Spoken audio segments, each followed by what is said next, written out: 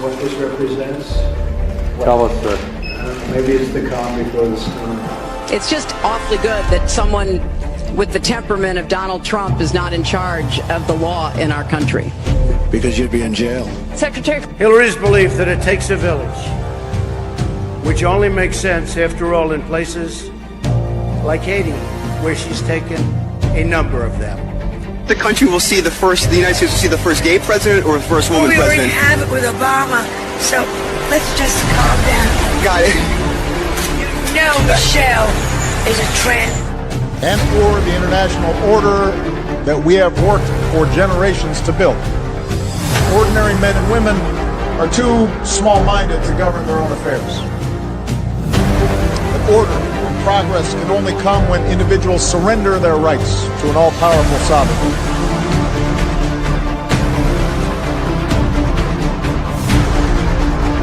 Today's ceremony, however, has very special meaning. Because today, we are not merely transferring power from one administration to another, or from one party to another, but we are transferring power from Washington, D.C., and giving it back to you, the people. So I have a lot of enemies out there. This may be the last time you'll see me for a while. A lot of very, very rich enemies, but they are not happy with what I'm doing. But I figure we have one chance to do it, and no other president's going to do what I do. And until they release the flight logs, you, the mainstream media, Hollywood, are all pedophiles to me.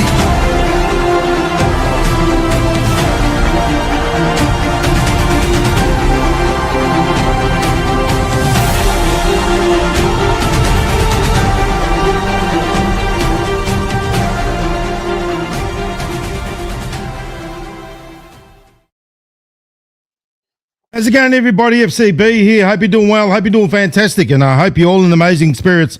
Welcome to the Decoders Den here on the Freedom Channel broadcast. And look who I brought here. My partner in disaster. Right? Oh, yes. No, don't you worry. Our little wrecking ball. The lovely DIONESE BARNARD GERBRECHT. How are you, darling? I'm doing great. I'm so glad to be here. I'm glad I could make it on a Friday night. This is going to be fun. I'm looking forward to it.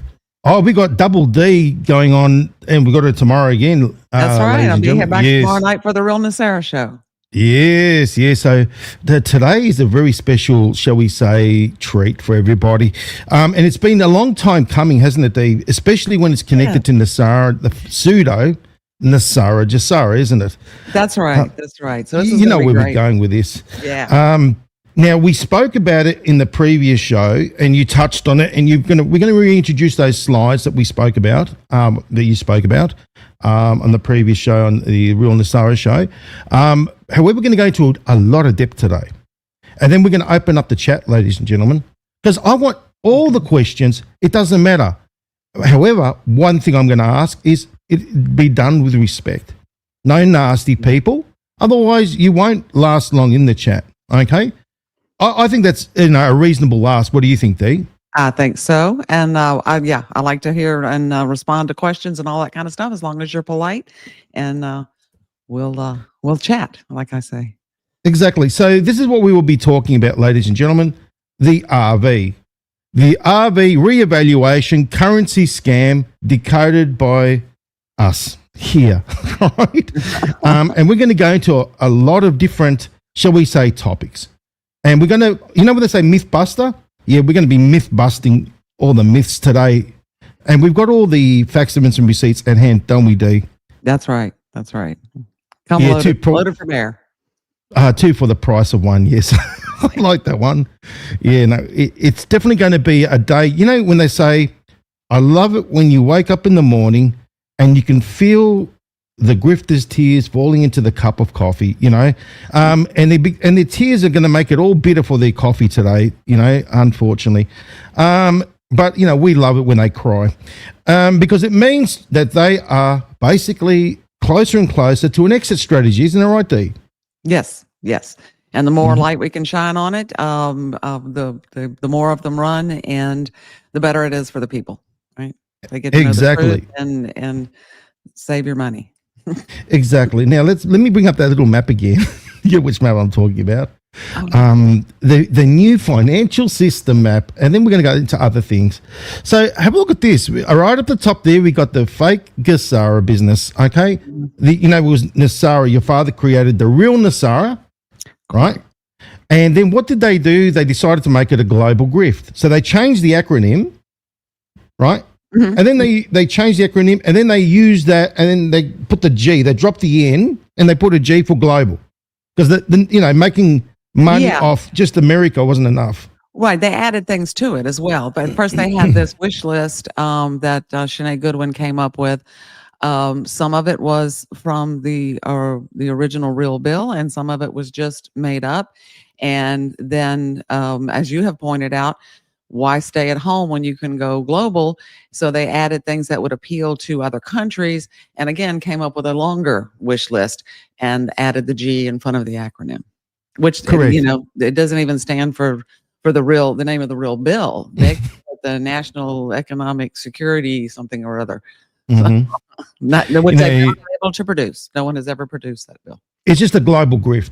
Basically, that's all it is, right? Mm-hmm. And then they added all these other stuff. So the one we're going to be focusing on is this little section here, right? Yeah. Just there. Okay, so you can see right at the top, we've got the global grift going on, and it's all connected. Look at this, guys. It is all connected, right? And we're going to go to here, which is the reevaluation, okay, of the world's currencies. Now, it wasn't enough. Remember, back in the day, it was the dinar, and they did the Iraqi dinar scam, okay? And we'll go through that a little bit later on. Then it became the dong and the Zimbabwe dollar. Now, the Zim, because it's like, it's big money, right? So I've got a note here that came from John Dowling's website, the Shark Energy one, right? So thanks very much, John. Now, right there, you got the Reserve Bank of Zimbabwe $10 trillion note, all right? Now, think about that for a moment. That's a lot of money. If you want to, they go, even if it goes 1 to 1, we're going to have $10 trillion, really. And then Charlie Ward, remember the one that sits there, and he made up this whole thing, ladies and gentlemen, about, and we all know that it comes from the Dove of Dumbness again, you know, from Sinead Goodwin's little, you know, book of tricks. Now, what they're saying is, get this, that this money is so big, so because if it goes 1 to 1 at least or whatever, imagine $10 trillion in one note, right? Yeah. So that's what they're thinking.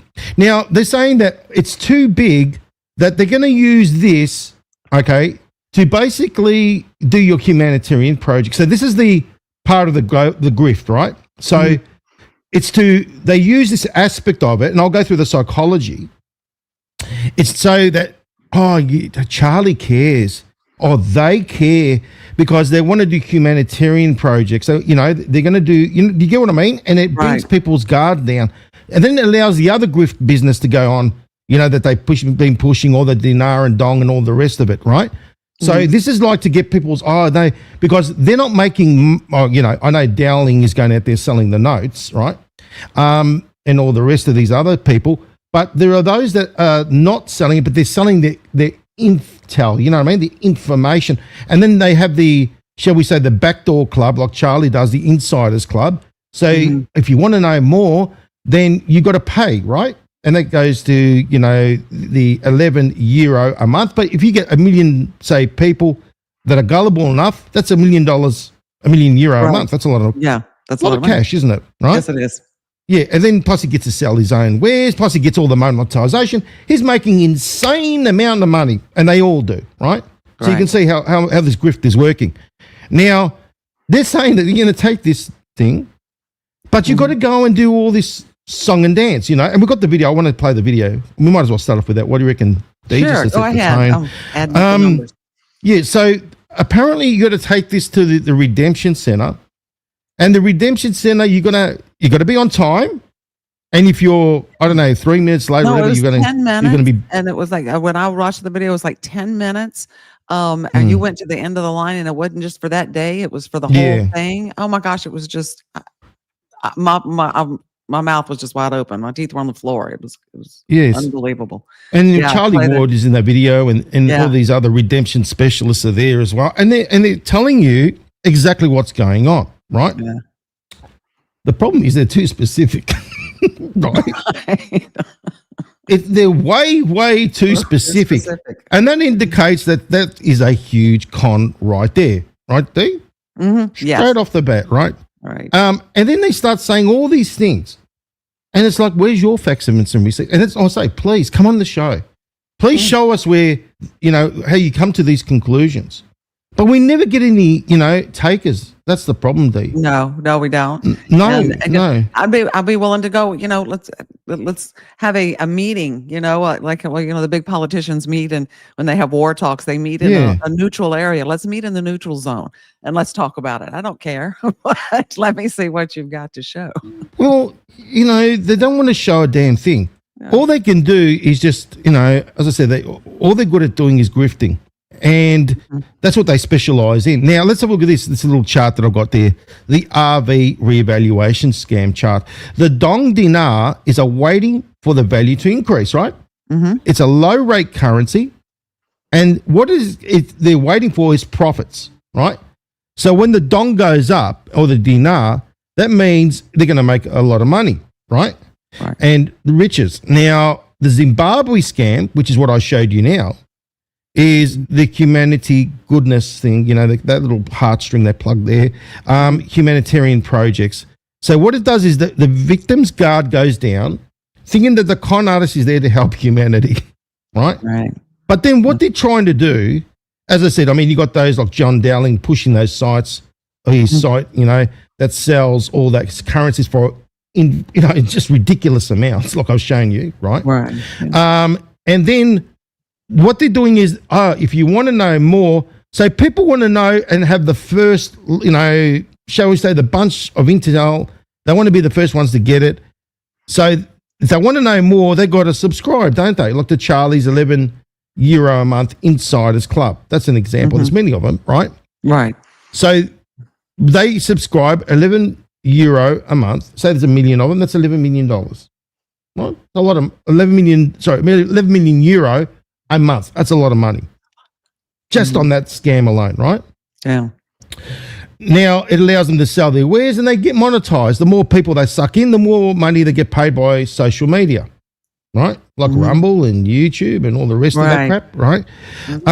So do you see, you know, how it all works? Yeah.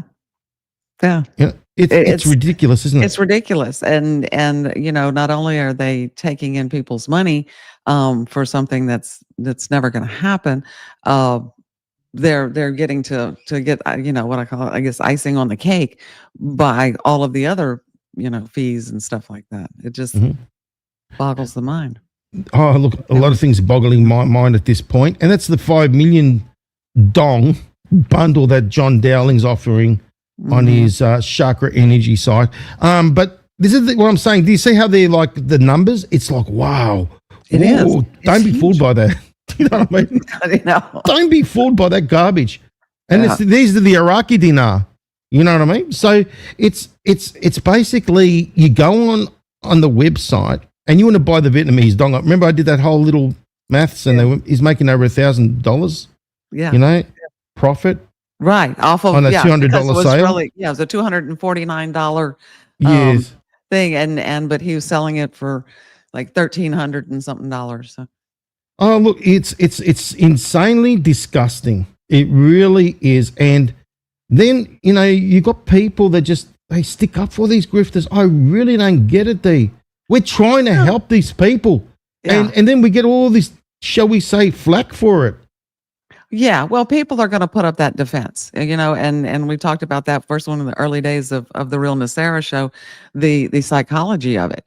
You get that's what your group is doing. So if you go against that, then you're shunned, and or they're embarrassed, or they've been conned or taken. And let me show you, we've all been there. So they don't want to admit that, so they're going to defend, or they're in too deep now. And they know that they've probably been taken, but they're in too deep to say, okay, yeah, I'm going to call it quits now. It takes a lot of courage to do, to pull out of that, but that's what people need right now. They need courage. Yes. They need a new brain as well, to be quite honest. Yeah. Look at that. There we go. So 5 million dong. Mm-hmm. This is the maths that remember I did the other day. That's the other day. Yeah. Yeah. Equates to $293.31 Australian. Now, how much is he selling in Australian dollars? His little package, Yeah. right? $1,346 from his Chakra Energy shop. Then they're making a profit. It's all logical, right? This is all factual. Right. This is all based on facts, evidence, and receipts. Mm-hmm. He's making $1,052.69 profit. Right. How insane is that? Yeah. It really is insane. And then what is even insane is this, D, right? That I'm getting people, because that show that we did the other day, right? I'm talking about the show that we did with how I exposed that, right? Mm-hmm. And we spoke about that. Oh, no, I got some lovely comments, not so lovely, to be quite honest. And they were expected from these fools, okay? Because there are a bunch of fools out there, ladies and gentlemen, that go out there and look at this. They just come out there. One said, Jesus rebukes me. Oh, really now? Jesus Christ rebukes you. Look at this. You're going to laugh. Okay. I laughed when I want to saw say it. these. Okay. Look at this. This is from, remember, this is what I did. Yeah, that's the this one report. you did. Yeah. Yeah. Mm-hmm. Yeah, but that's us. That's us. Yes, we did that's it together, us. right? We did it. Yeah. Yeah. Triple J Johns, or whatever your name is, 11. Oh, this is absolutely incorrect. How's that incorrect? Be banned if not sued. Shaming of Sabia in the name of Jesus Christ. I rebuke you. Really? Okay, so it is incorrect, absolutely incorrect. What do you have to I don't get it. that? Yeah. show me how I'm incorrect. Yeah, show me how I'm incorrect, Johns. Okay, number one, I've shown you the facts, evidence, and receipts. So you're basically, you're going on illogically about, because it doesn't suit the narrative that you're being pushed out there. Okay? Then why should I be sued for what? For showing the truth? As an investigative journalist, everything's on public record, may I add. So how can I be sued with something that's on public record? Right? No, I'm showing you what a con artist looks like. Okay? And how a con works.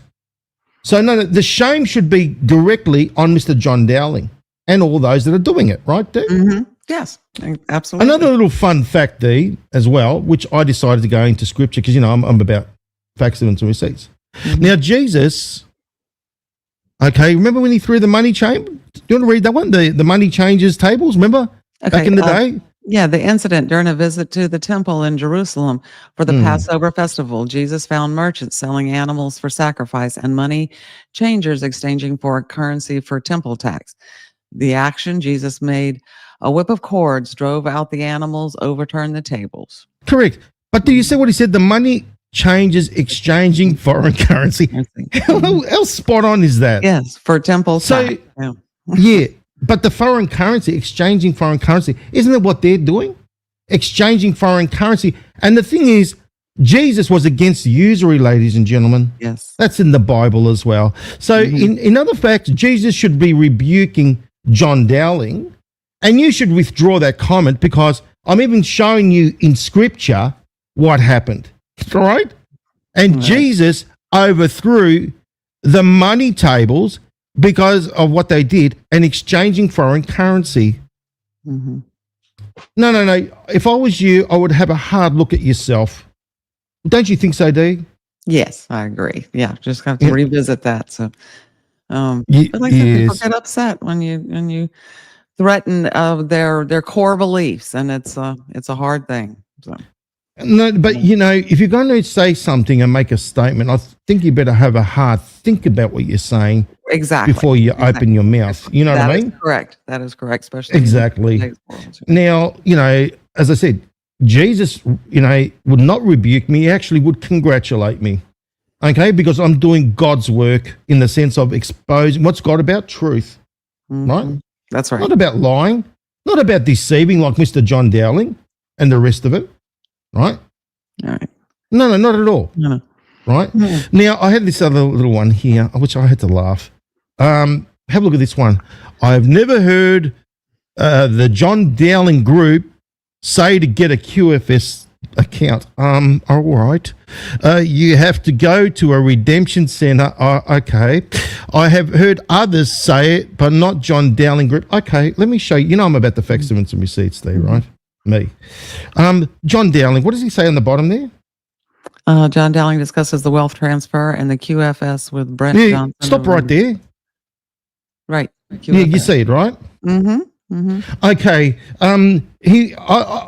What did he just say? Not getting get a QFS account. Okay, but he talks about the QFS.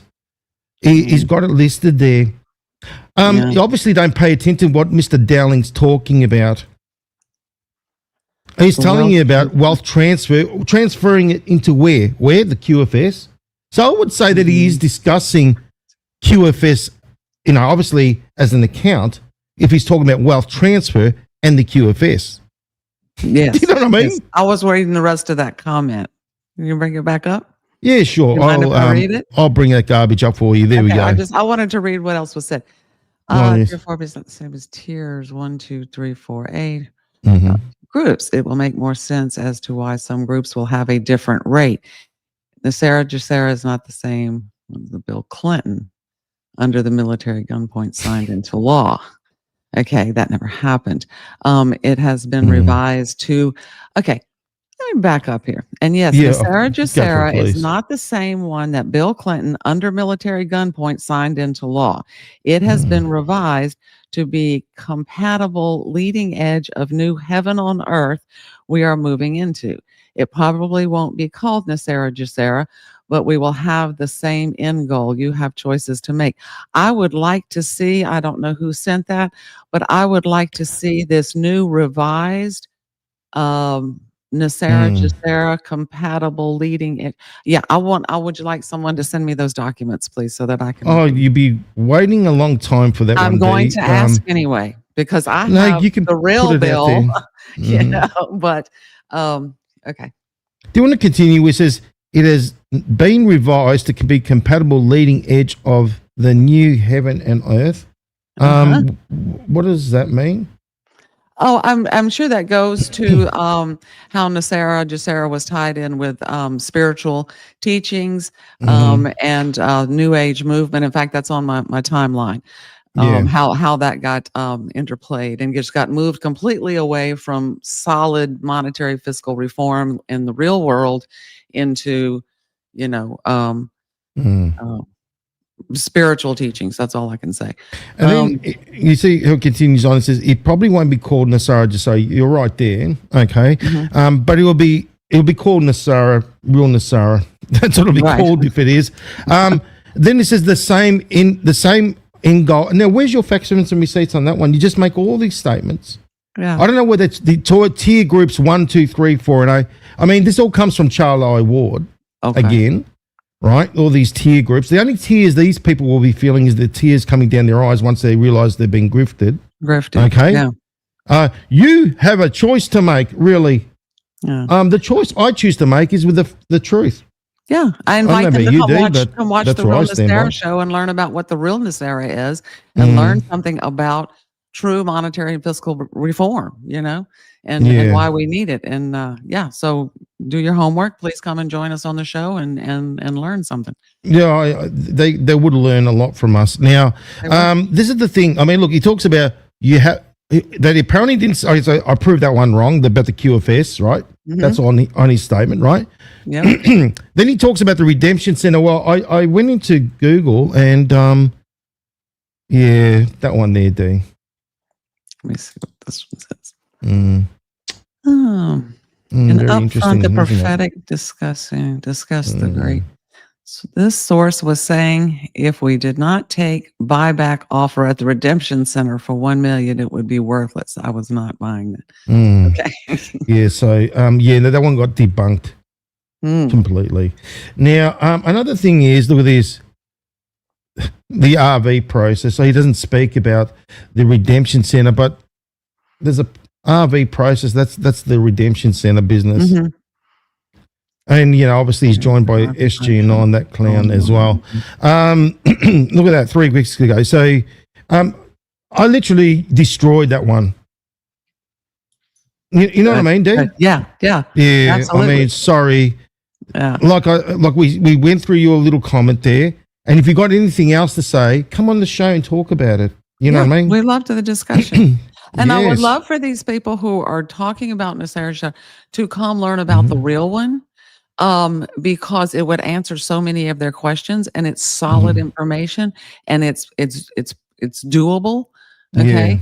And you know, I'll point it out when we do the timeline, but yeah, you want to get excited about something, you want to support something that really has a chance.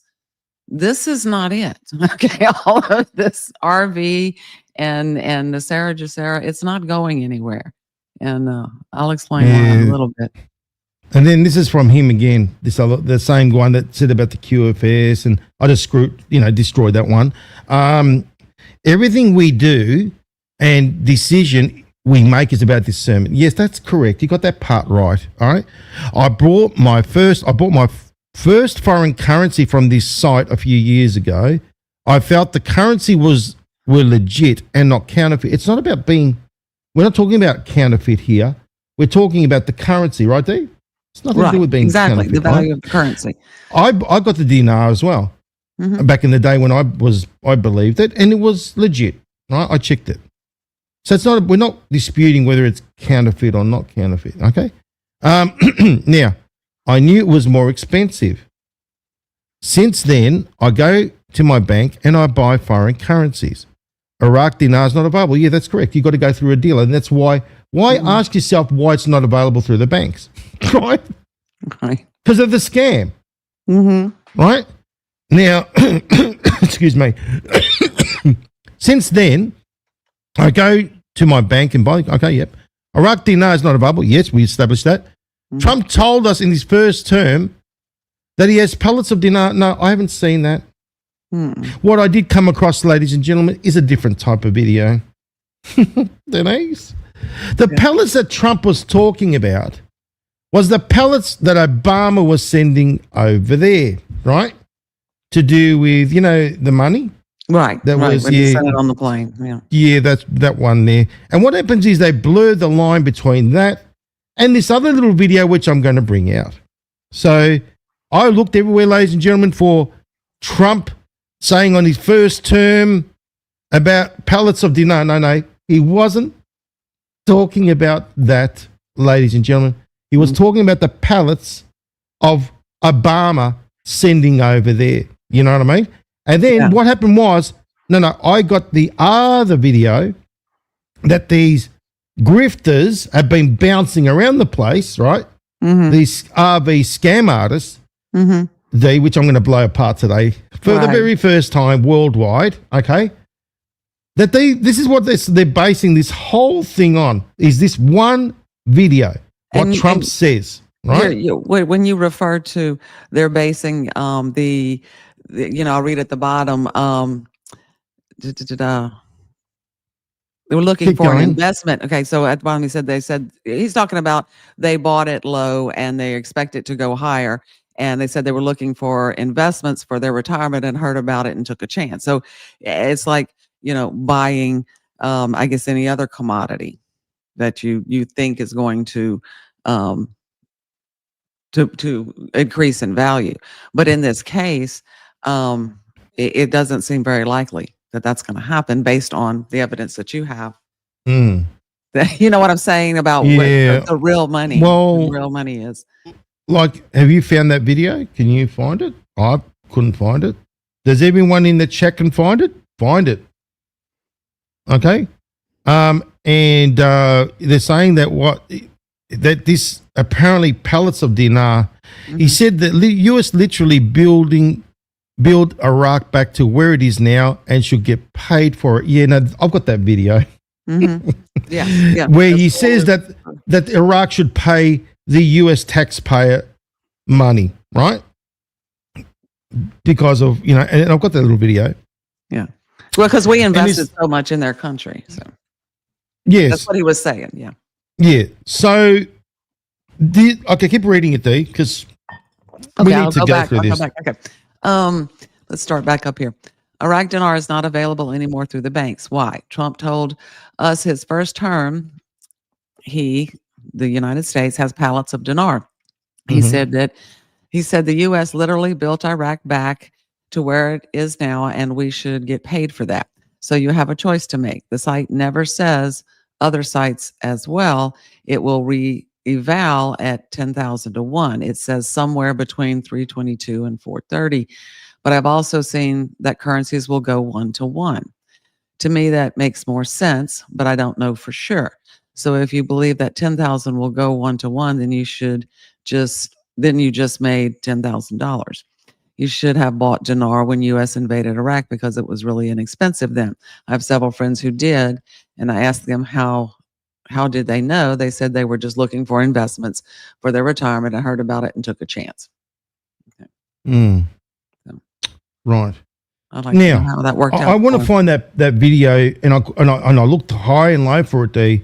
The one where they're saying about that Trump said specifically about pallets, about the dinar, right? I looked, as I said, now, if anyone can show me that video, fine. But the video that has been floating around the place, that these grifters have been bouncing around, like this part here where it talks about how the US literally built back Iraq. That's what he's talking about, right? And how he is going to confiscate $35 billion, right? He said that. He's got of their money, right? Right. Of their money. Meaning, what did they use? They're saying their money, meaning what? Iraqi dinar. No, I'm going to debunk that today. Right. Right? And it's about time, D. How about we roll that video? Yeah, let's see the interview. Yeah. Yeah, it's a real quick interview. Here we go, ladies and gentlemen. Please pay attention. And I think they'll agree to pay. Otherwise, we'll stay there. Okay, hold on. Let me roll it again. I don't know what happened there. Maybe I went to the end. We want everyone to watch the full video, ladies and gentlemen. Here we go, D. You ready? Yep, ready. That Iraq should repay the American taxpayer for these bases, for what we've done there. You heard that from me. Yeah, okay? I know. Will we? I said. All right. Iraq should pay back the US taxpayer, right? So we go back to that particular comment. It says about the US literally build Iraq back to where it is now and should get paid for it. So that makes sense, right? That right there. That is correct. Right? So we are definitely on par. All right. Let's continue on. We built one of the world's most expensive airport facilities anywhere in the world. I mean, I wish we had it in New York. I wish we had it in Washington. We built runways that are 15,000 feet long. At LaGuardia, they're 7,000 feet long. In fact, I think they're 20,000 feet long over there, and deep, thick concrete and steel. Nobody ever built runways like this. Okay, it was way overbuilt, but that's okay. But we have billions of dollars into that. I said, if we leave, you got to pay us. If we leave, you have to pay us for embassies. You have to pay us for the money we put in. How are you going to collect? Well, we have a lot of their money right now. We have $35 billion of their money right now sitting in an account. And I think they'll agree to pay. Otherwise, we'll stay there. Rightio, D. So let's look at that one. No, that's a real interview. I found it. Yeah, but let me break it down. Okay. What they're going on by is the word their money. So these RV scammers, grifters, whatever you want to call them, see, Trump's got their money. The Iraqi dinar. Do you see what I mean? Right. Right. That's what they're going on by, ladies and gentlemen.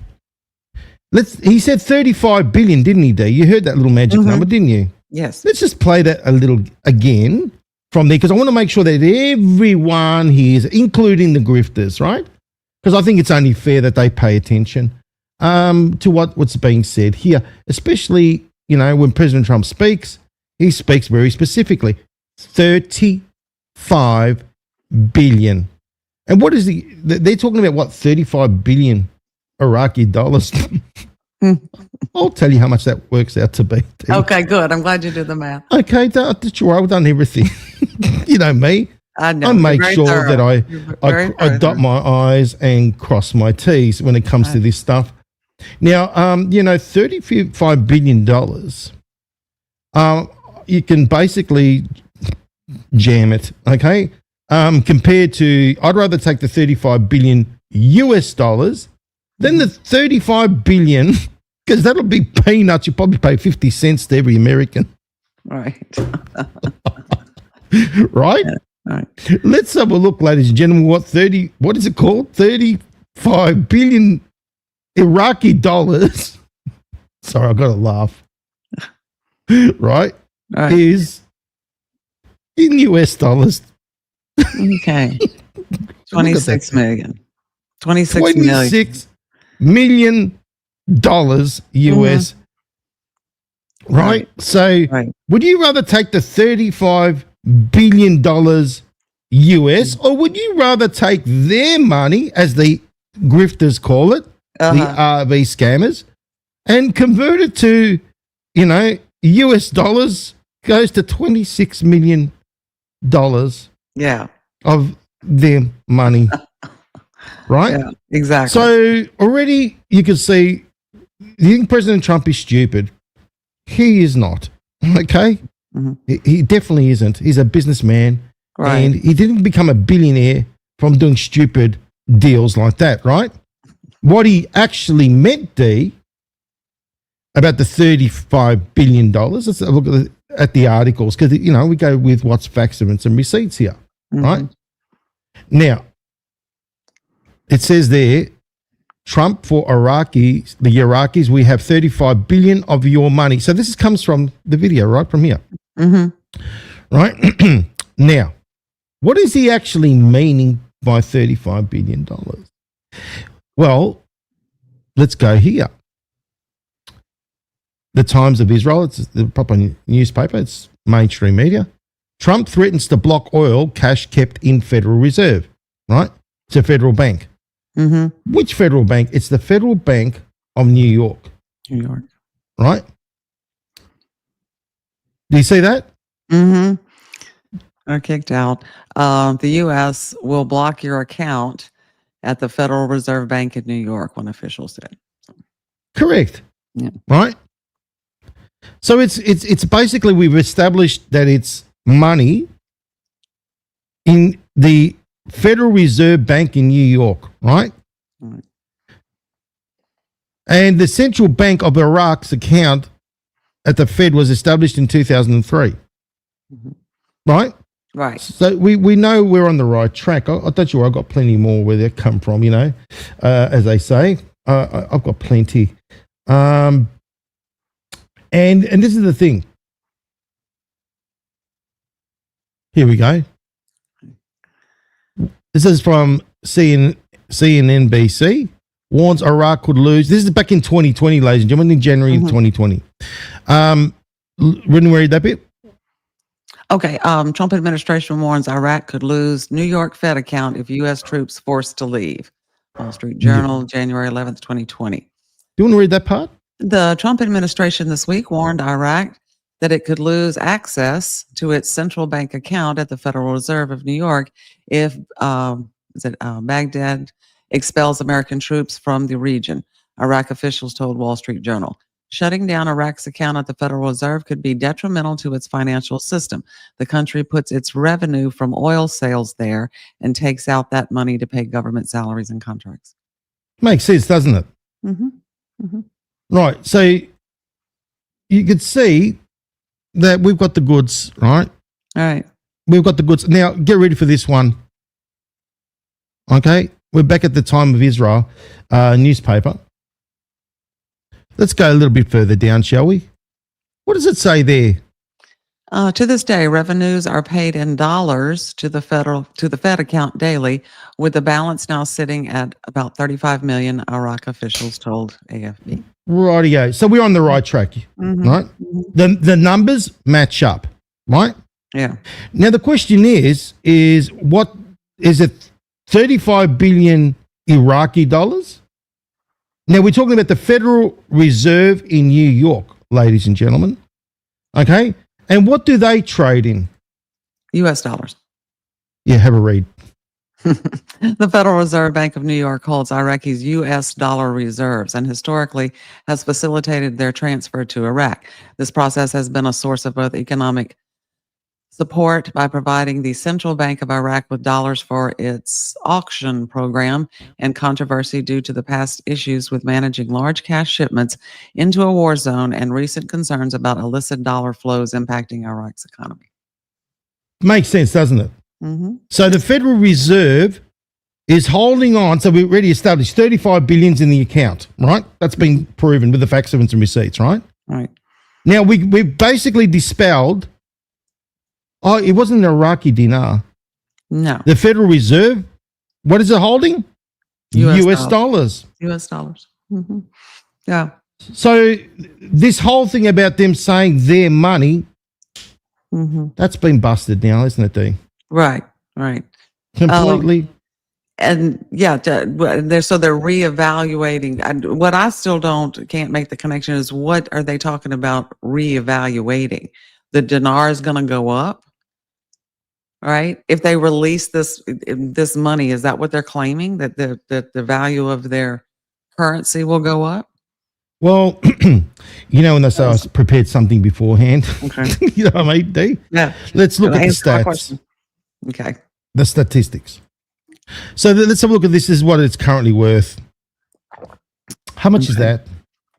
0.00076 US dollars for one dinar. Okay. Right. Let's have a look at the history, shall we say? I've gone to max because you can't go any more than that. Mm-hmm. Now, that's a graph, ladies and gentlemen. Mm-hmm. Pay attention to that graph. All right. It was high, and then all of a sudden, the moment that Trump announced what he said about taking their money from the not their currency, no, their $35 billion at the Federal Reserve in New York, the 35 that had $1 billion in US, right? Now, have a look at what happened. The moment that he announced that's 2020, bang. Yeah. What did it do? It dropped significantly. Exactly. Mm-hmm. So have a look at this.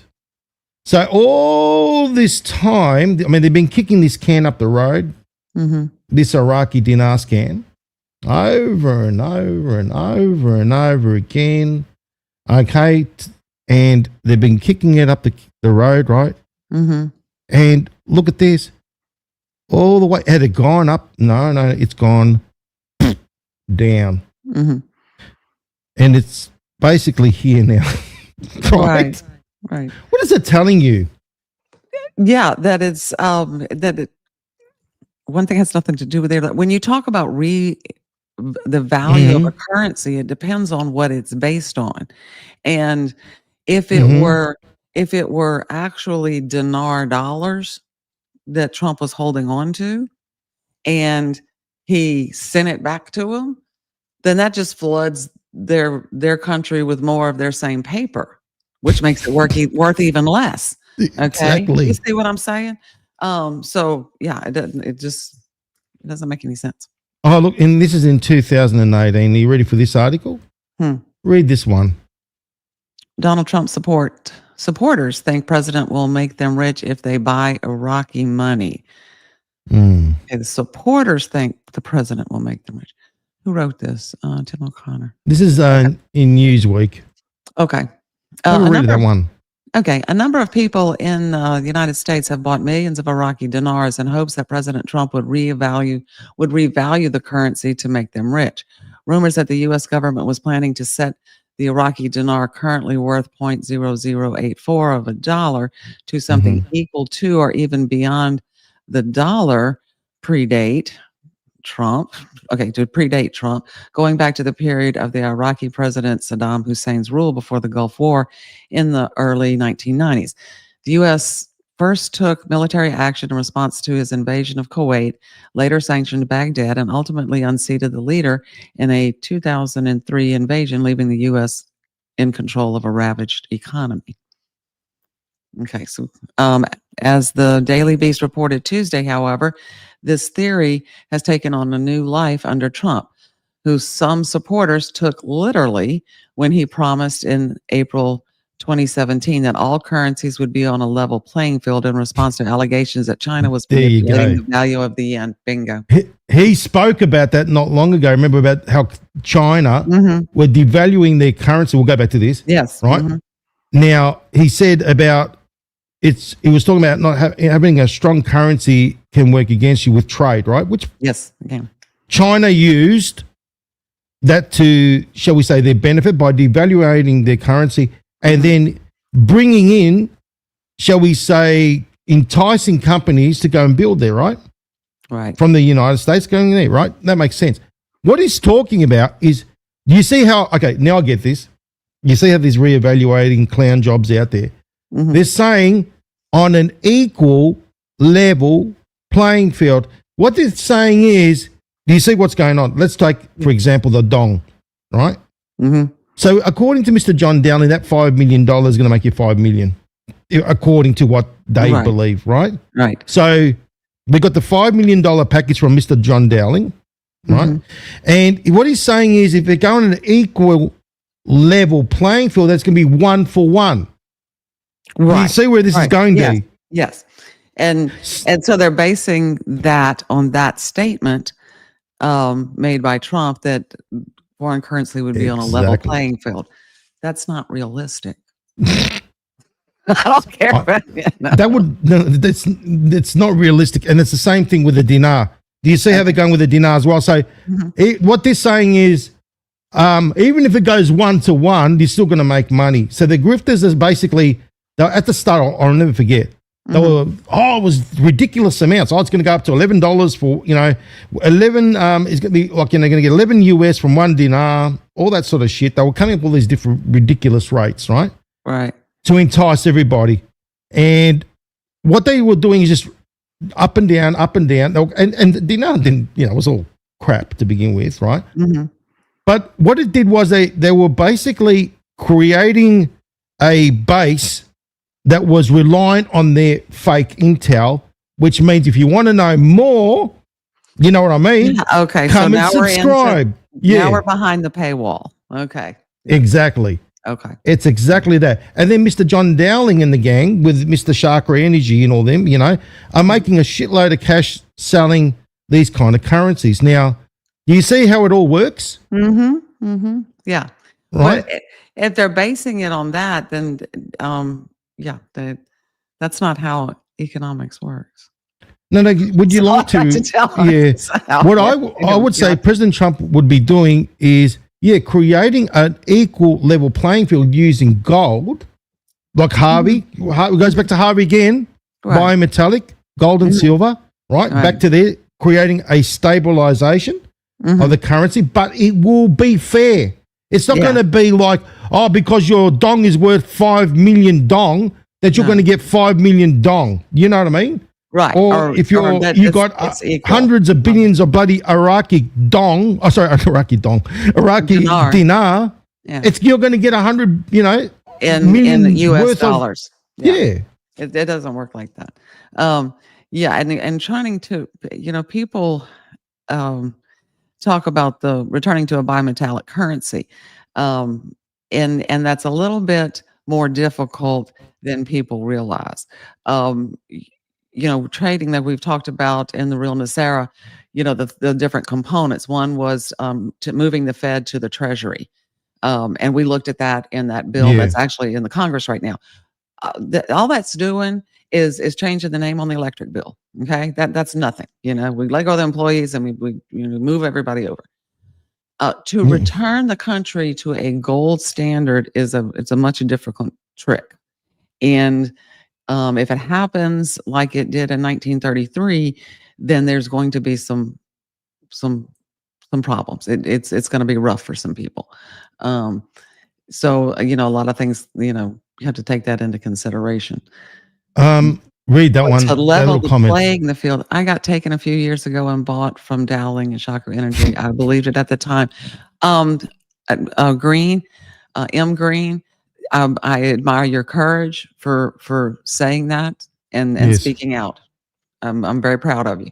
I hope it wasn't too much, and I hope that you have recovered from that. Yeah, so do I. And look, I bought currency as well.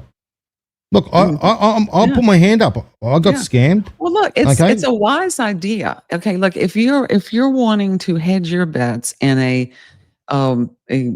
uncertain financial time, there's several things that you can do.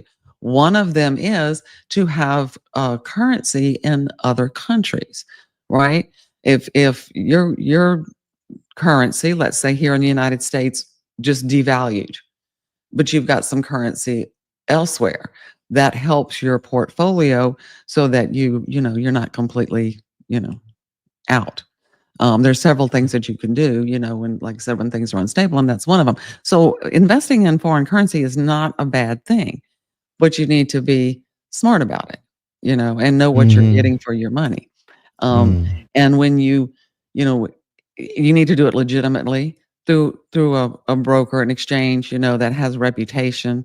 Not somebody that says, pay me a subscription every month and I'll give you the goods. That's a flag right there. Look, they've been going on about this dinar business for a long time. Now they're going with the dong. They're going with all these other different currencies, right? Like Mr. John Dowling's site. You're saying it's all flooded with all different currencies. Okay. Yeah. And it goes around just saying the same old garbage with his all, the whole, it's like created a network of them, right there. And look, Soren said, I put my hands up here. We all, even Carol copped it. No, we all copped it. Yeah, okay. Yeah, so we're within our rights to defend ourselves, aren't we, Dee? We have every right, since these grifters have taken advantage of our goodness. Okay. And they said I bought the Zimbabwe dollars as well because I wanted to do the humanitarian project. I believed Charlie at the start. I truly believed him. Right. But I wised up. Yeah. I wised up, Dee. Yeah. Right. And that's not only did you wise up and say, yeah, okay, I've been taken, but you're out there helping to warn others. And that's correct. That's the next step to even better. That's right. That's right. And I have every right to defend myself as far as being one of their victims. No, I'm not a victim. I'm actually an empowerer, and I'm showing people what's really going on. Yeah, because you learn. That's what life's about. You learn, and then if you have something that can help people and can teach people, then you share it. Yes. I was reading that last comment, but I missed it. So it was M. Green again. Oh, okay. We'll bring that one up again with M. Green. Hang on. There it is. So luckily, I spent about $300 and got him dinar and dong from him. I looked at it now like I gambled and lost. No, that's why we've got a collector's item. That's great. Okay. Yeah, no, don't look at it as a loss. I look at it as they'll be losing. Okay. Yeah. Now look at this. So I've got even Saddam's notes, by the way. Okay. So I've got Saddam's note and I've got the reserve note as well. So I've got a collection. I mean, prior to all this, I was a money collector anyway, as far as, from different parts of the world. Right. And, my mum started me off and been doing it ever since, right? So, yeah, we can add that to the little money collection. But look, it's about realizing it. Once you realize, but if you keep making the same mistake like these people that rebuke, said Jesus rebukes me and all that sort of stuff, they're not going to learn. You know what I mean? Yeah. These people, there's no room for growth for these kind of people. So you can see, Dee, that obviously it is a scam. Yeah. Right. Yeah. It Let's is. call a spade a spade. That's right. That's right. And you know, like I said, the more people that are aware of that and learn about the real economics, like we're teaching on the Real Nacera show, and can understand the mechanics of how the financial and monetary systems of countries work, the better able they are to make good decisions for themselves and their personal finances. Exactly, and that's what it's all about. That's why we do what we do, ladies and gentlemen, so you don't get scammed. Yeah. That's what we do. We awaken people, because there are people that fall in the meat grinder, unfortunately, and it's never too late. Now, I've got something here from the Iraqi Business News. Do you want to read it, Dee? Are you ready? Okay. All right. So, Donald Trump and the great Iraqi dinar reevaluation. Okay. I have a read of that. Okay. Anecdotal evidence, including inquiries to Iraq Business News, seems to suggest that supporters of the U.S. President-elect Donald Trump are more likely to believe that the Iraqi currency, the dinar, will increase in value by an unprecedented multiple, some saying as much as 1,000-fold. Okay. Anecdotal evidence includes inquiries to Iraqi business. Okay, I'm just reading who the source was. The correlation between Trump being a Trump voter and believing in a significant reevaluation of the Iraqi dinar, often called the dinar RV theory, is not rigorously studied, but there are social and cultural dynamics that might help explain the connection between the two groups. The dinar reevaluation theory emerged after the 2003 Iraq War.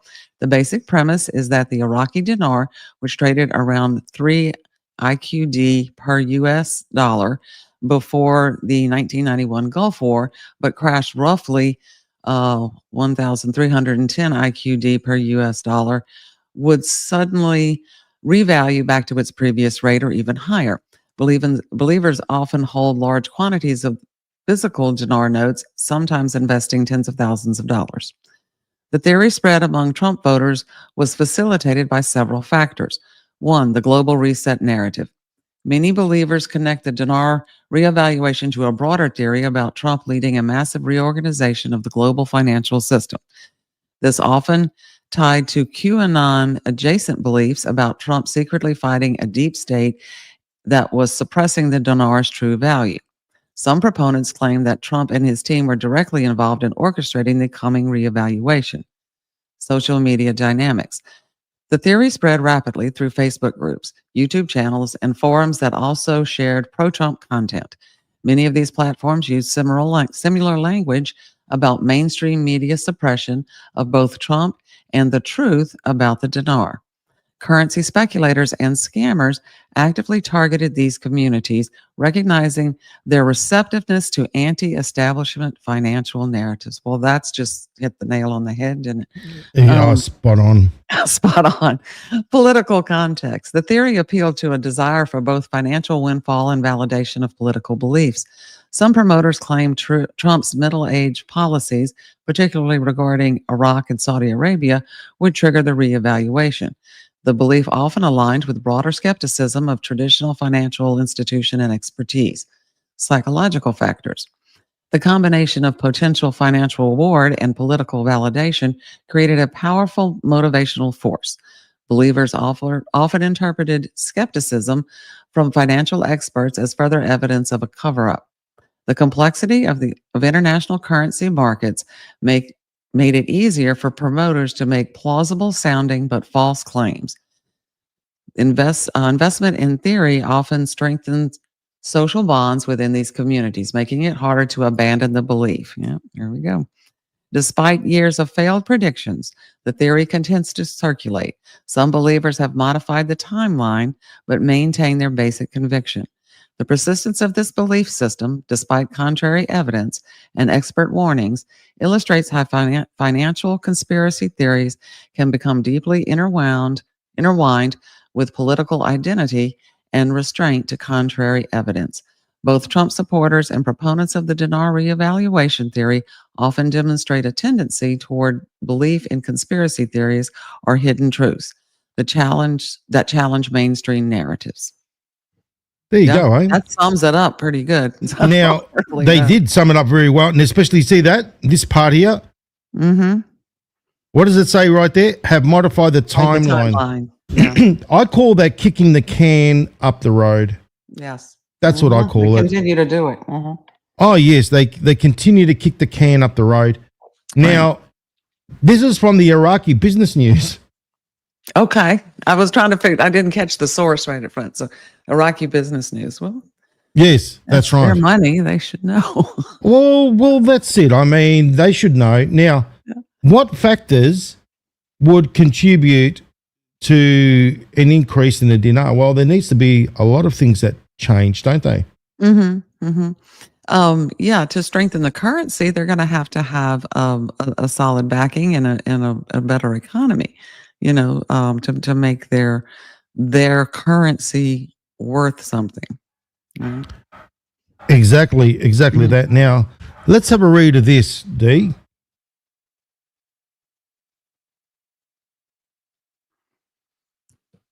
In response to the growing concerns about fraud and scams related to investment in the Iraqi dinar, state agencies such as Washington State, Utah, Oklahoma, Alabama, and others issued statements and releases warning potential investors. Further alerts were issued by news agencies.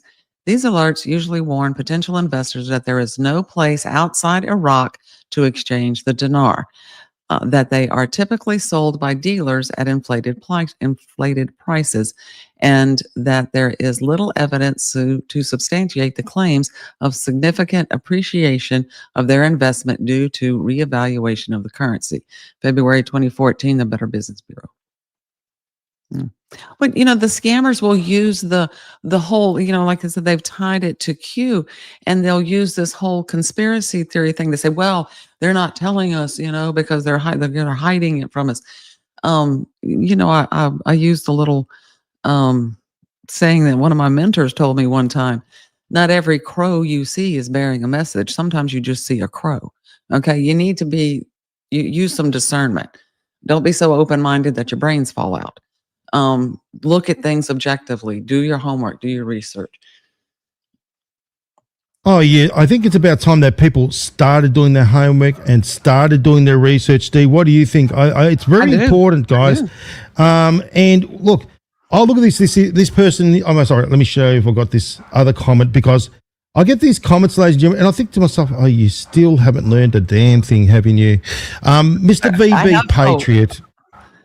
You know what it is, Dee? These people just don't want to wake up. I know John, really, and he's totally verified as trustworthy. Are you kidding me? What's wrong with you?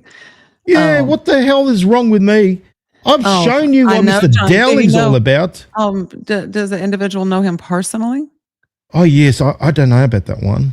Okay. I'm just asking, Yes. And if that's the case, then maybe they could extend the invitation personally and say, hey, come on, let's talk about this. Let's, if we're wrong, prove that I'm wrong. So. Yeah, well, I've been saying that over and over again, Dee. Prove us if we're wrong.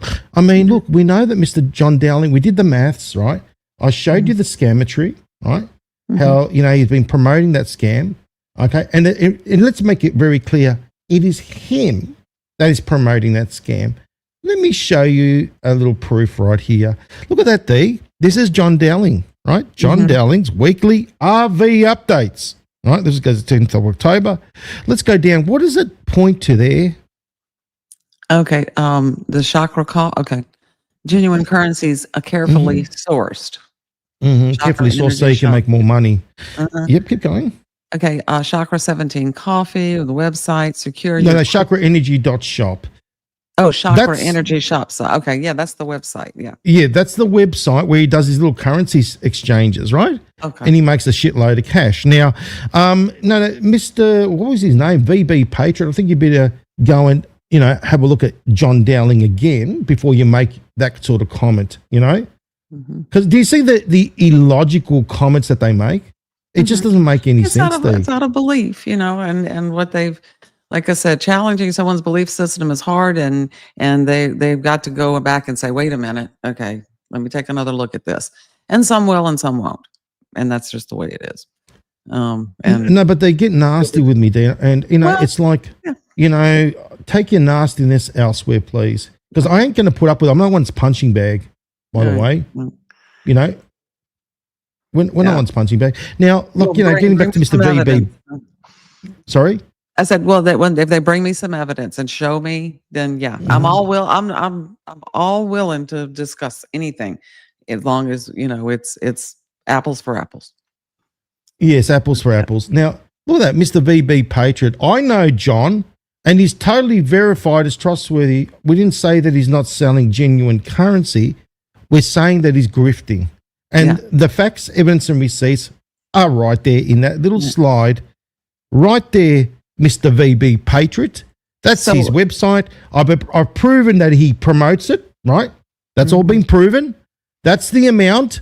That's how much you can get the dong for. And that's how much profit he's making. So you're taking. So if I'm buying into this, I'm spending $1,000 of my money rolling the dice, just like if I went down to a casino and placed a bet and said, okay, I'm betting $1,000 of my money that this is going to net me.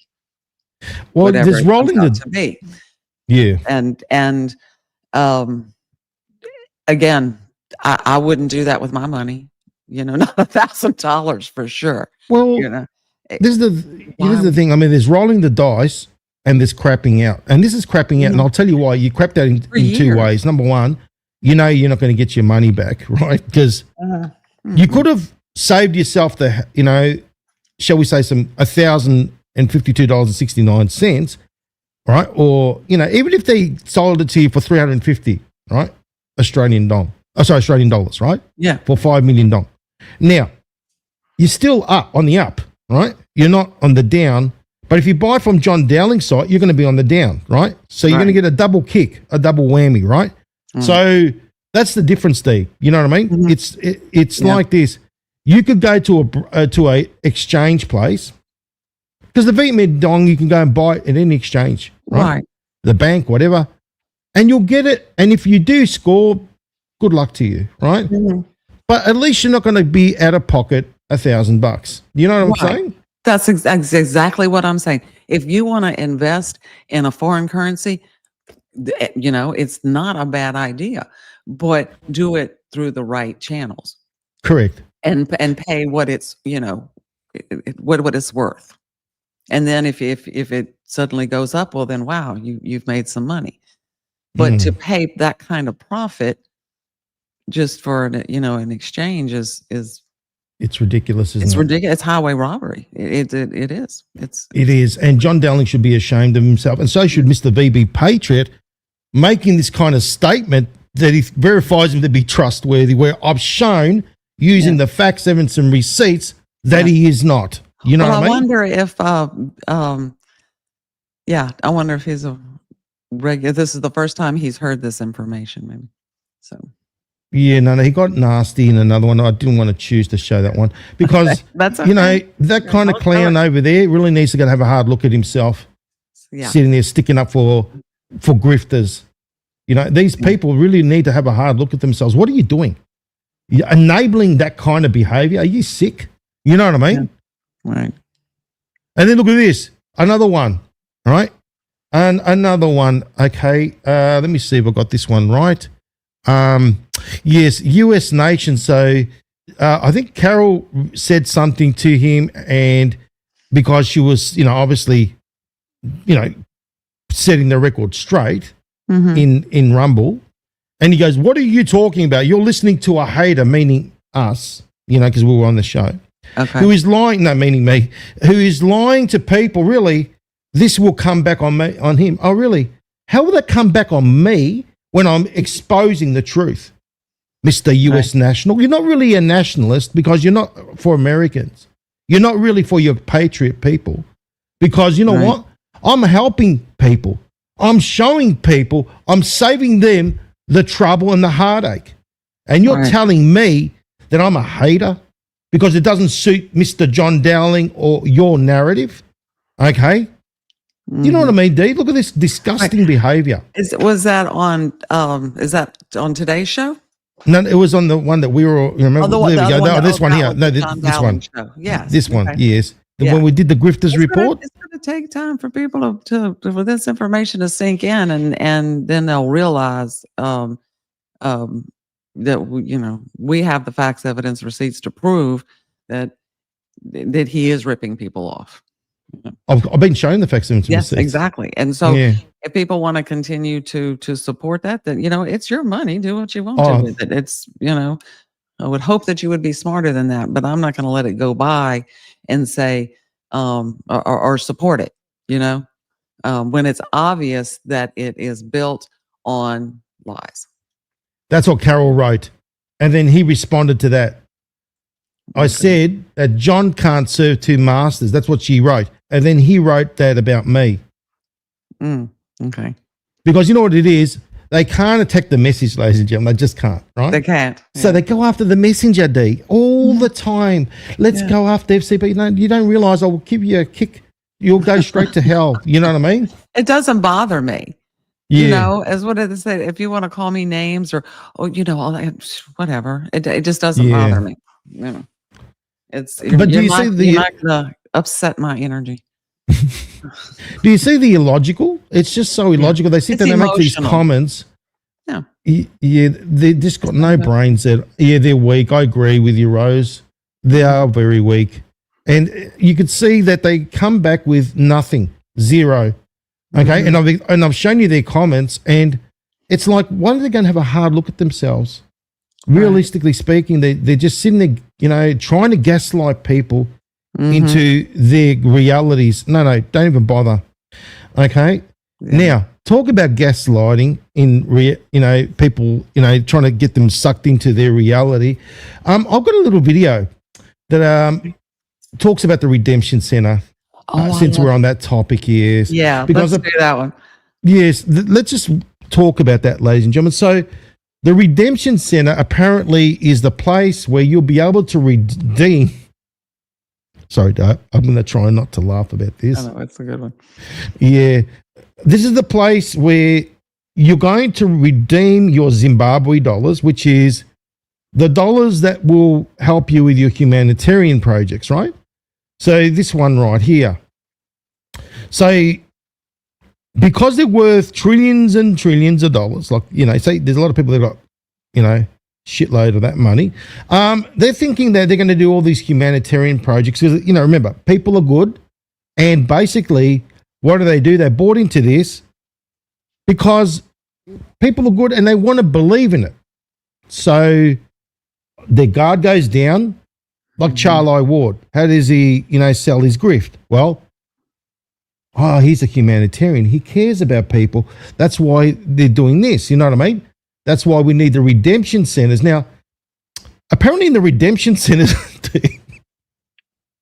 you heard the process, right? Oh yeah, I listened to the videos and you saw me. I was. Yeah. I was like, it was. Well, unbelievable. They would say that, and then that people would actually, okay, write this down. We got to do that. Yeah, you just got to play it. It's unbelievable. Okay, how about we watch this and then we can discuss it because it is unbelievable. It's just way, shall we say, the science fiction, and I don't know what this is. Do you know what I mean? It's another level of, shall we say, bullshit. Okay, let's watch it. A trap to catch evil, and all of that's being clawed back, and it's all going into the humanitarian projects. And David, in our conversations we mentioned the Q phone and computer at the redemption centers. Could you just walk us through that process for the listeners so they get a better understanding when we get that emergency call? And yes, well, the way the order is identified right now, emergency broadcasting system goes off. All of the markets are shut off.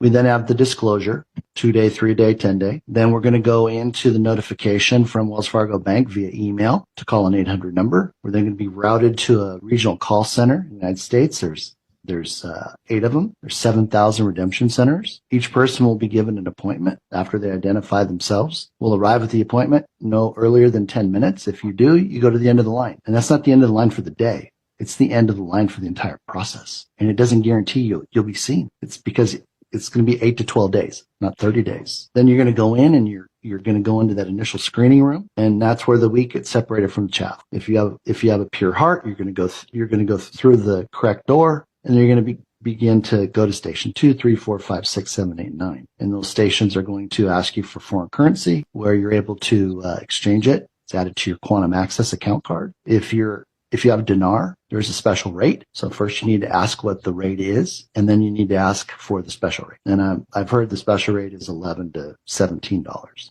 versus $4. Then they're going to add that. They're going to add that to your quantum account. Then you're going to go to a station. You're going to get your quantum card. You're going to put your vibration code into it. Then you're going to go to the next station. And you're going to get your quantum computer and your quantum phone. You're then going to go to the next station, boot up your computer, access your account. Once you do that, that card is only works for you. So you can't hand it to somebody and they can't use it. So all of our money will sit on the quantum financial system, operating off of Starlink, unhackable. Everything is blockchained onto the XRPL. It's not going anywhere. You know exactly where everything is, just like they do now. You're then going to be able to set up to 4 sub-accounts, credit union, local bank. You'll be able to get lines of credit. So if you want to go buy a house or a car, they'll give you a letter of credit that you can take and show that you have the money. You'll then be able to, let's see, what's the next step? Quantum access card, accounts. The last step is you're going to be asked if you have a humanitarian project. Now, this is what is key. No more than 3 paragraphs. When they ask you if you have one, you're going to say, yes, I do. It is this. I need this, and I need this, and that's it. So, for example, like for me, the Lord wants me to develop centers for foundations to come in, have services provided, help, the new money people understand how to manage money, and then collectively provide services. So I would say, yes, I have a humanitarian project. It's to provide resources for other foundations. I'm going to need money for office buildings, staffing, and utilities, and other resources. Period. That's it. I'm so happy you said that, because under my NDA, I'm not allowed to say that, but that is a very accurate statement. So you've done me a huge favor there for my audience. Thank you, Charlie. It's a pleasure. It's nice when every now and then I'll get Mark Zion to say things that I'm not allowed to say. Well, I don't have an NDA. Exactly right. And that was very clear to me, because you've basically stated what's going on there, which I'm not allowed to tell my audience. And you've just done it, and I've verified what you've said. This is accurate information. And I will add to that the compliance, as I said earlier, is off planet and can read whether you can see the compliance person or whether in the room and recognize them as being somebody that is off planet or not. I don't know. I haven't been there yet. Right. I do know that when you come out of there, every person that comes out of there is put under an NDA for a simple reason, that you don't go out and blab about it and let your ego get the better of you. But once you lose the love of money, once you lose that, and you focus on getting yourself right, God looks after the money for you, and he'll drip it back in. He won't flood you. He'll drip it back in, make your life easier. He has done with me. And the more that I've done for other people, the more God has done for me. God has an incredible sense of humor. Oh, doesn't he? And you do a bit for humanity, and he gives you a bit more to do the next day, and sometimes the same day. Yes. And he leads you down certain pathways. And when he can see that you're doing it for all the right reasons, he'll give each and every one of you more and more and more. And the number is irrelevant. If you're going out there with greed, it just means that you've been suppressed as a slave for far too long. And when they release those chains that you've been chained up in, and instead of me, the minute you start thinking about other people, you will grow spiritually like nothing else. Bitcoin, Ethereum, they were never intended to be anything more than a trap. Okay. You ready? Where the hell do we start with that? Okay. I think, what we got to do is really, let's break that whole thing. Well, okay, first of all, yeah, I'm sure you took some notes. I was just sitting there. You're watching me take notes. 7,000 redemption centers. Okay. And not more than 10 minutes early. If you're more than 10 minutes early, you go back to the end of the line. And that's, I said, an 8-month process. First of all, his whole timeline from the EBS to the market shutdown to you'll be sent a message, get in line, all the Where did that come from? Who, what authority is giving you that timeline? And I would like to know that. The what they're talking about with these, you get a card and a phone and a computer, and it's only yours, and nobody else can use it. That's nothing more than what they're people are trying to, or it's a big debate. Digital currency, tokenization of assets, that it follows that way. That's the wrong direction. We don't want to go to that route. That totally takes away people's sovereignty and privacy. It was just amazing. About the only thing that I heard inaccurate in that whole thing was, if you do good for people, it will come back to you tenfold, and that is a good practice spiritually. But I don't think that them raking in millions and millions of dollars is exactly what God had in mind. Right. What I like to do is let's analyze the whole bit, right? Okay. Number one, it's like the double oneness again, right? A lot of fictitious claims. But when I heard NDA and Charlo Ward say, "Oh, thank God, because I've signed an NDA and I couldn't talk," really. And then apparently they go off world and they sign an NDA as well. That comes from the double oneness again. Once again, all that from the double oneness, NDA, gag order, the same deal, right? Right. Because no one's going to say, we can't ask him anything. Do you see why they're not coming on our show? Right. NDA. And then each person that is allowed to go through this process, it also at the end of it, you go through all your little stations, and you get to the end, and then you have to sign an NDA and walk away. Economies don't work that way. I'm sorry. No, it's either everybody or Like I said, Dave, there's science fiction, and that's it really boggles everything. Now, the way that he spoke with such confidence, it was all scripted, right? So, and such, shall we say, detail, attention to detail, right? And he can't say anything like approve it, apparently, because he signed an NDA, That's how they get away with it. They can tell you, but they can't show you their facsimile and receipts, how they got there, because they've signed an NDA, a gag order. That's their underlying thing, right? Like the stations and this and the Q phone. You heard about that one being mentioned, didn't you? Yeah. What is that? Is that a quantum phone? Is it a Q phone? Apparently, everything's got that quantum or the Q in it. You know what I mean? That's why. Okay, it goes back to this, love. The little map. Oops, wrong one. Okay. There. Yeah, that one the right map there. You started with. Yeah. Okay, there we go. Starlink. Okay. Yeah. Do you see how they tie in this the fact into the fiction? Right. There we go. It's all connected here. Yeah, it is all connected. You know what I mean? It's all connected. It's all connected. Yeah. It's connected to garbage. That's what it is. Now, he was talking about the Q phone. They were talking about Q computer. They would lend you money that you would be able to borrow money for a house or whatever you wanted. And then your humanitarian project had to be 3 paragraphs and very direct. And then they would give you the money for whatever that was. And you would have to sign the NDA. And of course, as you heard, that I don't know the name of the gentleman that was talking about it under Mr. Charlie Ward on the screen there. But he said that God had called him to set up a bunch of office buildings to help train people and facilitate and teach them how to use the new money.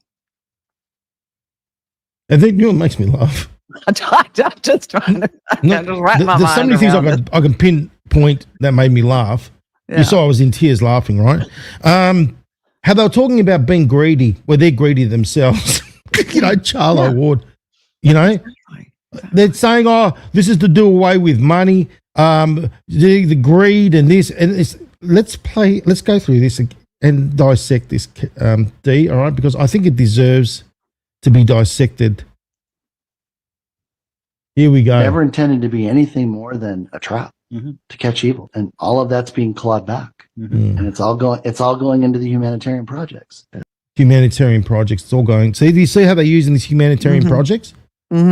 It's to bring down people's guard. That's part of the con. Right. And David, in our conversations we mentioned. And the other thing you're going to notice, there's always people around Charlie. So what happens is, it sort of, they bounce off each other and it gives validity because they've got nothing to prove it, right? They've got no solid facts, evidence, and receipts. All they've got is that little echo chamber and their network they're connected to. You know what I mean? Right. The Q phone and computer at the redemption centers. Q phone mentioned, the computer at the redemption centers. Could you just walk us through that process for the listeners so they get a better understanding when we get that emergency call? And, Okay, so they're thinking that the EBS is going to be their call, the emergency call. Yeah, to report to the redemption, these 7,000 redemption centers, as he pointed out. Yeah. So they're using, do you see how they're using the Q drops now? So they're suckered in that thing and saying they're using the EBS, which is in Q drop 34, as a way of bringing, and do you see how they manipulate things? So they're manipulating the facts to be able to suit their narrative. Wait, let's do some, just not literally, but just think about this for a minute. 7,000 redemption centers. How many followers do they have? If every follower has bought into this, how many people would be showing up at each redemption center? You see where I'm going with this? If you've got 100,000, 200,000, 500,000 followers, and you've got 7,000, they're going to be a little crowded, I guess. That's all I'm saying. Oh, apparently, unless they're the size of Manhattan, each one of them. Right. Okay. Yeah. Here we go. Yes. Well, the way the order is identified right now, okay, the way the order is identified right now. So obviously, is he talking with extraterrestrial beings, or what is he talking with to get that kind of information? That'll be one of my questions. That was my questions. That was one of my questions. Who's giving you this timeline? And who is the authority that said this is the way it's going to go down? Be ready. Exactly. Broadcasting system goes off. So the emergency broadcasting system goes off the EBS. So he's telling us once the EBS goes off, we're going to be notified. Here we go. The markets are shut off. We then have the disclosure, 2-day, 3-day, 10-day. Then 2-day, 3-day, 10-day. Where did you come up with these numbers? Probably from the 3 days of darkness, 10 days of darkness. No, it's 10 days. 10 days, and it's not 10 days of darkness. It doesn't say that. Yeah. No. It's basically that's where they get it from, the Q drops. Again, suck it in, sucker it all in, manipulate. We're going to go into the notification from Wells Fargo Bank via email to call an 800 number. We're then going to be routed to a regional call center. Wells Fargo Bank, right. Wait a minute. That raises a question for me. They're going to be notified through a Wells Fargo Bank. Now, how is Wells Fargo tied up into all of this? Yeah, I don't know. And are they aware that they're tied up in this? You know what I mean? Well, it's like they say the XRP is backed by gold, and then we contact XRP and they say, hey, are you backed by gold? No. You know what I mean? Yeah. So United States, I think that's worth a phone call. 8 of them. Yeah, I think so. 7,000 redemption centers. Each person will be given an appointment after they identify themselves. Will arrive at the appointment no earlier than 10 minutes. No earlier than 10 minutes. So 7,000 redemption centers, you'll be contacted by Wells Fargo, and you got to be there prior. Is that no less than 10 minutes prior, right? Yeah, you can't be there no more than 10 minutes early, I think is what he said. No more than 10 minutes early. If you do, you go to the end of the line. And that's not the end of the line for the day. It's the end of the line for the entire process. That's pretty harsh, isn't it? It is a little bit. I mean, the end of the process, what does that mean? The end of your life? Yeah, I think he said the end of this redemption process. Oh, okay. Yeah. Right. That's, I mean, that's pretty harsh. And it doesn't guarantee you'll be seen. It's because it's going Oh, so you're going to make all that effort and you're not going to be guaranteed that you're going to be seen either. That's lovely, isn't it? to be 8 to 12 days, not 30 days. Then you're going to go in and you're going to go into that initial screening room, and that's where the wheat gets separated from the chaff. If you have a pure heart, you're going to go through the correct door, and you're going to begin to go to station 2, 3, 4, 5, 6. Can you pause right there for a second? You go for it. Okay. The wheat from the chaff, if you have a pure heart, who is making this decision? Yeah, that's the question. Is this an entity? Is this, are you now seated at, is this the pearly gates? Who is making the judgment call about the worthiness of your heart to redeem currency? Well, maybe it's Captain Cole's, the entity that runs those computers, you know what I mean? Mm-hmm. The one that he spoke about with John Dowling. Maybe it's that entity. There's so many entities, but they don't reveal the entity. That's the problem. Right, yeah. Because they all signed an NDA. Carol says the ETs, they haven't been able to show that or verify that because they're always hiding behind an NDA. Okay. Yeah, and well, Carol, if she said ETs, okay, which ETs are these? Are these the Palladians? Are these the Orions? Are these the Lyrans? Are these? Yeah, can we get a little specific here? Yeah, exactly. I don't mean to be like this guy's like he just runs it like he's reading a script because he is. Yeah. 7, 8, 9, and those stations are going to ask you. What's the stations? They're going to be what? So, in other words, you're going to go through this process. You're going to be checked if you've got a pure heart. Then you're going to be allocated to a station. How does he know all this? He's going from one station to another, and each station has a different thing that you have to do, Also, levels like in the game. Well, so you got to complete level 1 or something. But you're going to go to the first station, you're going to do this business, and it's like going to the DMV. Okay, you got to go to this window to do this, and then you got to go to the next window to do that, and you're just going to go on down till you finish the process. That's how I related it. Oh yeah, they say that about the med beds as well. Yeah, I've seen that. Mm-hmm. Yeah, they say it about the med beds. Oh yeah, they say it about a lot of things. Anyway, let's keep going. For foreign currency, where you're able to exchange it, it's added to your quantum access account card. Hold on, let's just go back a little bit there. And those stations are going to ask you for foreign currency, where you're able to exchange it. It's added to your quantum access account card. If you have. So you're going to get that. You're going to be those stations, right? So you're going to be asked to exchange the foreign currency there, right, at those stations. Mm-hmm. That's what he's saying, right? That's what he's saying. Yeah, that's what he's saying. And then it's going to be going into a quantum financial card. Right. And then you go down to the next station and you get your Q phone, and then he says you go to the next station, you get your Q phone and your Q computer. Then you go, he names the jobs of each station. Again, and then he starts into the lending part of it. Yeah. Dinar, there's a special rate. So first you need to ask what the rate is, and then you need to ask for the special rate. And I've heard the special rate is $11 to $17. Oh, okay. He heard. Where did you hear it from? Exactly. Yeah, I'd like to know where you heard it from. Versus 4. Then they're going to add that. They're going to add that to your quantum account. Then you're going to go to a station. You're going to get your quantum card. You're going to put your vibration code into it. Then what's a vibration code? Is that because of your heartbeat and the heart thing? Maybe you're assigned that when they judge your worthiness. I think so. It's because the ET, whatever it is, or the entity works out what your vibrational code is, and then it gives you the vibrational code. Okay. So you can get access to, I guess so, whatever it is. I'm trying to make sense out of the nonsense. I'm trying to as well. Look, this is crazy. Yeah, let's keep going. You're going to go to the next station, and you get your quantum computer and your quantum phone. You're then going to go to the next. Oh, so you get a quantum computer and a quantum phone. Have you ever seen what a quantum computer looks like? No, I know what that looks like. Basically, it's not something you can put in your pocket. No. So unless you're going to be, it's like, a huge, massive, shall we say, it looks like a chandelier, right?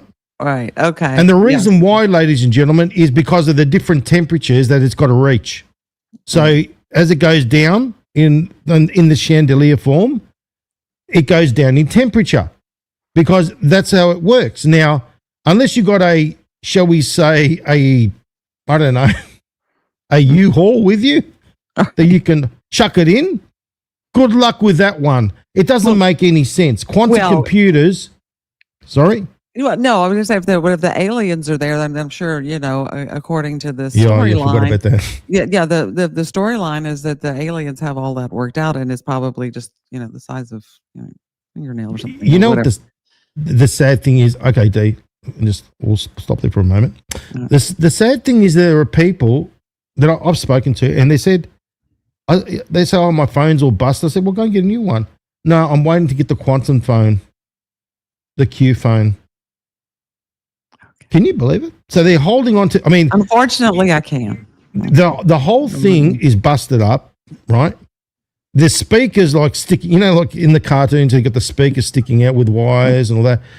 And they're just holding on for dear life until that Q phone comes out. And they're saying, we're not going to change my phone until the Q phone comes out. Well, good luck in that one as well. Right. Yeah. Let's continue on. Well, if you go to that redemption center and if you pass all those tests, you might get one. Station, boot up your computer, access your account. Once you do that card is only works for you. So you can't hand it to somebody and they can't use it. So all of our money will sit on the quantum financial system. Oh, there we go. The fictitious quantum financial system, which is on that little map again, D. Right. We know what the quantum financial system was. I've exposed it, ISO 222. Okay, good old Charlie bounced on that one. Let's continue on. Operating off of Starlink, unhackable. Everything is blockchained onto the XRPL. It's not. Everything's on the XRP. So you see how it all works? And how it's all connected to that map again. So you got the quantum phone on the map. You got the QFS on that map as well. Mm-hmm. You got it all there in that map. It's like everything's been shoved in that map. You know what I mean? Right. Big spider web. Oh, yes. Going anywhere. You know exactly where everything is, just like they do now. You're then going to be able to set up to 4 sub-accounts, credit union, local bank. You'll be able to get lines of credit. So if you want to go buy a house or a car, they'll give you a letter of credit that you can take and show that you have the money. You'll then. Okay. That's very interesting, isn't it? I don't know a local bank or credit union or anything you can walk into with a letter and say, yes, this letter represents however much money I want to deposit. On the QFS. Yeah. Yeah. Okay. Then be able to, let's see, what's the next step? Quantum access card, accounts. The last step is you're going to be asked if you have a humanitarian project. Now, this is what is key. No more than 3 paragraphs. When they ask you if you have one, 3 paragraphs. Where did you get that information from? I'd like to know that. Where would he get that information? What, did he get it from the entity or something? No, don't know. That's the big question. Yeah, there's a lot of questions that are unanswered. You know, you're going to say, yes, I do. It is this. I need it. I need this, and I need this, and that's it. So, for example, like for me, the Lord wants me to develop centers for foundations to come in, have services provided, help, See how they use God, the Lord, all that sort of thing, always mixing God. And then Charlie Ward will mix God in and you'll see. It's just always God's always in the equation. God's always there. Jesus, God, everything. Have you noticed, Steve? Oh yeah, I have. And again, that's what I said. The only truthful thing that I can surmise out of this that I heard was that if you're good and generous to people, blessings will come back to you. Other than that, they can keep their blessings as far as I'm concerned. Load of hooey. Yeah. I could say something worse, but anyway. The new money people understand how to manage money and then collectively provide services. So I would say, yes, I have a humanitarian project. It's to provide resources for other foundations. I'm going to need money for office buildings, staffing, and utilities, and other resources. What about stationery? Does that include stationery as well? Like, because, hey, stationery costs a lot of money. Do you see how specific this man is?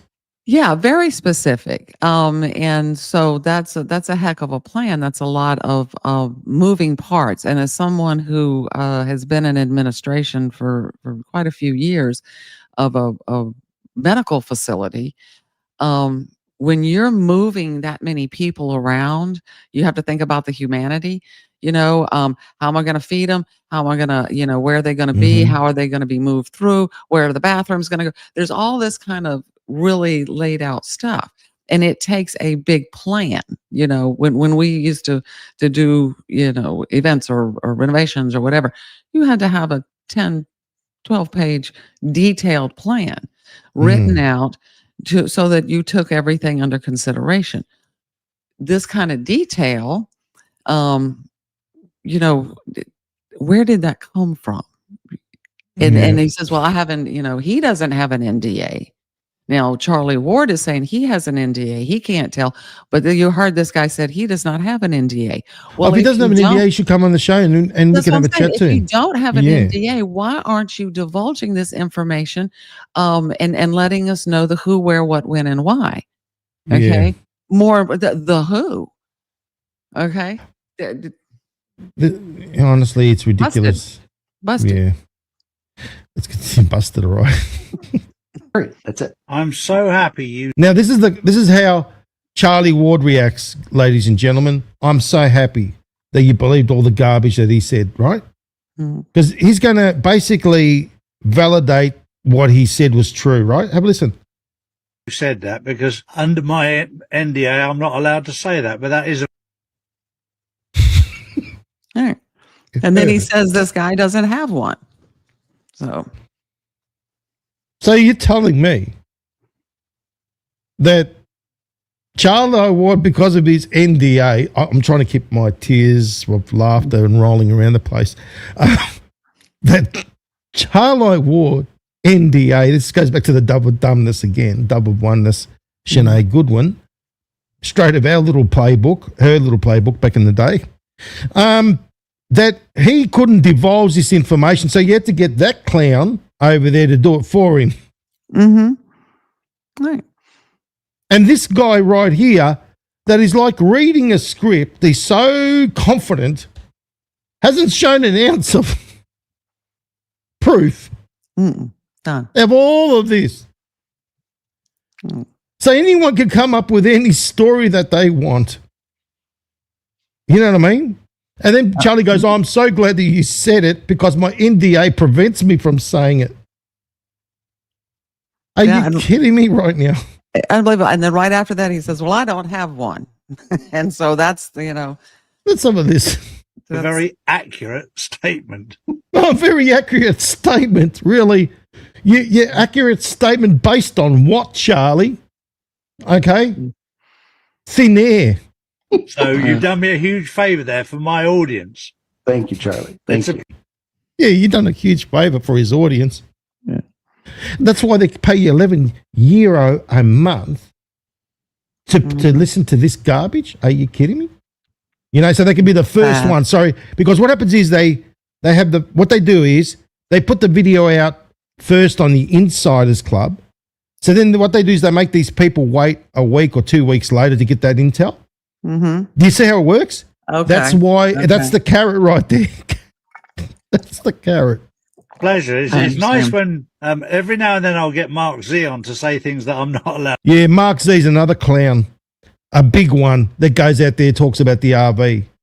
To say, well, I don't have an NDA. Exactly right, and that was very clear to me because you've basically stated what's going on there, which I'm not allowed to tell my audience. Yeah, I'm not allowed to tell my audience.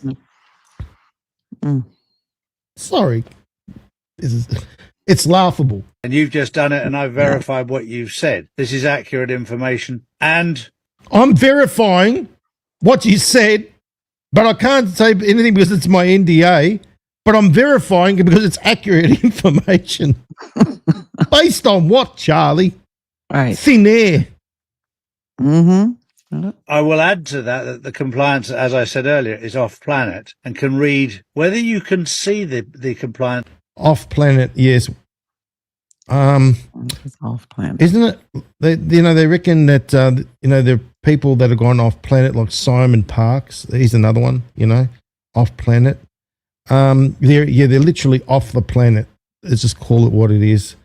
Person, or whether they're in the room, and recognize them as being somebody that is off planet or not, I don't know. I haven't been there yet. Right. But I thought you signed an NDA, Charlie, and those that sign NDAs have been off planet. You know what I mean? Is that I do know that when Sorry? Is that the claim? Yeah, he said that those have been off planet signed an NDA. Okay. when you come out of there, every person that comes out of there is put under an NDA. So Charlie was put under an NDA and he hasn't been off planet.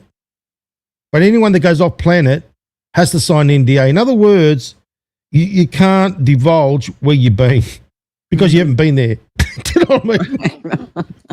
In the first place. Right. For a simple reason, that you don't go out and blab about it and let your ego get the better of you. Oh, no, we don't let our ego. Oh, so do you see the excuse? Yeah. And then he goes about being greedy, and well, he's Mr. King Greed himself. Once you lose the love of money, once you lose that. No, that's something that you haven't lost, Charlie. Because if you did, you wouldn't be charging €11 a month or €99 a year to listen to your garbage. You know what I mean? Right. And you focus on getting yourself right. God looks after the money for. See how they use God? God looks after the money, God this and God that. Well, he just said you sign the NDA so you don't go around blabbing about it. What do you think you're doing? You know, I mean, just his very existence on a social forum or whatever is breaking that. You know, he's blabbing about it. I mean, what the details that are left out here are the who, you know, and the actual documentation. For you, and he'll drip it back in. He won't flood you. He'll drip it back in, make your life easier. He has done with. Who's he? Is he talking about God? He's talking Let about me just God. see. Yeah, he's talking about lose the love of money. Once you lose that, and you focus on getting yourself right, God looks after the money for you, and he'll drip it back in. He won't flood you. He'll drip it back in, make your. His son's actually gone out there. You know, I've exposed him. His son's actually said that he's never been into God. Do you know what I mean? All of a sudden, right? You know, he's into God now. Mm-hmm. Like they all seem to find God when it comes to cash. You know what I mean? Oh. Your life easier. He has done with me, and the more that I've done for other people, the more God has done for me. What kind of God are you talking about? Satan there? You know, Satan looking after you because you're, you know, obviously spreading his lies. God has an incredible sense of humor. Oh, doesn't he? And you do a bit for humanity, and he gives you a bit more to do the next day, and sometimes the same day. And he leads you down certain pathways. And when he can see that you're doing it for all the right reasons, he'll give each and every one of you more and more and more. And the number is irrelevant. If you're going out there with greed, it just means that you've been suppressed as a. You're going out with greed, Charlie. You're being a multi-millionaire from all your grifting with your gang. You know what I mean? Yep.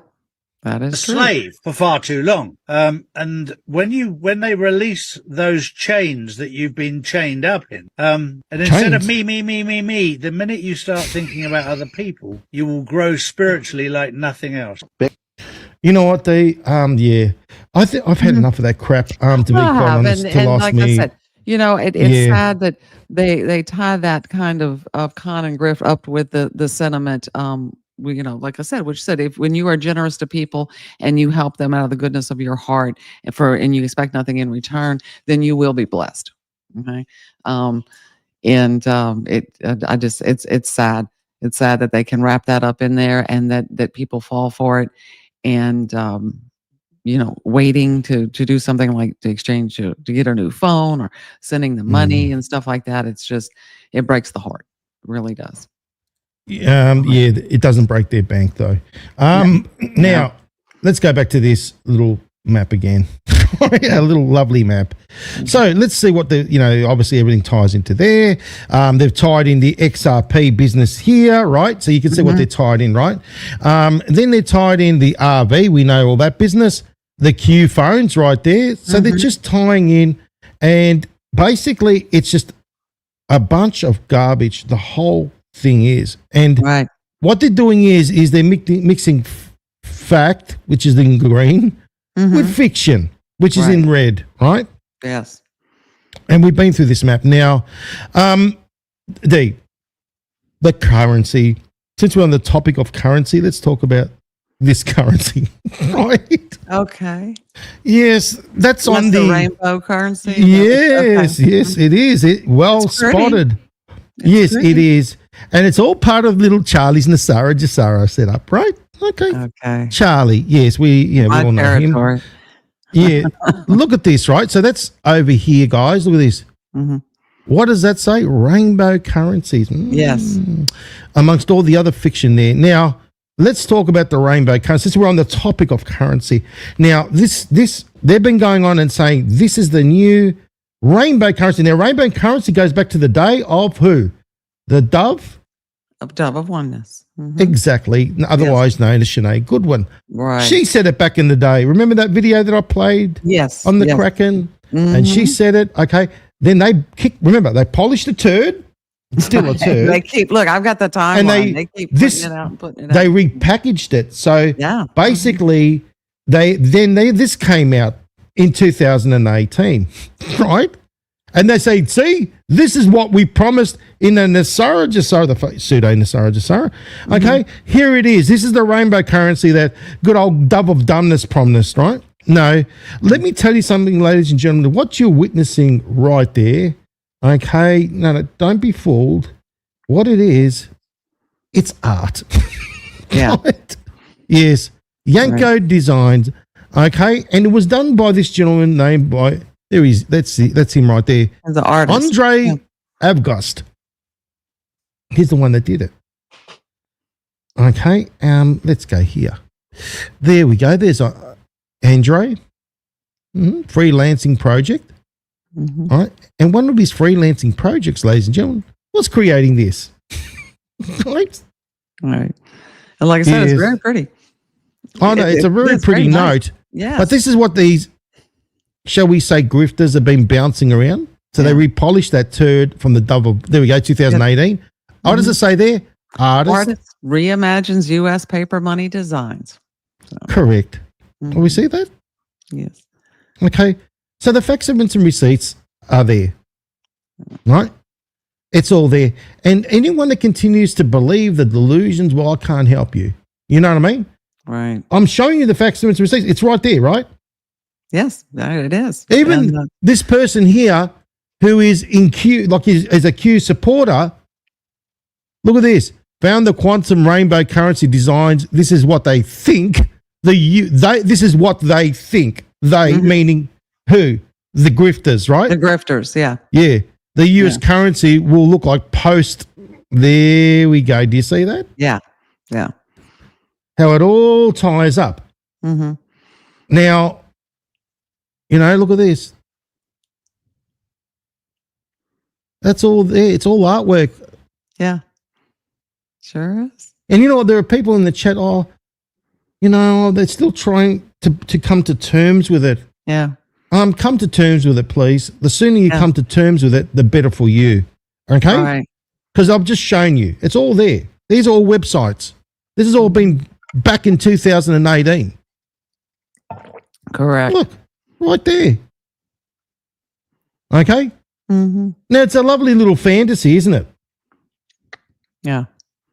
And that's really pretty. And if we do get new currency, we can throw that in the... But they're apparently waiting for. Well, if you have a gold a gold certificate and a silver certificate that are designed based on the realness era, exactly, it could be some of this guy's artwork might make the cut. Well, you never know. But this is artwork; it's not real, and that's what he said. They think U.S. currency will look like post Nasara. Yes. So, yeah. And this is the thing, guys. We're about facsiments and receipts. Mm-hmm. I'm showing you facts. What are they showing you? He showed you nothing but hot air. You saw. He sat there and he made a whole spiel. And yet your people out there, the ones that are believing all this garbage, believe that without any facsiments and receipts. Yeah, you come here and you criticize the facsiments and receipts, which is right there, and you can't criticize it. Right. You know what I mean? Right. I don't get it, D. I really don't get it. I don't. But we've been through it several times, and you want me to go through the Nasara timeline? Okay, let me just do this. This is a little video of the artwork. Okay. You ready? See this. Yeah. Oh. Isn't that pretty? It is pretty.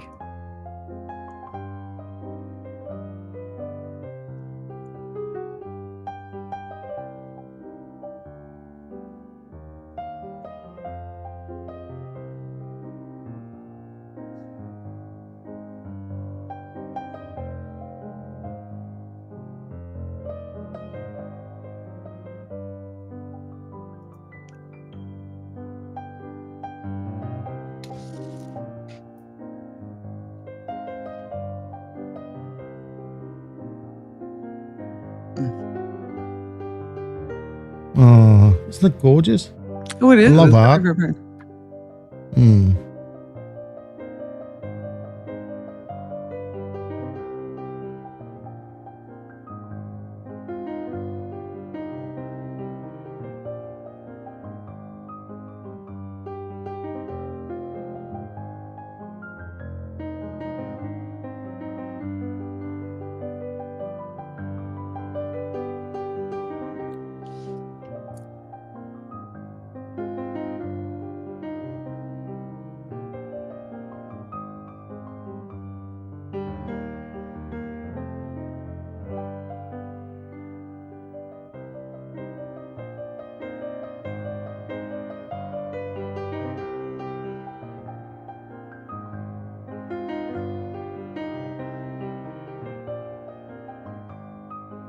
Yeah, that is pretty. Mm.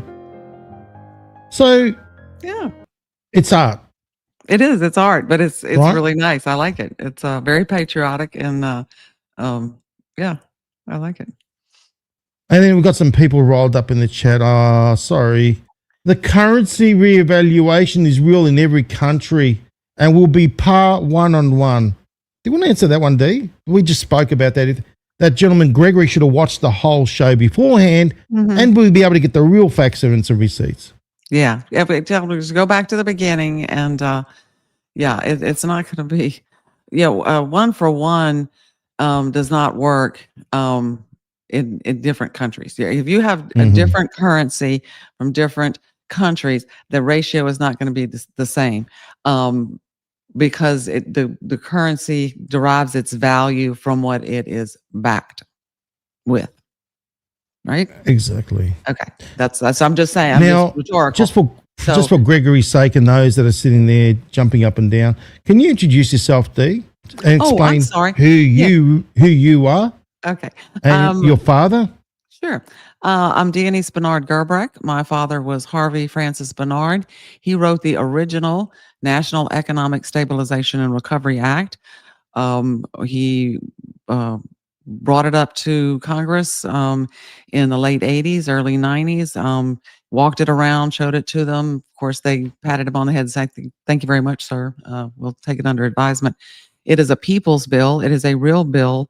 And because of that and the major changes it would bring to our monetary and fiscal system, it did not get a whole lot of press.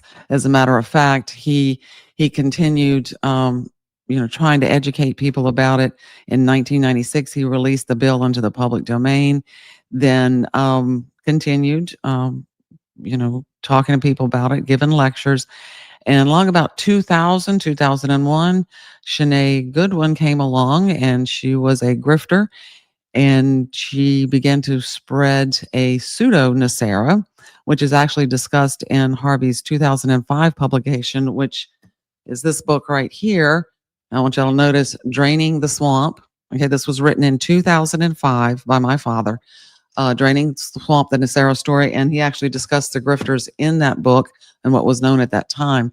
She gave birth to like I said, the pseudo-NESARA, which claimed, amongst many other things, that the bill was secretly passed, signed by Clinton, held up by 9/11, on and on and on. And I have a complete history of how the fake NESARA GESARA has been brought out and became a global firestorm.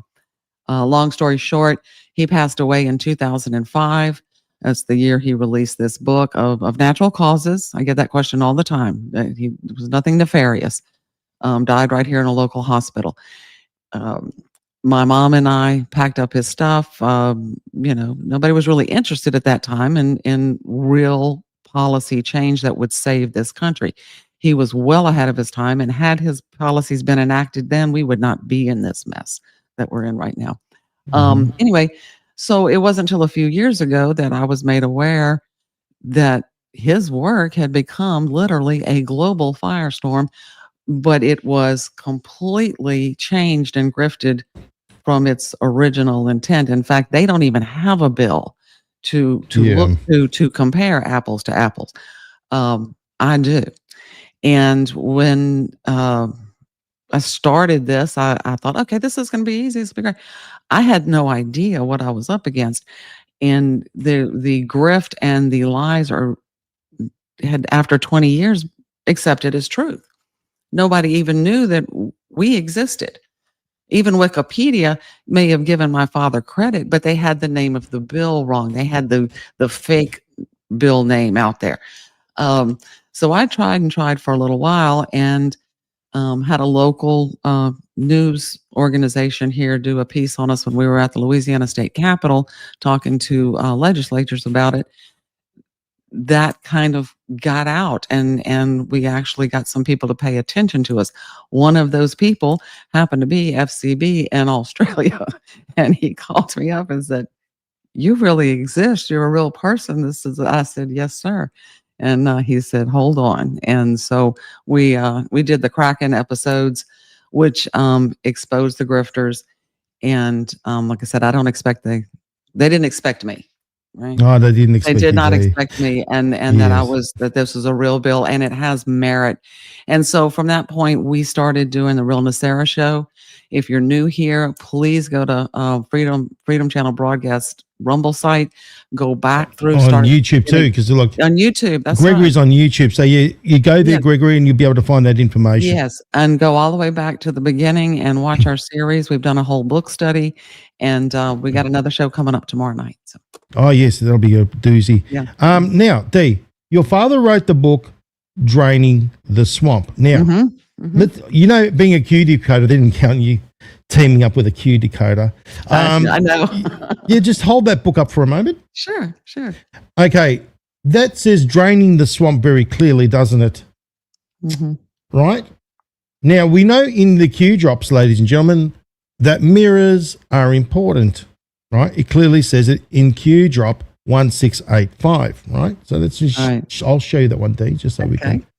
All right, 1685. Now let me show you how it works.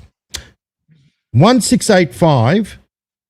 What does that equal? 1 plus 6 plus 8 plus 5 equals what? 11, 12, 19. Doesn't it? No. 20. 20. Okay, sorry, off by 1. 20. Okay. Because you go 5 plus 1 plus 6 is 7 plus 8? 8. Yeah, so you got there, okay, so you got there 11, 12. Yep, that's 20. Right? So you got that one part right. Now, what Q is trying to give us is an example. Now, let's have a look at this example. Now, do you understand why mirrors are and disinformation is necessary? Logical thinking. Now, have a look at that number. It's in brackets. What's the answer? 20. It's in brackets. When we added that number there, we constitute a mirror. You get what I mean? So you got 1 plus 6 plus 8 plus 5, as Q says. How many coincidences before you call it mathematically impossible? So already you could see that Q's given us an equation. We worked it out, and the answer is here. Therefore, we constitute a mirror. The answer is 20, and it is 20 here. So we've got a 20 vision, as they say, mirror, right? Okay. Now, your father wrote the book, Draining the Swamp. President Trump, on his tweet and on the Q drop 2170, what does it say there, Dee? I'm draining the swamp, and the swamp is trying to fight back. Don't worry, we will win. Mirrors are important. Mirrors are important. I don't see any of the fiction that they put up there. So, as you know, mirrors are important. Harvey was the first one to put it out there, that thing, Draining the Swamp. Yeah. And President Trump he put that out in 2018. So that indicates to me that President Trump, and remember, they do have a copy. Oh, yes. I've sent him 2 copies since I've been doing this just the last few years, and I got acknowledgments from both of them. From one from his staff and one from when I sent one to Mar-a-Lago. And I'm sure that he's read that prior to that. And, you know, we did the show that showed how things line up. So, well, think about this. This is going to make the world of sense. Okay. That book went in 2005. President Trump wasn't the president back then, was he? No. Now, President Trump, what is his background? Real estate, economics. Mm-hmm. You get where I'm going with this? Yeah. Oh, yeah. There you go. Yeah. So we've shown you facts, evidence, and receipts. We've shown you proof, mirrors. What do they show you? Nothing. They've got nothing at all. So why do people continue to believe their fictitious claims without any proof? And that's the thing. Why doesn't these people that come here and cause all this trouble or say all those disgusting things, why don't they go and ask them those questions? Where's your proof? Right. I'm showing, we got plenty of proof. We tell them to come on the show, don't we, Dee? Oh, yeah. We tell them. Every week, I line out real, first of all, discuss the particulars of the bill and the philosophies and research and history, all of that Harvey did that's contained in the book. And then we did the show where we compared it not only to Trump's administrative policies, Trump's administration, but the bills that are currently in Congress and how they're lining up a little bit, but you can see the bigger picture. But it's not, monetary and fiscal policy does not work like you wave a wand. Okay, you just don't. It's not done that way. You can't. You have to go at it organically and systematically. Okay. The subject for tomorrow night, we're going to be talking about some banking issues.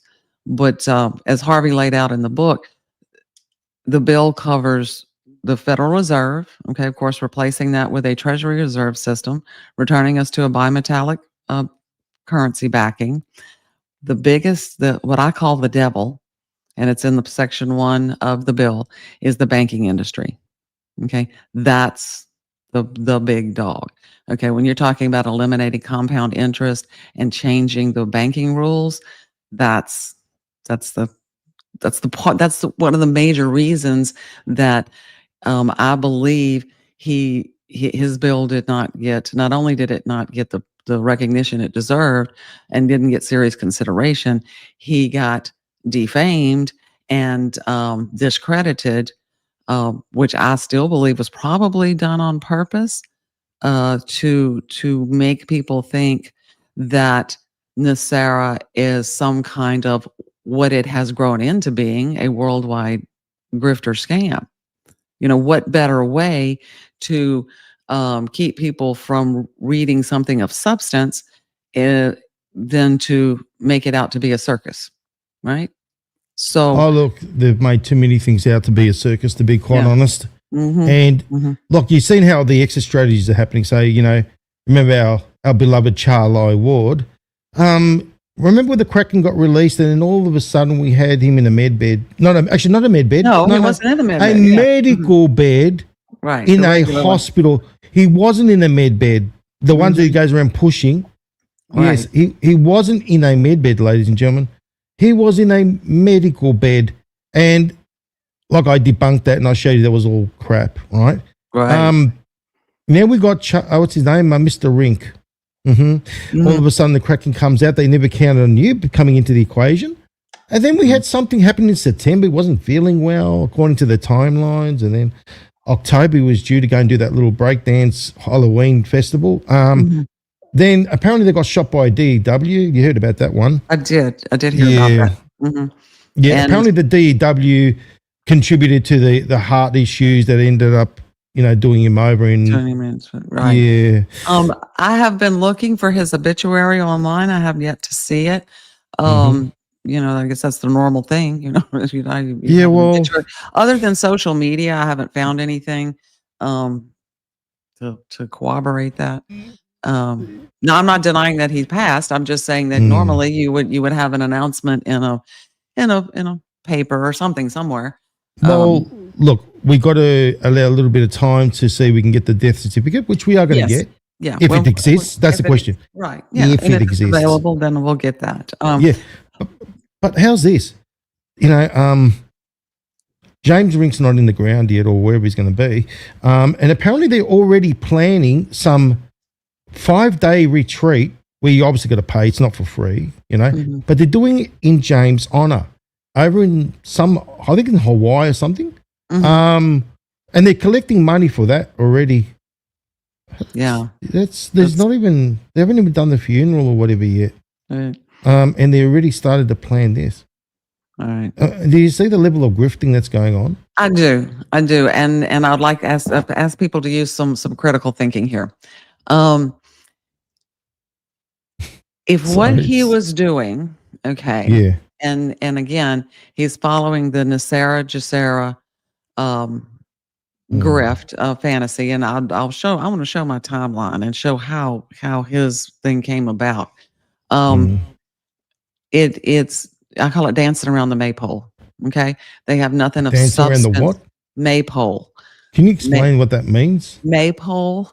Okay, so it's an old tradition in the spring. It's like a celebration, and the maypole is this big tall pole, and they have ribbons, and people go around it, and it's a festival type thing. Yeah.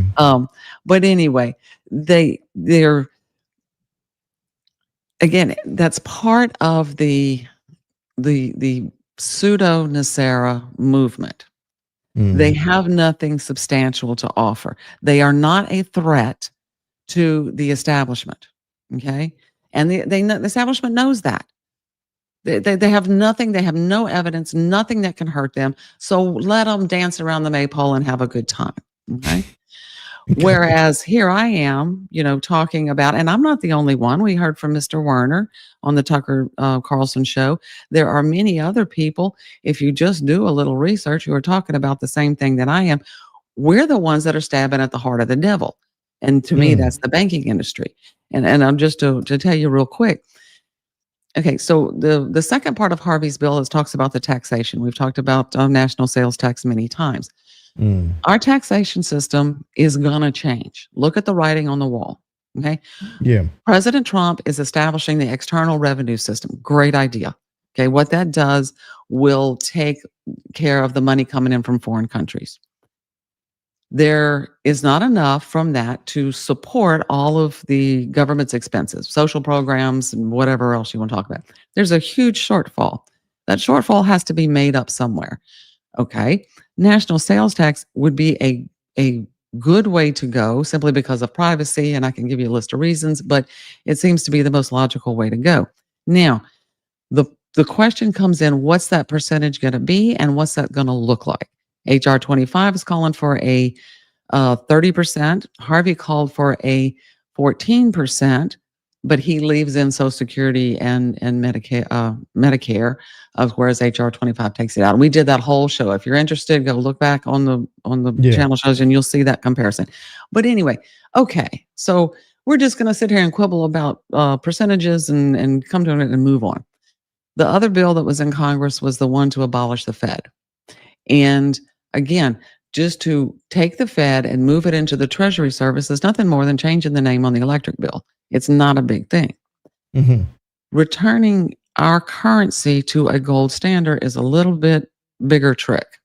And that's going to require, like I said, if they do it like they did in 1933, that's going to be, people are going to get hurt. Okay. But it's doable. Okay. It is doable. The devil, like I like to call him, the heart of the devil is in the banking industry. Okay. The credit creation, the banking rules. And when you see the show tomorrow night, you're going to go, oh my God, because there are things that people don't think about, and I'm not saying, oh my gosh, the banks are going to crash. That's not what I'm saying. I'm showing you the mechanics of how it works. And so that you can see why it needs to be replaced and why we keep going through these boom, bust, bailout over and over and over again. Sorry, I was ranting. No, that's okay. No, that's fine. Now, I've prepared something a little bit earlier that I spoke to you about. Okay.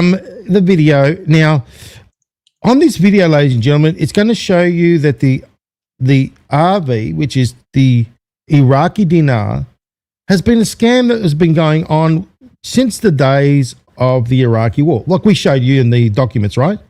And this is from the mainstream media. I've also got another little video to show you, which is to do with good old Charlie, okay?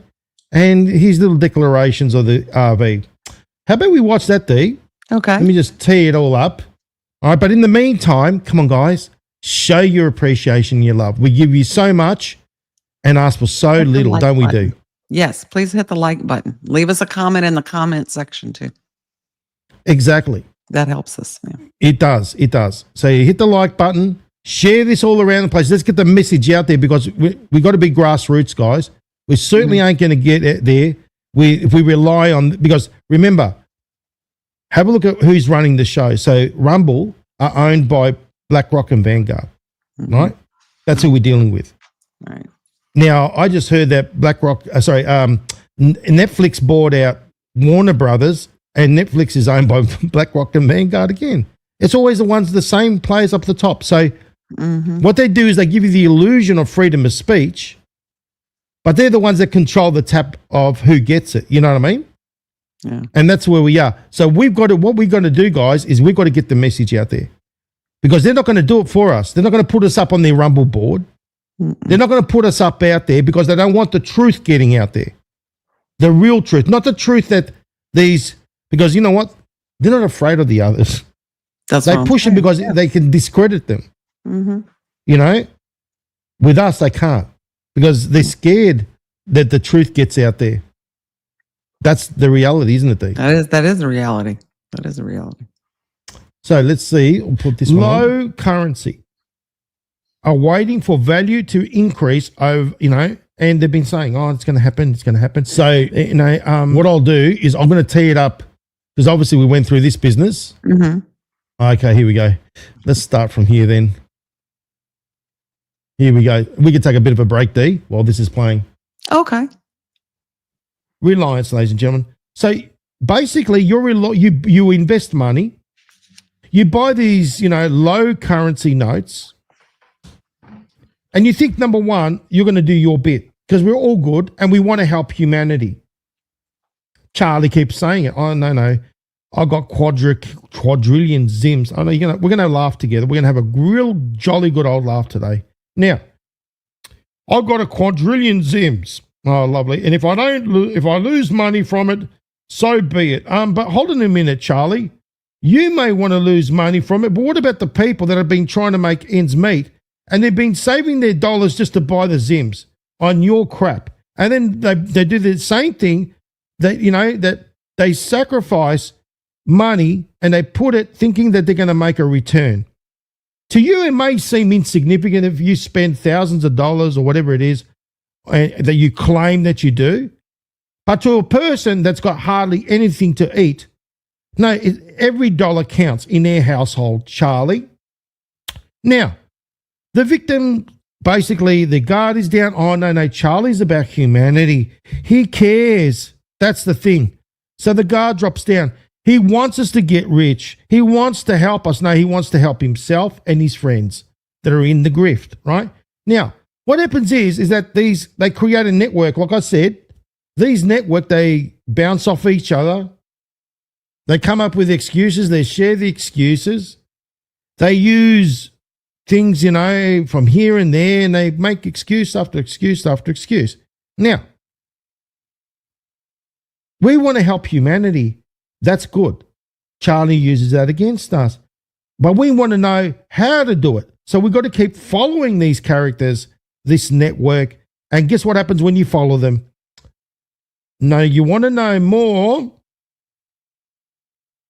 We need you to pay the cash. So you get the first take. Oh, no, I need to get the first take. I need to know when this RV is going to take place. I need to know what's really happening.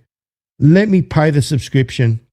Now, when you get a bunch of gullible idiots, say 1 million of them, and they're paying, say, €11, like Charlie's site, Insiders Club, you do the maths. That's €11 million a month, just on that. And then the monetization, this is where it comes into this. Rumble should be ashamed of themselves. Really, really ashamed of themselves that they've been perpetuating, they've been allowing this fraud to continue. And how? Because you think about it, these grifters, what do? They keep getting monetized like Phil Day, 5 million a month. That's all on court documents, right? That's all factual. So if you're making that kind of cash and making big money, you know, you're not going to sit there and stop. Oh, no, I've had my fill. No, they're greedy bastards. They're going to keep going.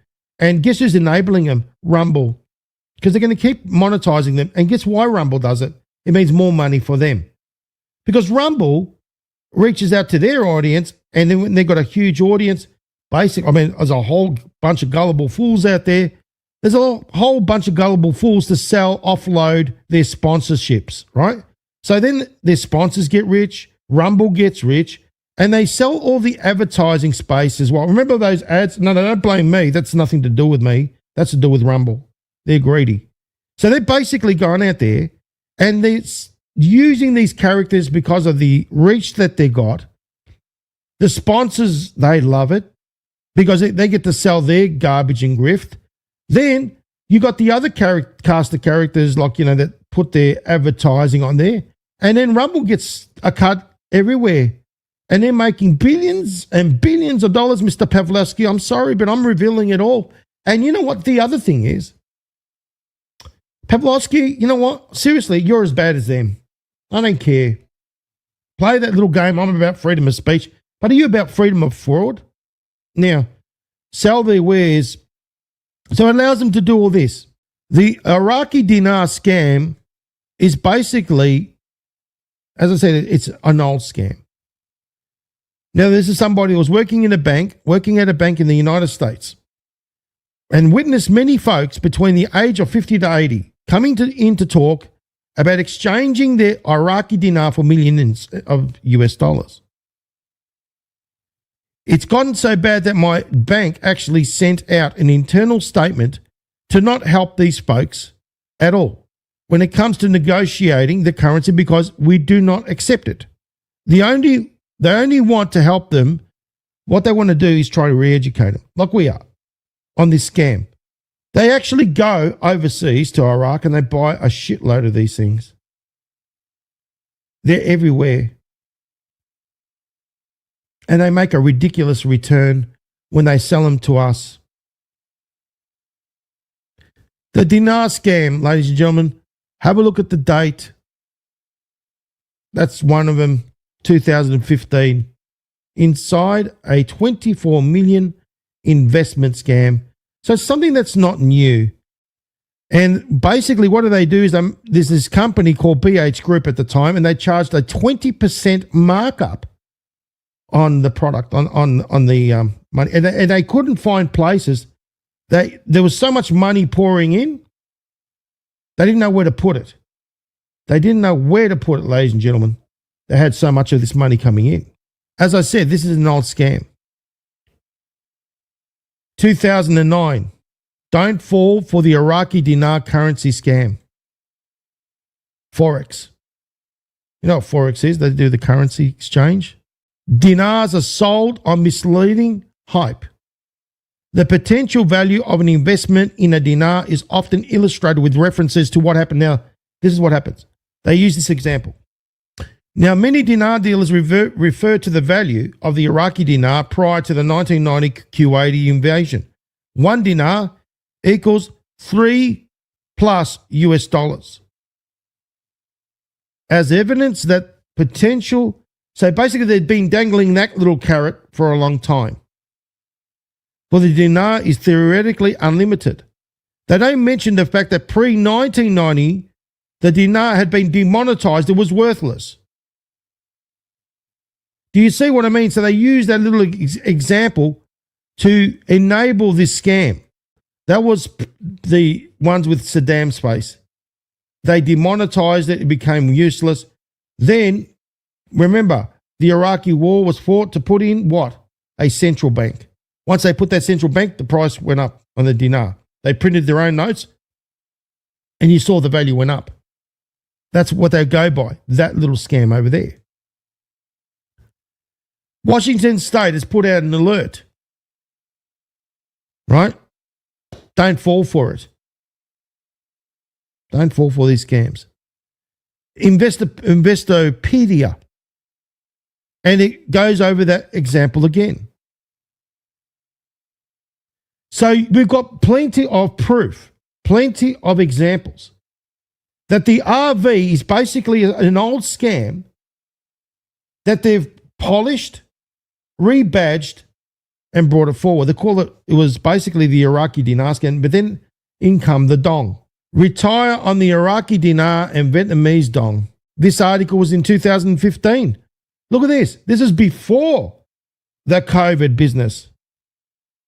This is before the others, they started pushing it. Now, this is, can you see, number one, how I've been bringing out the Nasara Jasara was an old scam.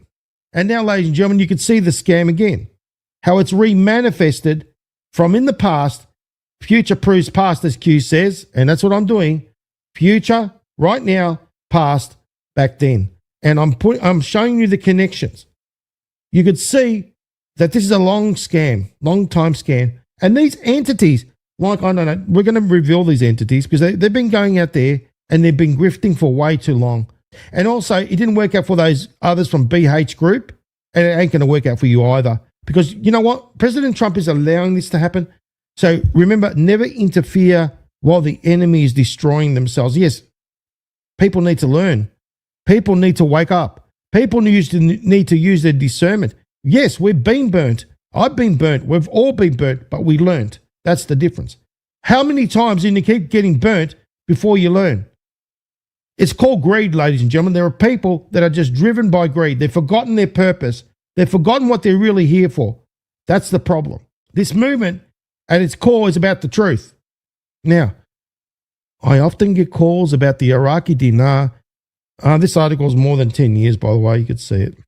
I just dismissed the question and put off the requests, informing clients and other investors that we don't employ or recommend currency-based strategies.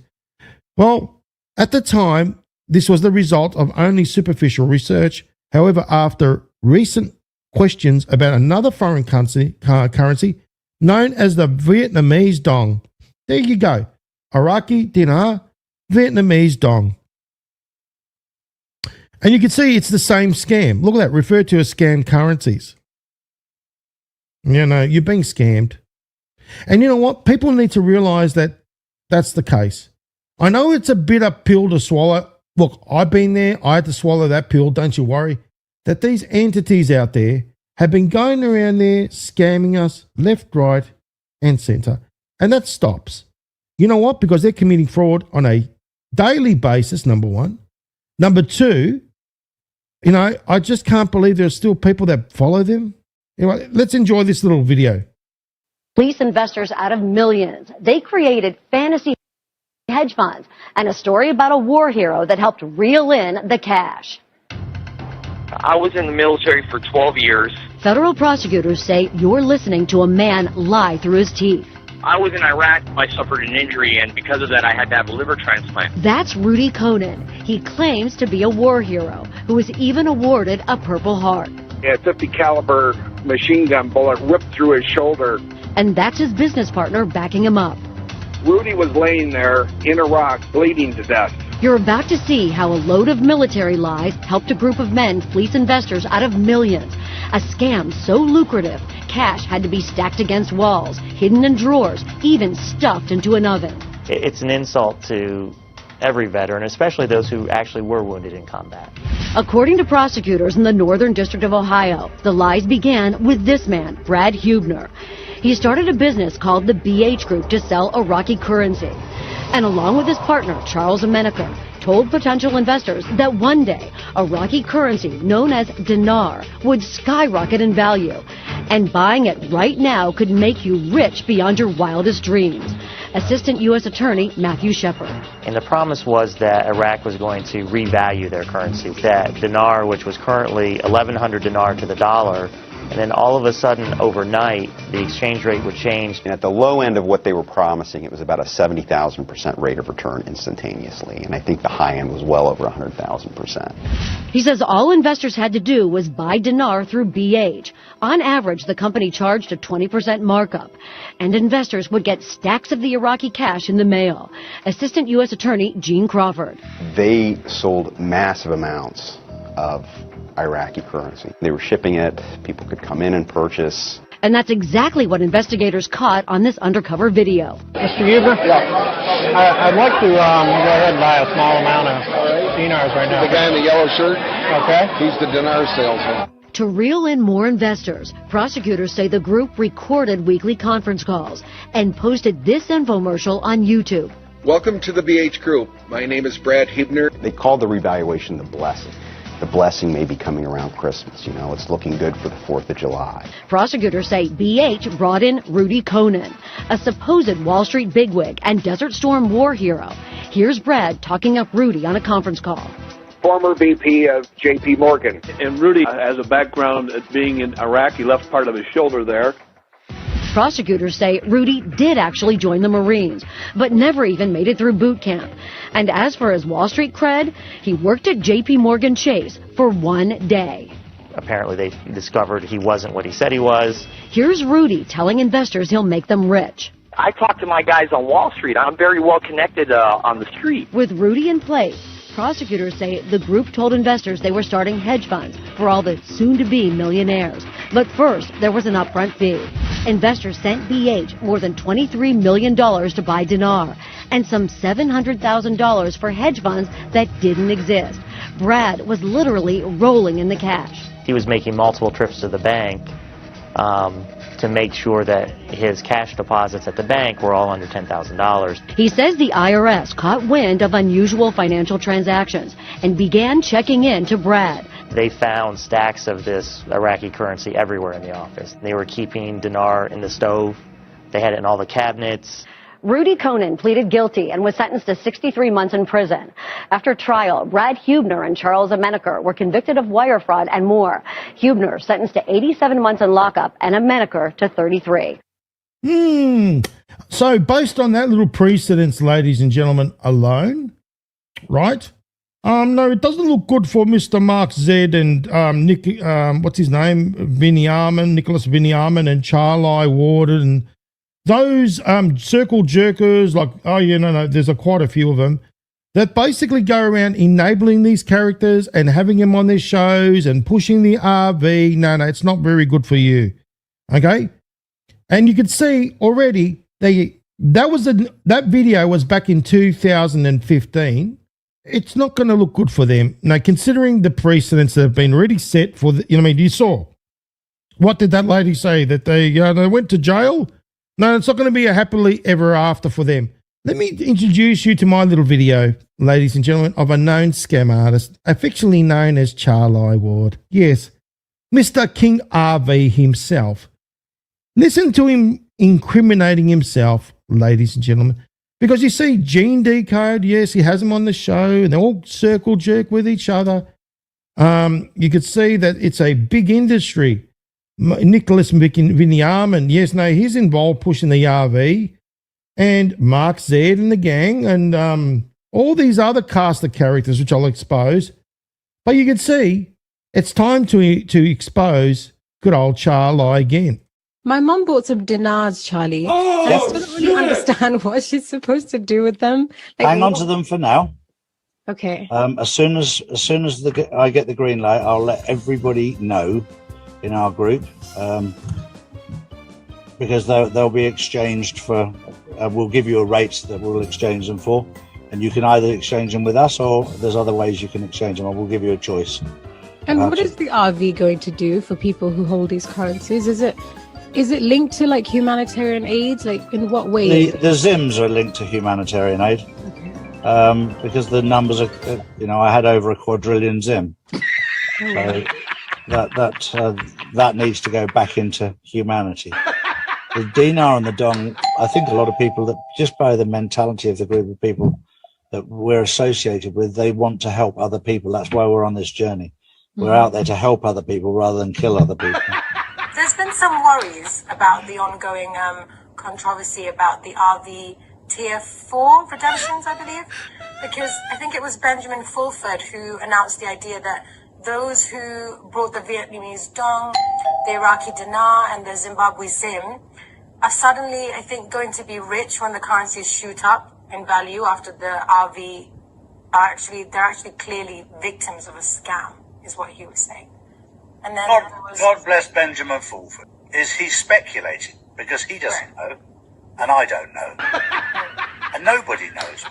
What I know is about the quantum financial system is because I am the official spokesperson for the quantum financial system. Right. When it comes to the revaluation of currencies, very simply, there are a number of people who told me to buy Zims, dinar and dong. The first things I bought was Zimbabwe Zims, and I bought a quadrillion of them for about 500 euros. And if they're not worth anything, it's not going to break my heart. Yeah, no, I get that. I bought a few Iraqi dinar and a few Vietnamese dong. About 100 euros worth. Not a big deal.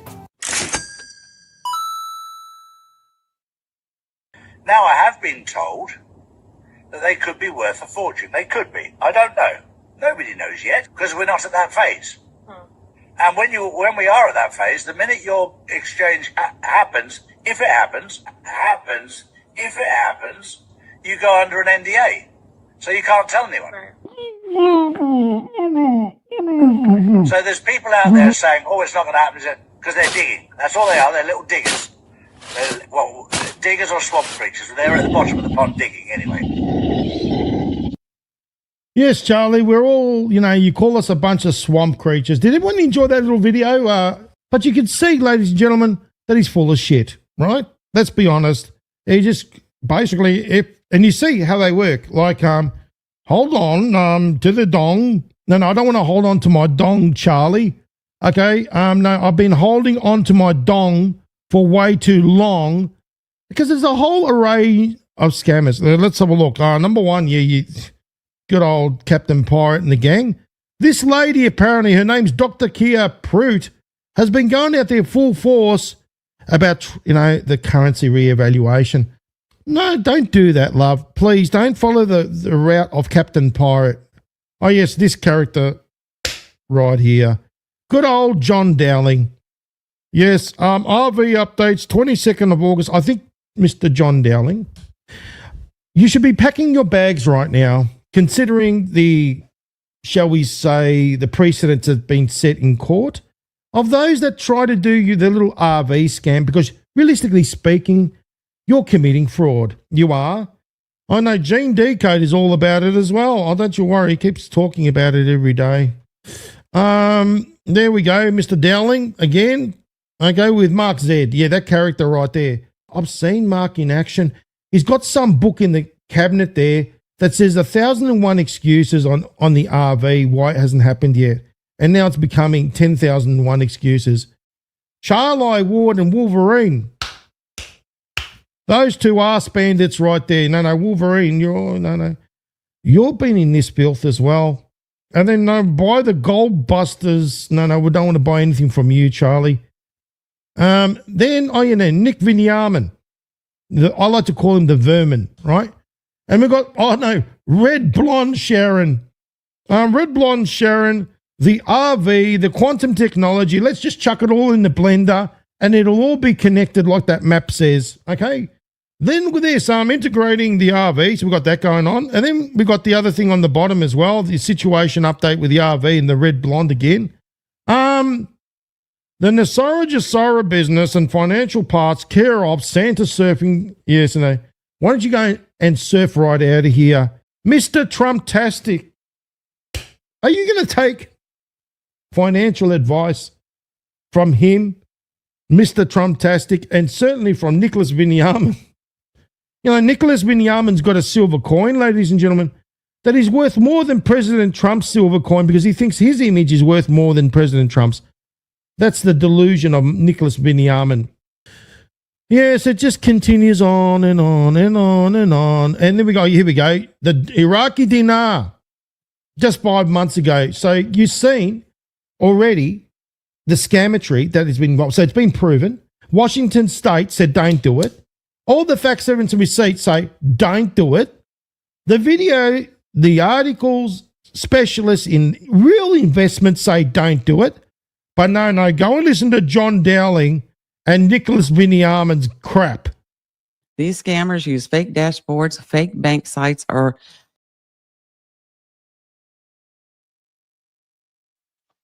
Hello. What did you think? Oh gosh. Okay. I didn't know we were back on.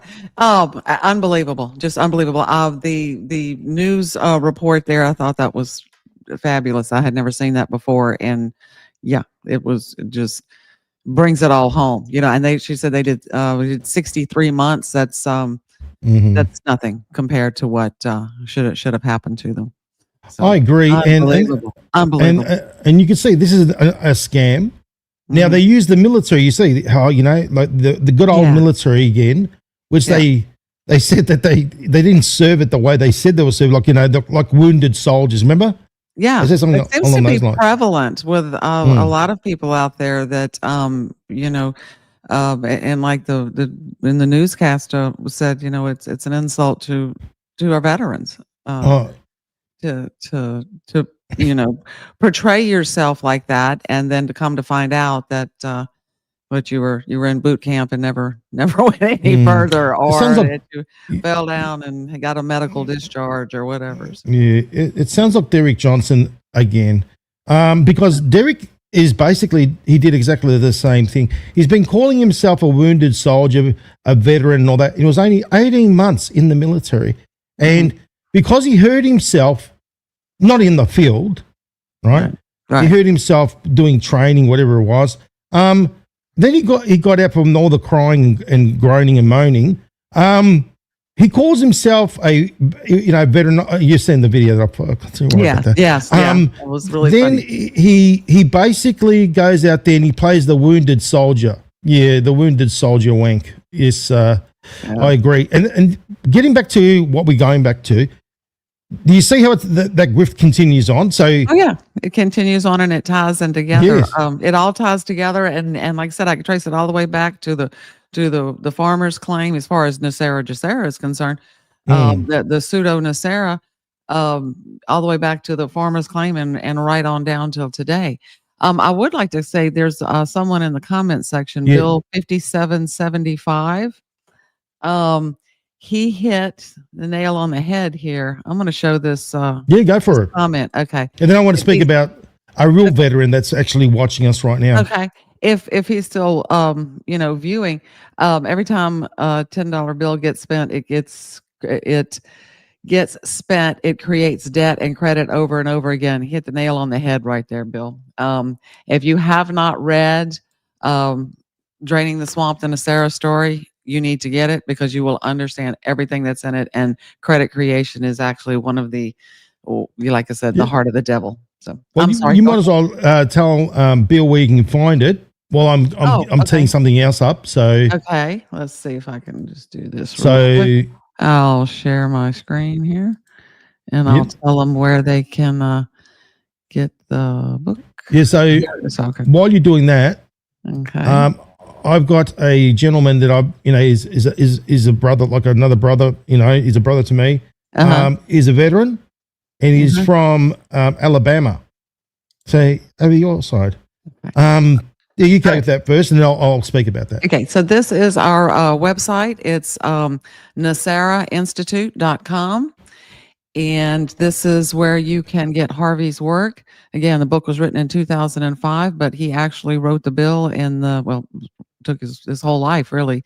But he brought this current version to Congress in the 1990s. And this is the little buttons you can go to click. You can read all about Harvey. And there's an interview on here that Harvey did in the early 2000s. Very interesting. Suggest you take a listen to it.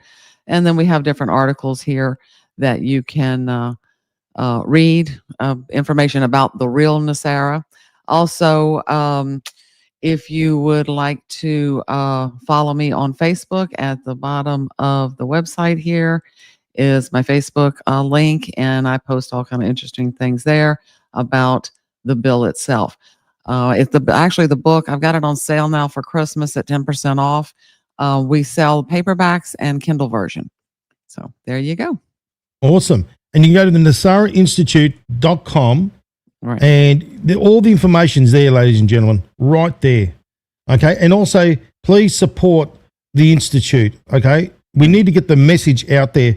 And you have all this lovely gear there they can buy there, lovely cups and mugs or I do things have like the that. Miss Yeah. Sarah swag. Yeah. And so that's on the website. You could click over there and get something that helps support us. But, go onto our Facebook page and getting the book, learning about it and telling others is the biggest way you can support us. Exactly. Now, we've really got a real veteran here by the name of Tank Daddy, and he's from Alabama. And I've gotten to know Tank Daddy. He's an awesome guy. He's like a brother to me. And he basically is a wounded soldier. And I mean wounded, right? He was operating a tank. A tank was blown to smithereens, and he was in Iraq. So you want to talk about what really, he's the real deal. Now, you got people like Derek Johnson that plays the game of being a wounded soldier. When he was in training, he hurt his knee or whatever, and he was crying like a little bitch to go back home. You know what I mean? And then he plays the wounded soldier game. No. That's called stolen valor. You know what I mean? Yeah. And he keeps doing it over. And no, don't you worry. The time's coming for his massive reveal, which is not going to be pretty for him. Tank Daddy's awesome. So I want to give a big shout out. He's watching us right now. Say hello to Tank Daddy. Yeah, he was talking about how I think he said a 50 caliber round will do, and it's not like, how that guy got hit apparently in that video that I played, how the one that's playing the wounded soldier and all that sort of stuff. You heard about that little story. Right. Yeah. Tank Daddy goes, no, he wouldn't be doing what he's doing if he got hit like that. You know what I mean? Someone who's been there and knows. Yeah. Yeah. Someone that thank knows you for the bullshit. your service, Tank Daddy. Someone that knows how to call out the bullshit. That's Tank Daddy. He knows how to call it out. So you're awesome, brother. Well done. So, this is the thing. We're about exposing, bringing out the real truth, okay? And they don't like it. Because it's like you pull back the black curtain and there's the Wizard of Oz. You know what I mean? Yeah. All vulnerable. And it's not them. They're not the ones that are coming back and saying, cool, let's go on your show and let's talk about it. No. They're not even retorting. It's their minions, their pawns that are doing it. Okay? They're the ones that, like clockwork, they come and attack. Yeah. Like I've shown you all the different examples that they got there. Yeah, like you say, done by design, because they're offering nothing that can actually change the system for the betterment of the people, right? So they pose no threat, no danger. They'll be allowed, like I said, dance around the maypole forever and ever, and the establishment and big entities are not going to disturb them because they don't upset their apple cart. Whereas Harvey's reform, while it would change. It was going to change the rules, but it's going to change them for the betterment of the people and make our financial system sovereign and work for us. You know what it is, Dee? We're exposing their saviors. Yeah. They don't like it. Yeah, I hadn't thought about it that way. Yeah, that's what it is. And because their saviors have been exposed, like, okay, I get it. So you think about this. They've been loaded and hocked to the eyeballs with opium to get through this whole ordeal. They're taking the copium, right? The opium for the copium. Okay? Now, what happened is we're showing what's really going on. We're showing what's factual. We're showing what's been proven. You know what I mean? And they're just saying all fairy tales and fantasies. And it's giving them the high that they need, the rush, you know what I mean? The opium that they need. Not the what's real, what's tangible. President Trump has said Iraqi dinar 35 billion. He said their money, we've proven what their money meant, right? With all the facts, evidence, and receipts, it means the 35 billion US dollars in the Federal Reserve in New York. That's all been proven now, right? We blew that apart, right? Yep. We've blown so many things apart. And yet, these people, unfortunately, they come and attack us is because we're attacking this supply of opium.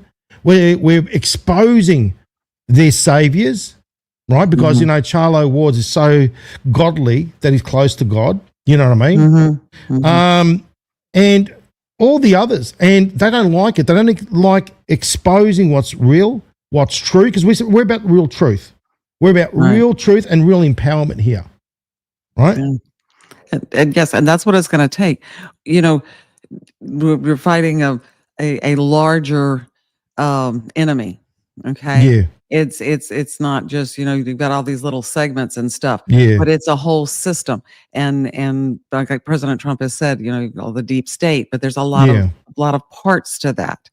And the more people that wake up and start learning the truth and questioning things and not participating in these kind of frauds and that kind of stuff, the better chance we stand. You know? Yeah. And Bill, don't be discouraged. I mean, Bill, thank you for joining us.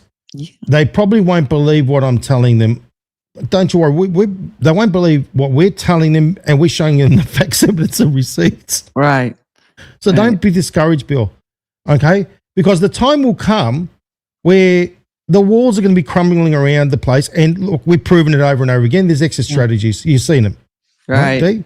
Oh, yeah. There's plenty of them. And Bill, just you know, get them to listen to the show. And like I said, it's hard. When I first started, I found out what I was up against. And I would, first of all, a lot of people have never even heard of NESARA GESARA. If they have, they think it's a you know, woo-woo or I was told I'm too political for the woo-woo crowd and I'm too woo-woo for the political crowd. It was very hard. When I actually started posting on my Facebook, and I was kicked off of some social media channels, the chat would fill up immediately with people who were right, left. And I kept trying to tell them, this is bipartisan. It has nothing to do with that. But it was hard to get people to listen. But once you read the book and you understand it's all about history, it's all about the mechanics of money. It's a little bit easier to explain to people. Like if you watch our show and share that with them and tell them, hey, look, just take a look.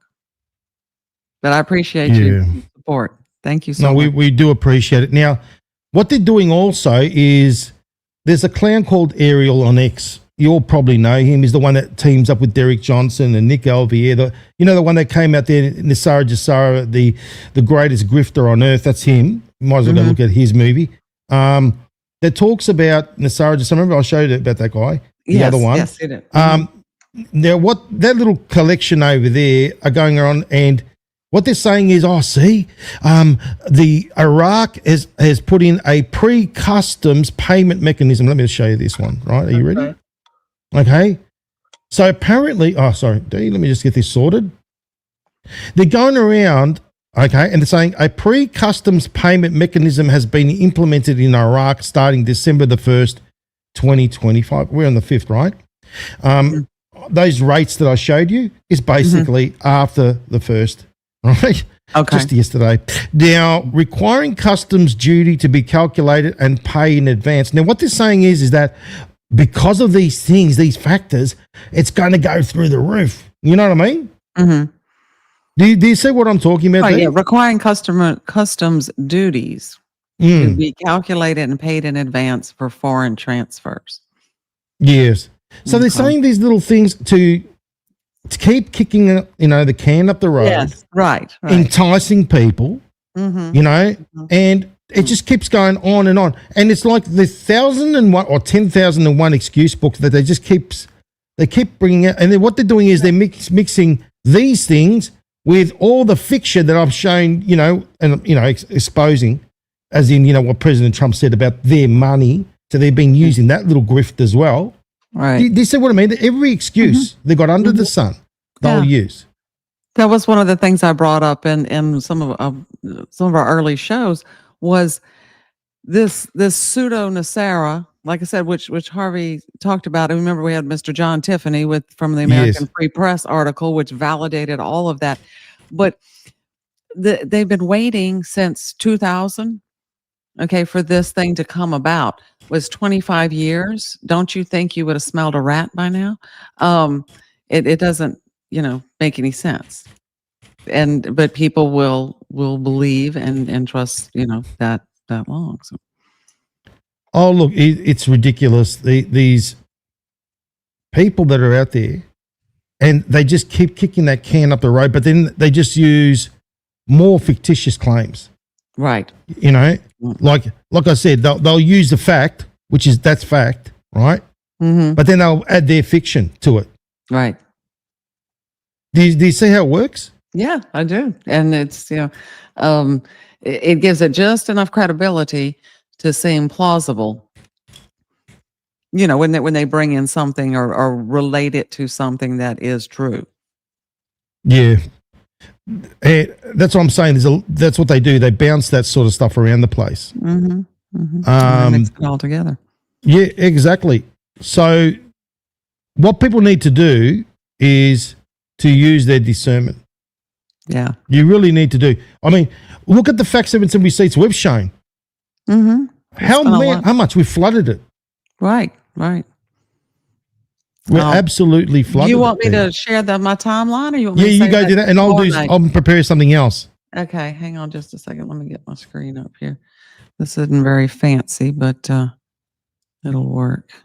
Oh, you got to remove yours first. Okay, I'll remove mine. Go for it. Okay, so this was a timeline I did. I just kind of put together real quick. But it will show how the pseudo-NESARA came about. Okay. Now, in 90 to 98, there was the Farmer Claims Program, and that was Roy Swasinger, and he actually went to jail for that. But it kind of set the tone for sovereignty and monetary reform. Harvey came out with his bill in late 80s, early 90s, and brought it up to Washington, like I said. Long about 2000 on the scene, which is still baffles me how this if we, you have decoded her background to the nth degree. Yes. And she was not someone you would expect who would jump into a program for monetary and fiscal reform. But on the same, she appeared, and her claims were it passed as a secret law. And the myth added in 2000 where 15 members of Congress forced to vote at gunpoint. Clinton signed NESARA secretly and gag orders issued. The impact was it launched the modern pseudo-NESARA myth. Now, a lot of people, even in the book, and Miss Jean, when she came on, have made it very clear. My father was not a CIA agent, nor did he have any connection to the Bushes or the Clintons. Like Mr. James Rink claimed in his video. That's right, in his movie. Yes. Okay, in about 2001, they added some more myths. Alan Greenspan was set to announce NESARA at 10 a.m. The WTC and Pentagon hit to destroy NESARA computers and white knights. All of that got mixed into the myths. Excuse me. And the impact of this little time frame here was this becomes one of the core enduring pseudo-NESARA lies. Basically, what they were saying was that was that the 9/11 thing? Yeah, that 9/11 was orchestrated so that he would not have to sign the bill into law. To 2002 to 2004. She began to tie in UFO and ascended masters into the whole story. Matthew Ward was a channeler, or was it Suzanne, or channeling Suzanne Ward? I'm not sure about who was channeling who there. But anyway, This is when the Galactic Federation involvement came in. NESARA must occur before ascension, secret program funds for light workers, starseed websites, and channeling forums. Now, this is all the way back. I want you to know it's in 2004. Okay. Now, going on at that same time to give credibility to this myth here, appeared on the scene Miss Nancy Detweiler, and she published the history of NESARA. Now, she worked, she had the Pathways to Ascension website, and she provided spiritual framing for that make the myths appealing to millions worldwide. This is when it went out, in the spiritual community about NESARA. And you've got to remember, they have no bill at this time. They have no document with nothing. Harvey wrote an entire bill. I mean, it's got everything down to the detail of what the coins would look like and who does what job and all of that kind of details. They're just going with this little printout that says, everything's going to be rainbows and unicorns. Like the rainbow currency that's up. Yeah. Well, that's part. Look, it's part of it. It's all become from the story. You can see how it runs. Now, Miss Detweiler was on the scene for quite a while. She continued to, she linked the NESARA to the 2012 prophecies. Remember the 2012 thing? Yes. Fifth dimension Earth. Now she became one of the three main creators of the modern myth. Right.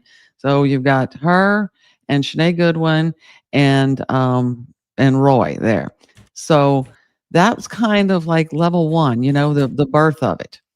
Then, 2008 to 2012, pseudo-NESARA enters the mainstream political conspiracy.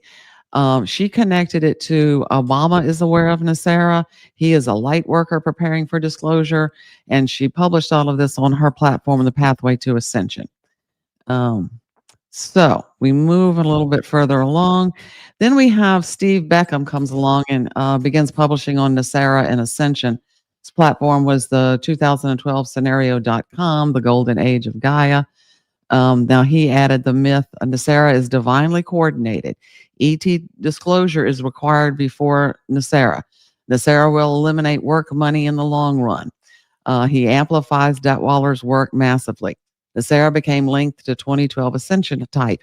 Now you can see how this is just growing and growing. It's like a fishing story, You tell somebody, I caught a fish this big, and by the end it's this big. 2015 to 2017, global NESARA. This is when GESARA came online, okay? The BRICS nation adopting NESARA principles, global debt forgiveness, quantum financial system. It was widely proclaimed on YouTube, Gaia TV style channels, and New Age Telegram groups. 2018, now we come along with Trump cooperating with QFS and global currency reset. The myth added at that time was alliance versus cabal war.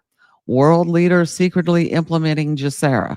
It was featured on platforms of the QAnon forums, 8chan, 8kung, Telegram, Q channels. That brings us up to about 2020. COVID-19 lockdowns create new wave of NESARA GESARA content. Myth added at that time, Trump to implement NESARA. IMF, World Bank secretly switching to gold. XRP, XLM, or Bitcoin tied to GESARA. Again, on platforms TikTok, YouTube, and Telegram. 2021 to 23, viral TikTok creator spread NESARA GESARA debt forgiveness claims. Now, this impacted tens of millions. And this is the first time they saw the pseudo NESARA. For the first time, they had never heard anything about NESARA. 23 to 24, BRICS rumors fused with pseudo NESARA. Myth added at that time, BRICS gold currency equals NESARA. Global debt wipeout imminent. Again, spread on all the social media platforms. 24 to 25, NESARA GESARA now a multi-layered global mythology, mixing New Age spirituality, QAnon geopolitics, crypto speculation, sovereign citizen ideology, BRICS misinformation. And again, it's amplified on all of these social media channels. So from my father's real bill, hang on, let me remove this. From my father's real bill, which is extremely detailed, but he was very simple. It's an easy read. That would really strike at the heart of our monetary and fiscal system and change it for the better. It grew into all of this. Why? They don't, the powers that be don't want that to happen. And, this gave them, this discredited his work.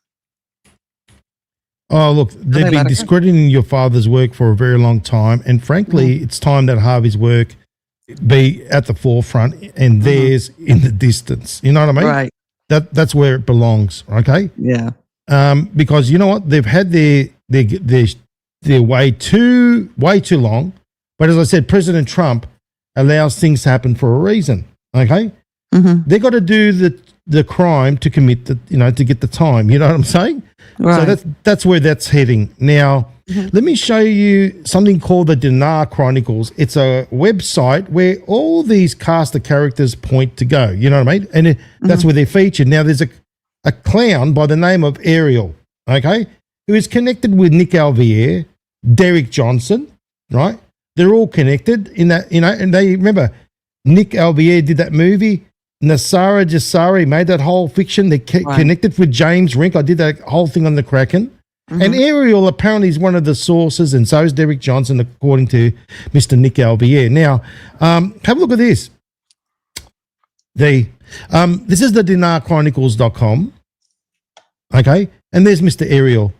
Ariel's sitting there talking about the dinar and Iraqi's recent strides towards WTO ascension, as per this claim here, and it goes on and on. See, 1-to-1. So they're going on to this 1-to-1 business, right?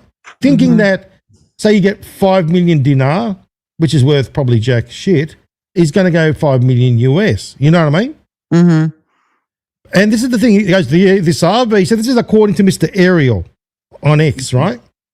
This RV isn't isolated. It's a domino in the global cascade, nations like Vietnam, Zimbabwe, Indonesia, and so forth, right?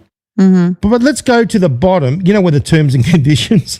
Right. Okay, wait a minute. Don't tell me. Are you ready for this one? Wait a minute. I think. Go ahead. So the Dinar Chronicles are supposed to give you the facts about the dinar.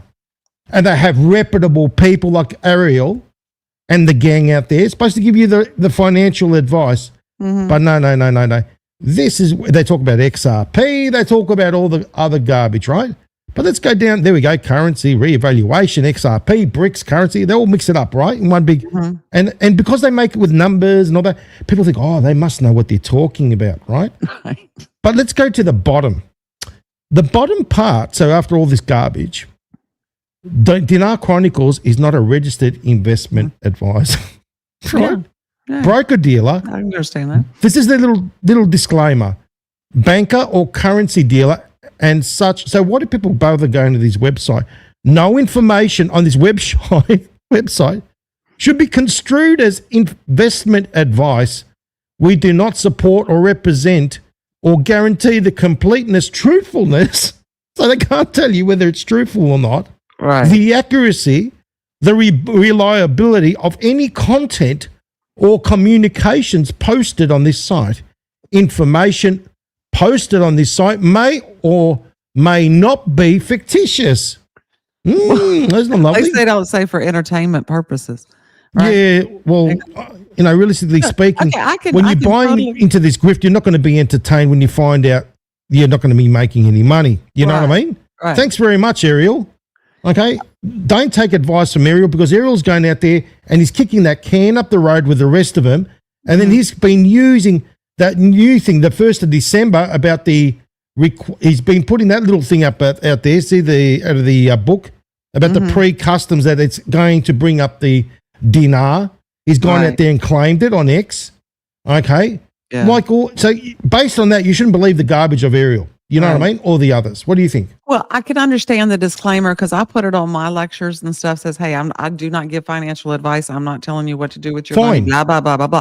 But to say that this may or may not be factual, I don't. Actually, the disclaimer goes bigger. Let me show you. Do you want to read that part? Okay.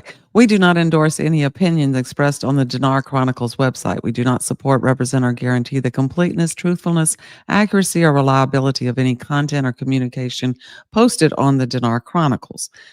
Dinar Chronicles is not registered investment advisor, broker dealer, banker, or currency dealer, and as such, no information on the website should be construed as investment advice. Yeah, I mean that part right there is standard. Oh, there we go. The top part there we go, D. That's what we were looking for. I was looking for it. Okay, yeah. There we go. Informational entertainment purposes. This website is merely for informational entertainment purposes. It is not a purpose or intention of this website to influence any person to purchase or sell Iraqi dinars, Vietnamese dong, or other currencies, or any other investment. Do not buy, sell, or trade Iraqi dinars, Vietnamese dong. They're telling you to do the opposite. Okay, so, but they're the ones pushing it with these clowns out there. Sorry, right. That's what the website is pushing, right? Did I miss something? Okay, no, the website's called Dinar Chronicles for a reason. Okay. Oh, exclusive intel. all these things. Ariel's Right. gone out there and put his name out there and saying that he knows the take. You know what I mean? Right. Then you got all these others. Look at this. They're selling. Obviously, they get to sell their other grifts, like the detoxing your gut. And then you can PayPal as well. So there we go. You can subscribe. There's the grift as well. So you want to know more information? There we go, ladies and gentlemen. But the information you're getting is not reputable. They're telling you here that it's entertainment. Right. Yes. How does that and that's work what I'm there? saying. I don't get it. Informational. Yeah, I say, I always put out, I provide information and I do not give monetary or investment advice. I give you education. And if you have something that you need to contribute that would help us in the discussion, please do, because I'm very open-minded. But the rest of that is like, how do you say on a website that you're selling something, but it's not, you shouldn't buy it? Oh, no, that doesn't make any sense. And then they've got these cast of characters like Ariel going out there. It's an admission of guilt. Yeah. So isn't that fraud? I would think so. I'm not a lawyer, so I don't know. I don't know. I definitely would say so. But hold on a minute. People don't bother reading the bottom part. No, stuff it. No, they usually don't. They read what Ariel says. Okay, the garbage that Ariel puts up there. Okay, they read all this. Oh, because Ariel's got a X out there and he's Mr. Popular and he's connected with Mr. Nick Alvier and Derek Johnson and all the rest of the gang. Right? Do you see how they all work? They all connect. Yeah, they connect together. Yeah. So in other words, that gives validity to the whole network. Whatever they say, it's all the consistent message being bounced around. Then Derek Johnson uses the laws and orders when he goes and speaks about on the various shows you've seen. He spoke, there's on the shows to do with the QFS, with Charlie Ward and the Insider Club and all that sort of thing. And he uses the laws and orders and people think, oh, because we've got Derek Johnson speaking about President Trump's executive orders and all that sort of stuff, that it must be all true. Do you see how it all works? Right. It's just it all interconnects and it becomes a little bit of truth and a little bit of fantasy. We had a question here from Bill 57. Okay, then I'm going to answer a question that we have, and then we're going to open up for questions. Okay. I know there's a lot of people can't wait to speak. Yeah, they may have some questions. So I'm not sure what he means, but I'd like to know. It says, would you like to see proof that I will soon be getting prepaid credit? I don't know what you mean by prepaid credit, but if you can give me an explanation of that and if it's pertinent here, I'm bring it on. Conversation. And please, you got to show the facsimile and receipts, everything, and we'll make sure that it's real because we got access to resources and to validate that sort of thing. I mean, I know like prepaid cards and stuff like that, but I don't know what prepaid credit is. So, but I would be interested. And as an investigative journalist, I got press privileges to be able to access areas that others don't. You know what I mean? That the rest of us little minions can't. Huh? Oh no, don't you worry about that. They've forgotten about that business. Right. That I can actually go and access information and request it. But they didn't count on that. Now, this is the thing, Dee. There's a thing here that says about, are you saying that ISO 222 is fake? No, we didn't say that. In fact, I've said it on the Kraken and exposed it to be real. Right? Yeah. In fact, I've got it on the map of their garbage, right? Their little financial system that they created. You have it in green. What have I got it in green? Yes, that means good. Yeah. Exactly. So I don't know where you get that from. Yeah. Don't confuse yourself. No. What I'm saying is the quantum financial system that little Charlie Ward created, that whole little thing because that was based on ISO 222. Okay, because he said, the quantum financial system went live. You saw that little video, right? It went live. No, the quantum financial system, see, what Charlie Ward says is that that's why we got instant transactions now. He's claiming that that's why the quantum financial system went live. No, ISO 222 is why we're getting these instantaneous or near instantaneous transactions. It's the way they transmit. We've been through that. Do you remember? Right. On the show. Do you want to explain it? You can explain it. You want? Okay, I'll explain it. Okay. So basically, it's just a way the format, they've changed it so that they're able to transmit the financial data, right, and receive it very quickly in the sense instantaneously, right? It's the format.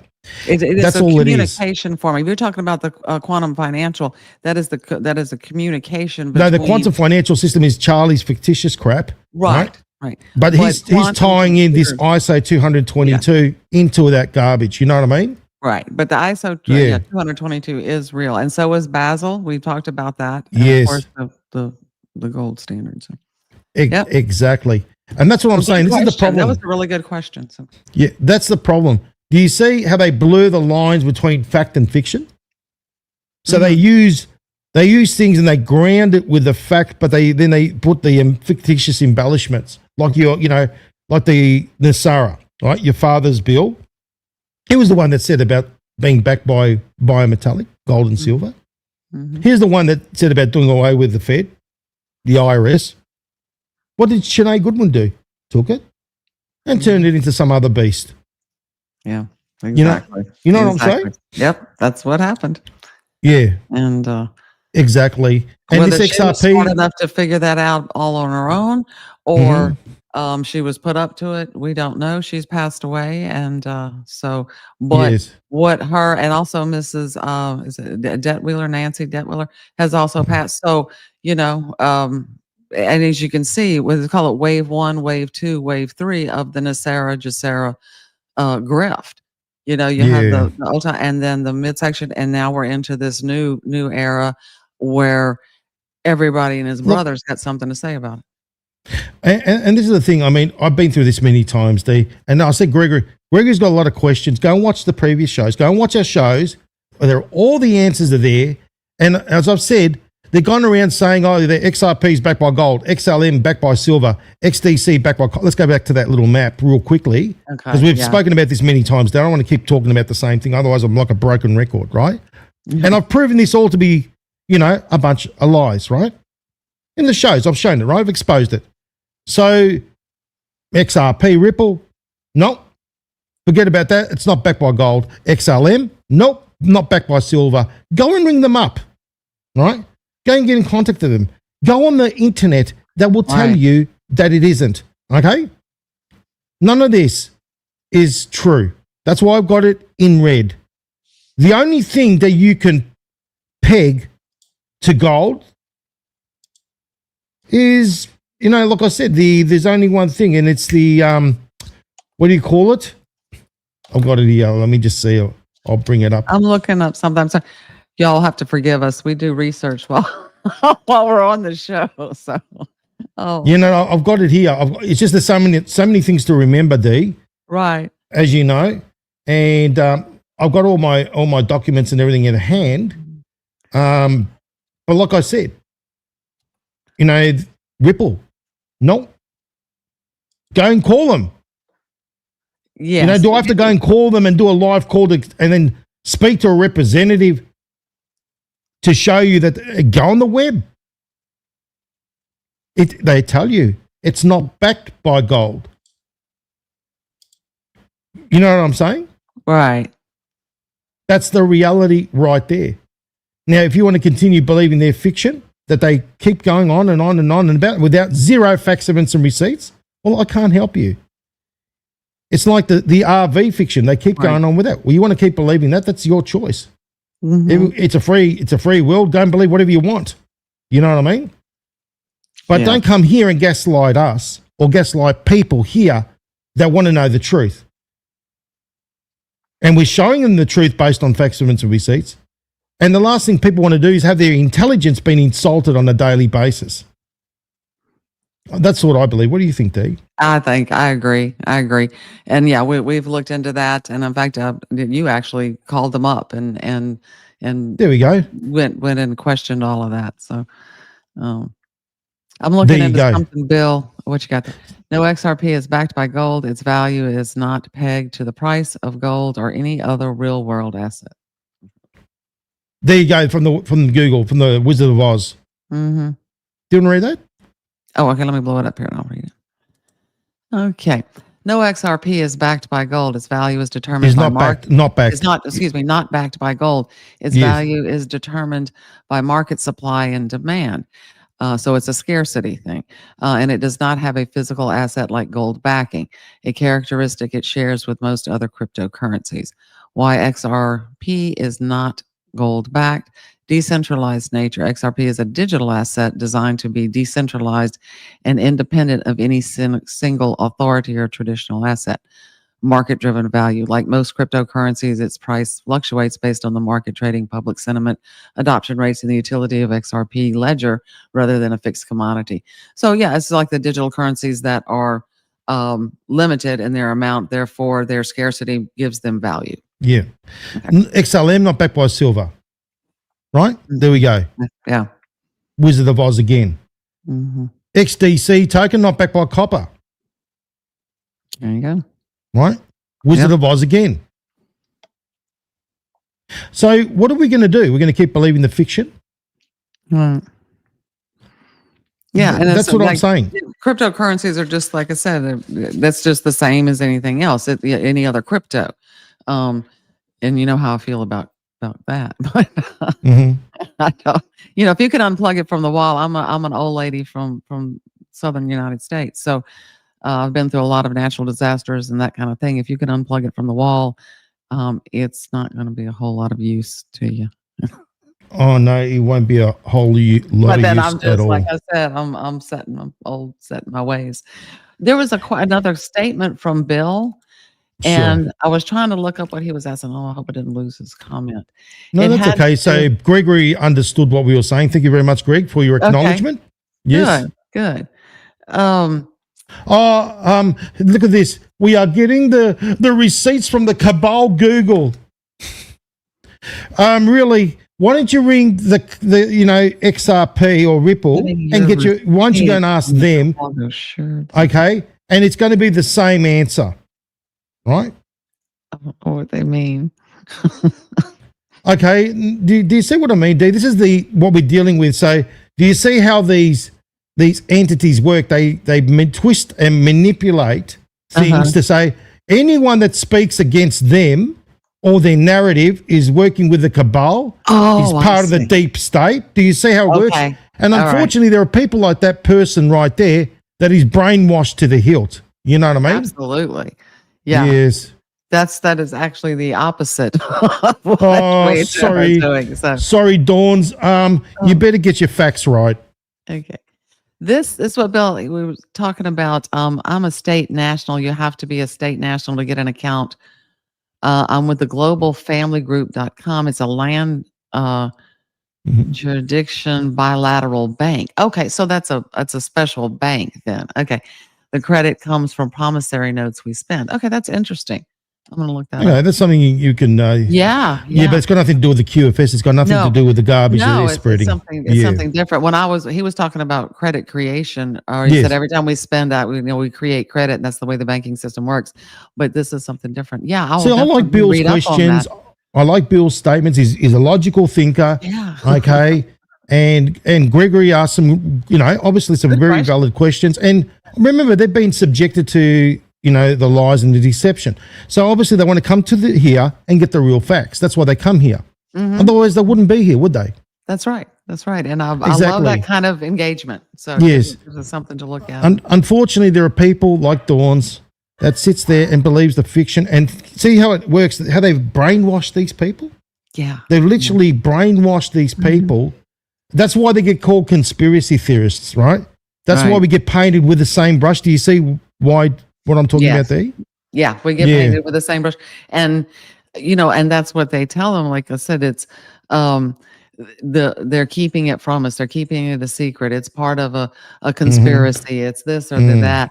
And so that's why you're not, they're not going to tell you the truth or give you the real thing. Yeah, they're signing. We got the facts, evidence, and receipts to back this up all the way to its inception back in the 70s and 80s. So you can't ignore that. The NDAs and the gag orders. I mean, that's all from Sinead Goodwin as well. We've proven that over and over again. Yeah. You know what I mean? Yeah, that's a form of MK Ultra. The MK Ultra them. You know what I mean? The grifters of MK Ultra, their followers. That's they must have an MK Ultra program going on, the grifters like Charlie Ward and the gang over there. Oh, okay. That's an interesting that's very interesting. I hadn't thought about that. So, yeah, there's a lot of lies and deception, Greg. I agree. On Telegram and YouTube and Rumble. Yeah, there's a lot of it going around the place. Right. Yeah, and we're about breaking those deceptions and lies, and exposing it. And this is the thing, how long are you going to keep kicking the can up the road? I mean, you heard March next year, and apparently it's when, the new one is this. They're waiting for Jerome Powell to get, to say goodbye, because apparently that's when they're going to, the Nassara, the real Nassara, they're fake, sorry, the pseudo Nassara, Jassara is going to be announced, you know what I mean?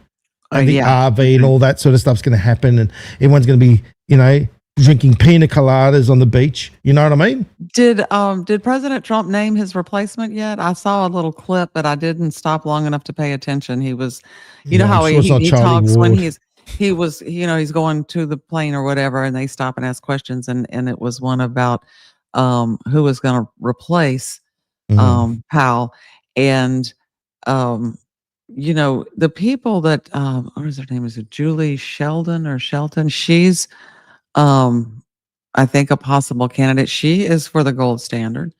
He surrounds himself with people of like mind. And like I said before, moving the Fed is easy. Putting us on the gold standard is another trick altogether. And we've talked about many scenarios that he may use to get us out of debt. And there are a lot of them. But once again, when you start, I've said before, the monetary fiscal system is like a tire. You patch here and patch here and patch here and patch there. Eventually, you got to change the whole tire. These kind of things are good and they will help.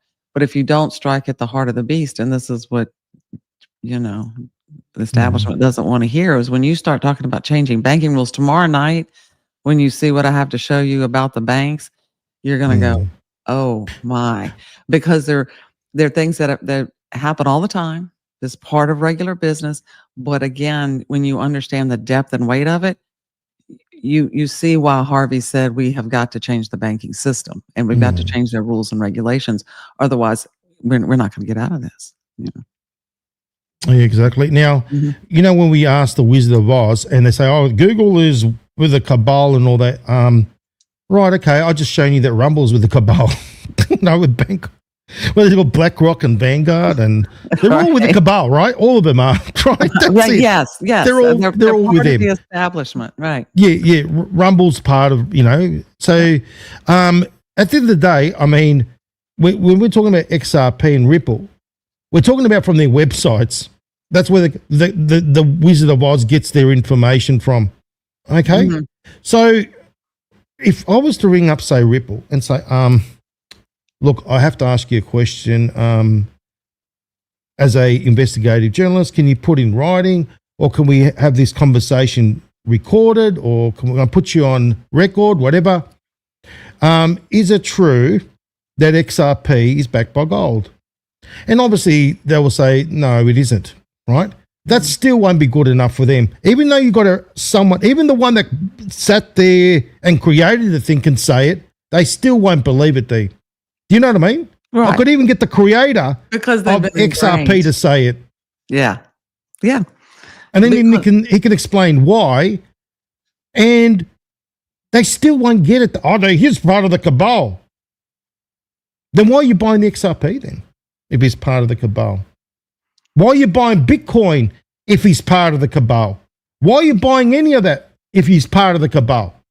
Do you know what I mean, D? Yeah. It doesn't make any sense. Yeah.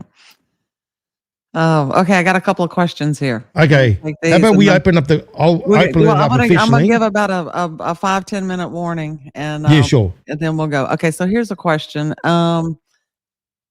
Okay. Your father's 14% tax, a flat tax across the board, and can the IRS be abolished with your father's NESARA be installed? And how would tariffs work alongside NESARA? Would it be a good fit? Yeah, absolutely be a great fit. And that's what we were talking about earlier. What Harvey's and the National Economic Stabilization and Recovery Act, I want people to understand that is the name of the bill. He would remove income tax only. Okay, so that would no longer come out of your check. You still have your Social Security and Medicare and your state taxes. Okay. That income tax is replaced with a 14% national sales tax. However, many things that we buy, especially lower income, fixed income people, even middle class, everybody is exempt from that tax. Food, medicine. We went through the whole list last show, is exempt from that. This will make up the deficit or the shortfall that the tariffs are not covering. So to answer your question, would they fit hand in hand? Absolutely. I think they'd almost would have to, because what you've heard Trump say, we're going to probably get rid of the Internal Revenue Service. Well, great.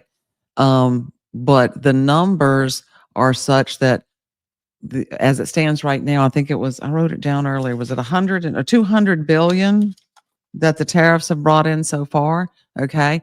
There's still a big shortfall of revenue that the country would need to raise to pay its bills.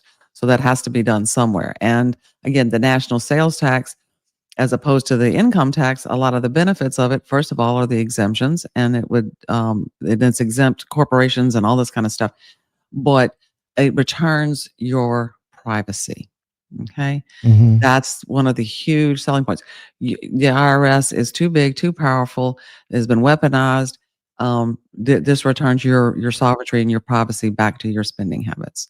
And it is a slap in the face direct to digital currency, and tokenization of assets is not what we want. So I hope that answers your question.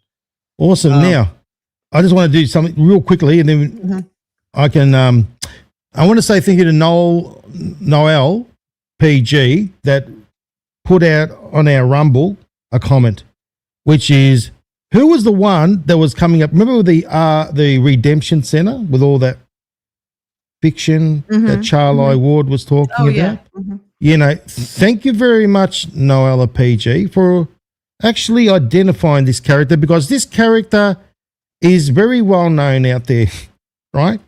He goes out there, he's got his bots running around the place, causing all sorts of havoc on Telegram, on Rumble. He's on Rumble everywhere and all that. And it's about time that he got exposed, right? And thank you very much, Noella PG, for showing us who he is. His name happens to be Dave XRP Lion, okay? And everyone gets their XRP advice from that clown that went out there and said all that fictitious garbage, D. Can you believe it? Okay, so he is Dave XRP Lion. Okay. Yeah, let me just bring it up one more time just so we can... Right. Never intended to be anything more than... This guy here. You can see he's got the XRP price in the background. Can you see it? Okay, so the gentleman that was doing all the talking then. That one right there. This one that was talking about the fiction. They were laughing and, about all the, going into the, and getting the entity to work out your vibration, you're checking your heart and, I don't know if they were checking your pulse at the same time. No, and they were going to give you a vibration code. That was all from Mr. Dave XRP's little fantasy book. You know what I mean? Okay. And that character is out there all over the place. Wow. Mr. Dave XRP Lion. So please, put that in your memory banks, ladies and gentlemen. That's the clown that's going out there making all those little assumptions. And another one from our lovely, followers here at Rumble, KME63. There we go. Do you want to read that one, D? Okay, let's see what we got here. The date promises said that all currency was going to be a 1-to-1 reevaluation. That's why so many people went out and bought all these currencies, because then they would end up millionaires. That's the pitch. Yeah, exactly. And Steve says that David XRP Lion asked him for his social security number. No, don't do that. Don't do that. Don't do that. No, don't take financial advice from anybody that can't prove all the fictitious crap. I asked David XRP Lion, I'm challenging you right now here with D. Come on the show, because since you're Mr. Popularity, everyone knows you out there, okay, and you go and make all these claims, I'm going to try and get a hold of an XRP representative and have Mr. David Lion on the show, and let's talk about, is XRP backed by gold? And then we can have a lovely conversation. He's gone in hiding lately, Oh, that doesn't surprise me, D. It seems to be occurring on a regular basis ever since, you've come to the equation and the Kraken, you know what I mean? Right. Yeah, it is. And they're kind of like, like you said, exiting the stage. It's becoming very commonplace, guys. So it doesn't surprise me, Steve, that the good old David XRP line has been lying too long, right? And now the lies and the deceptions are catching up with all of them. And it's just you know what it's like, the walls, right? So they've been jumping up and down, all the cash raining in and all that, loving life, showing off their cars, their boats and everything else, and going on their holidays, right? And then, the walls, these walls, the walls that move very slowly on one side and on the other, and then they happen to be in the middle, okay? And they've got this little stick, the stick that they're trying to keep the walls apart. You know what I mean? Okay, yeah, I know what you mean. You know where this is going, right? So what's happening now is that stick can't hold the bullshit any longer. So that stick's starting to bend and bend and bend, and it's just on the verge of breaking. And then what that means is those walls are coming to they're going to close. They've got to meet one wall's got to meet one side and the other, and they're going to be in the middle of it. Yeah, that's a good analogy, isn't it? No, that is good. That is good. Yeah. Okay, here's a question. Okay. This one was from Gregory. And in Harvey's book, there is no such thing as RV.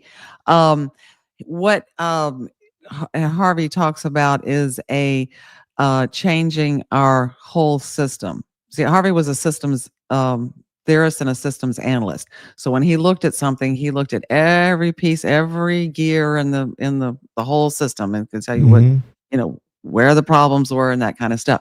So no RV in the context that we're speaking of, but what Harvey's system does is remove us from a fiat debt currency system to a value-backed currency system. In other words, your dollar, or what he calls credit notes, gold credit notes, silver credit notes, would have a stable backing.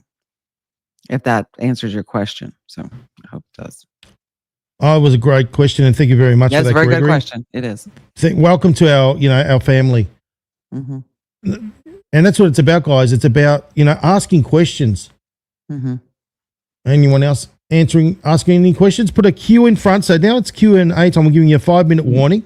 Put a Q and then put your question directly after that so we can find another one from Bill. Okay. Is the banking system international and has close to 4 million? This banking system is, okay. He's probably speaking about the Global Family Group. Okay. I've assumed that's what you're talking about, Bill, and I'm going to read up about that because I'm very interested in that. So thank you for the information. No, thank you. We really appreciate it. Like I said, guys, Q in front, question afterwards, so we can actually find you. All right. So Carol's put it out there. Put a Q in front of your questions, please. Okay. We don't bite. We only bite the grifters.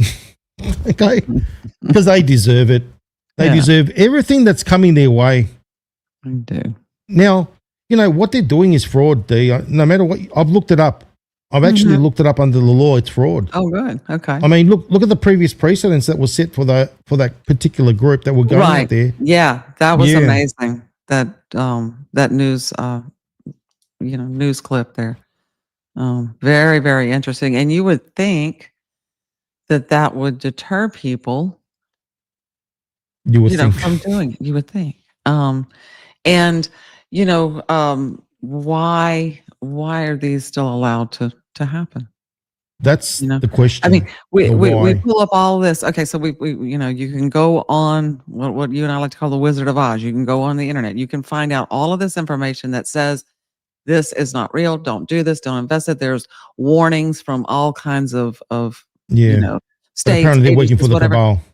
Yeah. Okay, and so but they're still allowed to commit fraud. No one is knocking down their door and saying, "Hey, you're ripping off millions of people."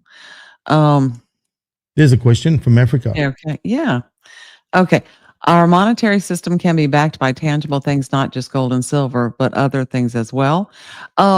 It depends on whatever kind of monetary and fiscal policy I don't know where you're from, but I'll just say here in America, that they want to enact. So it's dependent upon the country. Now, if you go back to the very beginning of our shows, we talk about money and what that is, what is real money, what is real wealth.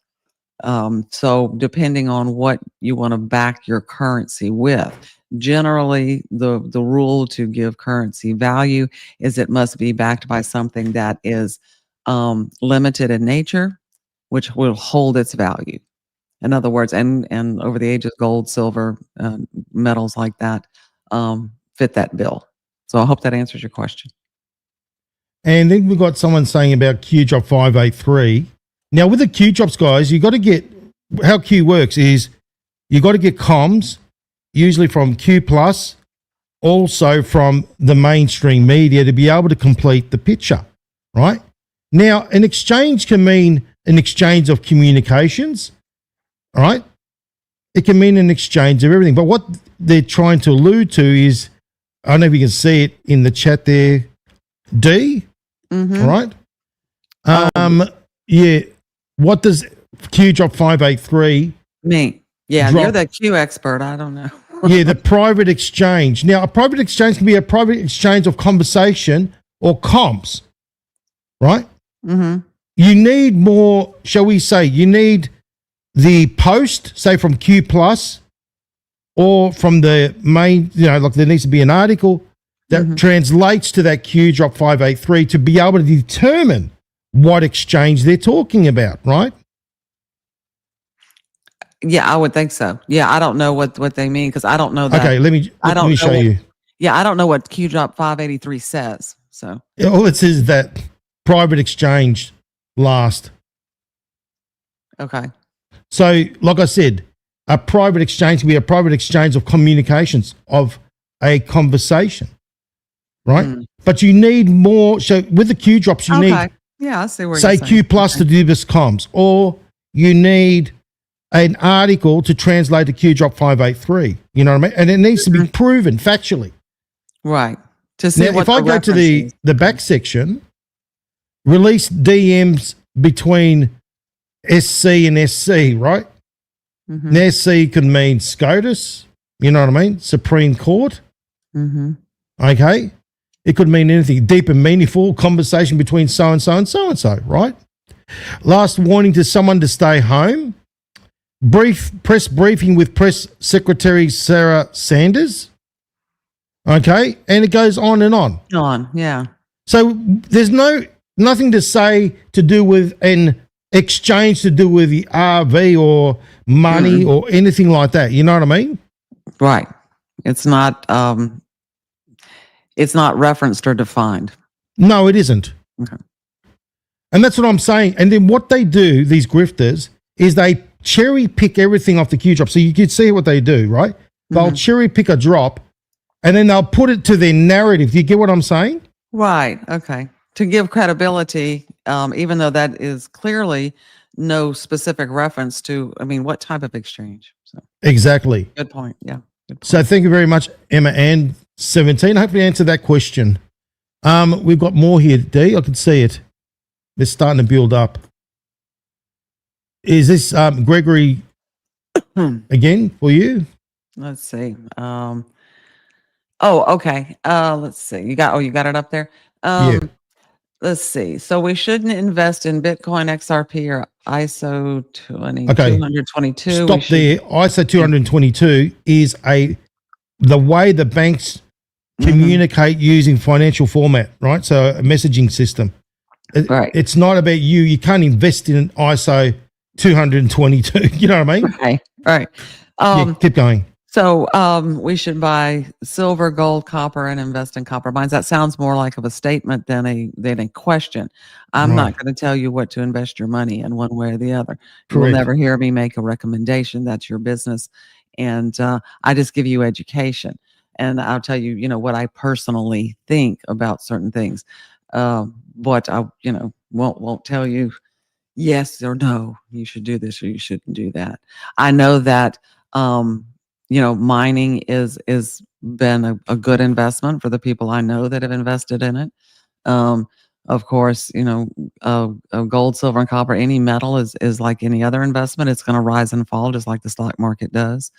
I personally don't like digital currency, but I'm not, I have friends that are invested in it. So it just depends on whatever works for you in your personal situation. Now, just read that, D, just so we can clear up the air. What is ISO 222? Which one? I've got it right on my screen. Oh, okay. Let me enlarge this. Oh, what is ISO 222? A single universal format for receiving financial electronic messages, information between all financial institutions, a standard implemented worldwide. This content improves. This contains. I'm sorry. It's late. I know. Okay, this contains improved fraud prevention measures, faster processing time, and accuracy. ISO 222 has been vital in providing instant, real-time payments. So, makes it very clear, doesn't it? Mm-hmm. Yeah. So, thank you for that. Now, what else we have here?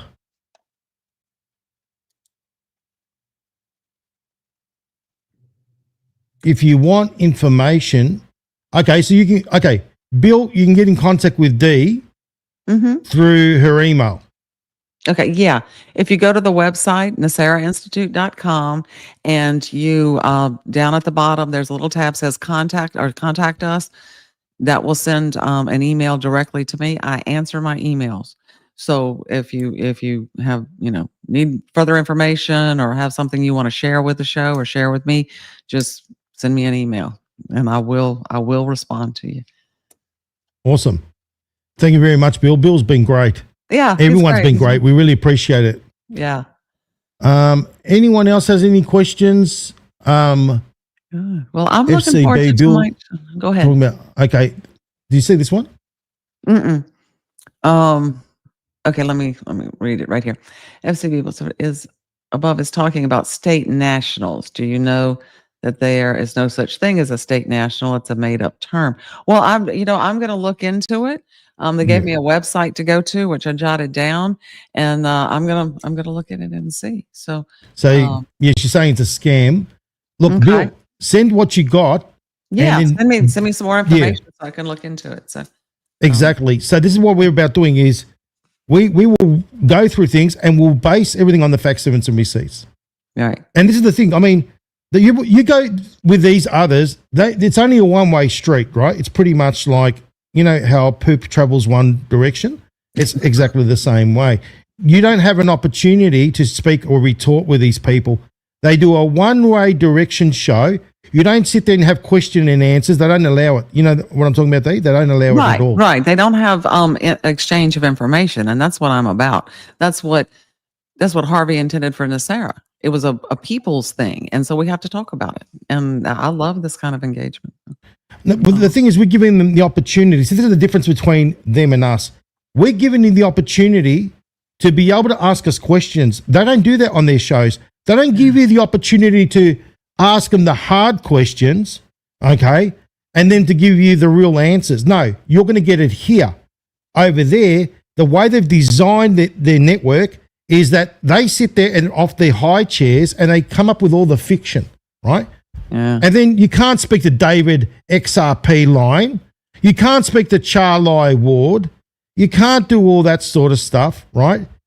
Because, without getting their garbage, right? Here, anyone asks us something, we're going to prove it to you with hardcore facts, evidence, and receipts. Then you're going to get back, I've signed an NDA. I can't talk about this. Like Captain Kyle, remember, I can't talk about this. They all got some sort of excuse. You know what I mean? Right. But on here, like I said, I want your questions and I want to look into what you're bringing up. And I want you to ask us questions, because the more questions we get asked about the real NESARA and other issues is the more opportunity we have to help spread the word. All right. So, and I think we're not going to get anywhere if we can't have a civilized, open dialogue about these things.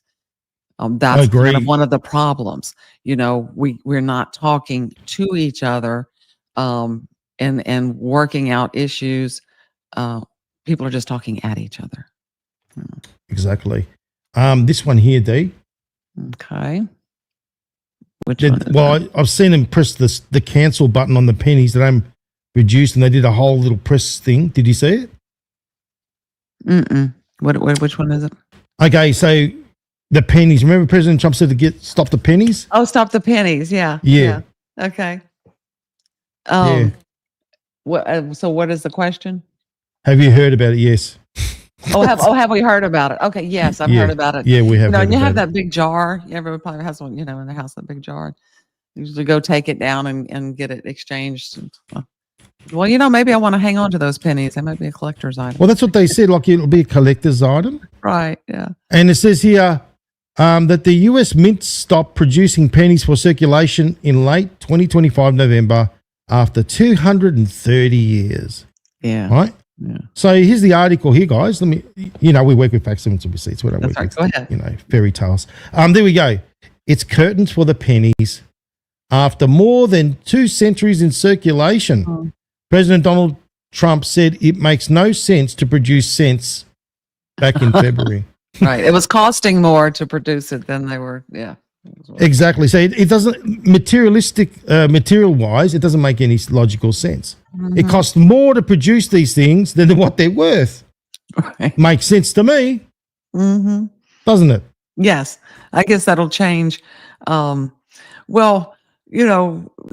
get change at the register. So how are they going to, the prices are going to have to be adjusted to make sure it's always even or whatever. They don't need pennies for change. So. Yeah. I'm going to answer this one real quickly. Go right ahead. So will these grifters and scammers be arrested? Well, based on precedents, right, like I showed you before, you know what happened to that group? They went to jail, right, for fraud, because that was fraud, right? That was precedent. So that's already in court, isn't it? So when they make a judgment, it becomes a precedent. That precedent's already set. Now, these entities are going out there grifting again and using that fraud. Well, guess what's waiting for them? That's the minimum, all right? Yeah. So we got that business. But then we also, if we go to the Q drop 1296, right? One of my favorite drops in the world. One of your favorites. Yeah. Yes, it is. Be careful who you follow, because Q knew they were going to do some grifting. Some are profiting off this movement. Some are building a big following, which they have. Okay. Patriots make sacrifices. Some make the ultimate sacrifice, the military, right? Patriots are selfless. What are we doing? We're doing it we're doing all this re-education, real education to help people, right? We're not getting paid millions of dollars and all this. No, forget about that one. You're right? about that one. No. It's I work a full-time job and do this. So someone at McDonald's gets a lot more money than what I do at this point. And, do they ask for monthly payments to remain patriots, right? Now, think about that. That means what? Good old Charlo, Ward and the gang and all the rest of them, they charge monthly payments, don't they? The grift, the subscription. That's what it means, right? Monthly payments, subscription. Yeah, behind the paywalls. Right? And it says, think logically. Well, and we're not doing enough of that. Well, we are, but they aren't. To some, it's about the money. Well, it's all about the money for them. Those who seek personal gain at the expense of others, that's what they do. They basically been seeking personal gain to enrich themselves and feeding all the garbage at the expense of others. They have an agenda. This is not a game. The only profit we should be striving for is what, ladies and gentlemen? True freedom. Now, have a look at this. This comes from, so we've got this little drop here, but why would this be underneath D, right? So QDrop 1295 has this one. 1296 is like the retort, right? Who's the retort by? Who's that, D? That's President Trump. That's President Trump. What does it says there? Personal thank you to the board operators, bakers and artists and anons, meaning us, who continually dedicate their time and energy, who continually dedicate their time and energy to the great awakening. That's what we're trying to do, is awaken minds to what's factual, what's true, what's logical, what can be proven. You are patriots. The hard part is coming to an end. The next phase will bring justice. Now, who's he talking about? Why was it right under that one? Who was he talking about? These entities, right? These ones right there. That's what he's referring to. Now, let's talk about the good old laws and orders, right? Okay. You see that the precedent is already been set for the RV scam. That's okay. I'll show you that video. It's all there. It's all factual. It's right there. Yeah. Okay. Yeah. And don't you worry. There's executive orders as well, which I'm sure they won't be too happy when they've been, shall we say, used against them for their grifting. They don't know what's coming their way. And you know when Q says they won't be able to walk down the street? Yes, the deep state, the cabal, but even them. Because guess what? When they all been exposed as being frauds, how are they going to walk with their head how high up down the street? You know what I mean? Right. You can forget about it. Yeah. And to all the people that they have conned and grifted, it's they will be looking for justice. Yeah. So ISO 222s are currently in effect. So when Charlie Ward said, "Oh, it's gone live," yeah, ISO 222 is currently in effect, right? So that's where you make those transactions on the bank, right? And you can make, when you go from one transfer to another, it's, "Oh yeah, I got it." Have you seen that business? Like you go and put a transfer in the bank. So you transfer from one bank account to another and it's instantaneous. Do it on my phone. Well, there you go. It's already happened. So it went live, okay, and it's gone live. Something real quick. Yeah, yes. It's a processing system.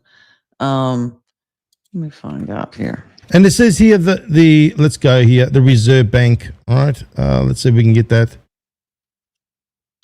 When was it started? Implementation. Let's go this. We're going to go to the websites, guys. We work with facts, evidence, and receipts. We don't work with garbage. Okay.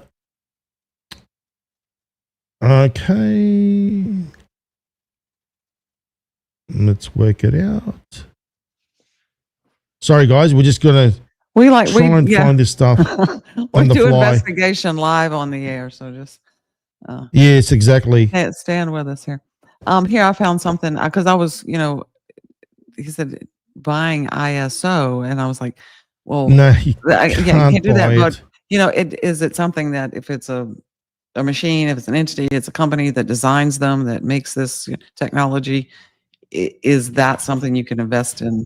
That company that builds those machines. Okay, it was introduced in 2004. Okay, let me just show you this business. Can you read that? So ISO 222 was first introduced by the international organization. That's why they got the that thing there, ISO, in 2004 as a global standard for financial messaging, aiming to provide common platform for exchanging data. Remember when Charlie Ward said it back in 2020? Yeah, it's right there. Okay. Then it says there, including a major shift for cross-border payments completed just recently. So there we go, including a major shift for cross-border payments completed in late 2025. So there's your information. All right. Okay. There we go. So Australia adopted it in 2018. Okay, so it's all there, guys. It's all there. Yeah, that's exactly what I'm pulling up here. Developed by the International Organization for Standardization. It's not a single company, but a technology developed. Okay. So there you go. All the information's there. So there's nothing online to invest in. No, not even something. Yeah. Okay. Okay, that's awesome. Okay, guys, we're going to wrap it up. We are. What do you reckon, Dee? I think it's great. But listen, I want to let everybody know, please tune in tomorrow night. The Realness Era show. Or tonight. Tonight. Well, for you. Yeah. Yes. What time? Because you're an hour back or something, aren't Is you? it past midnight? Yeah. But yeah, it's going to be a great show. It's going to be called Let's Chat, but we're going to be talking about, I've got some presentations to do on the banking, and it's some banking troubles. And I think y'all will find it really very informative. And we'll take questions and answers. And if you have a chance, you go back and you watch some of the previous episodes and you have questions about that, come on and ask them. Awesome. It's going to be a great show tomorrow, guys. So tune in here on the Freedom Channel broadcast. Okay, with the Real Nasara Show, with real solutions for real people, not the garbage that you show from David XRP Lion and Charlie Ward and the rest of the gang over there. No, you're not going to get that. Here, you're going to get the real deal. So anyway, Dale, we'll see you tomorrow, eh? Or tonight, shall we say? And we'll see you all. And thank you very much for your support. And don't forget, hit the like button. Please very do. important. Right? Thank y'all so much. Yeah, no, we've got to just I want to say thank you to Carol and Soren, as I always do. Yeah. Thank you to everybody. Hit the like button. Okay. Join our Rumble, our YouTube, our Telegram. Join it all. Okay. Show your support. Go to Linktree/FCB Collective. Okay. All the information is right there. Thank you very much, Dee. It was a surprise for them, wasn't it, that you were here? Yeah, it was. It was. Yeah, I'm glad you called. Don't you worry. You'll be coming again. We'll be doing a lot more surprises. I'm excited. Okay, guys.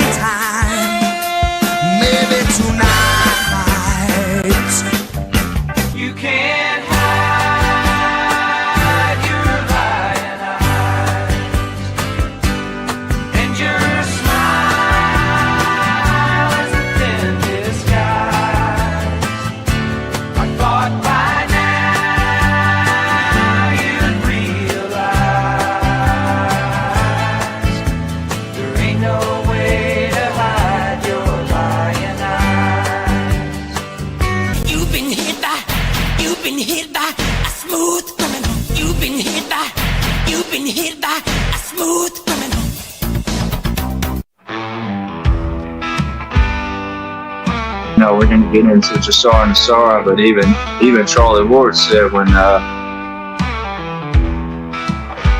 they slide through shadows, whisper thin, with twisted smiles and plastic skin. They reel you in with poison words, promising diamonds, selling dirt.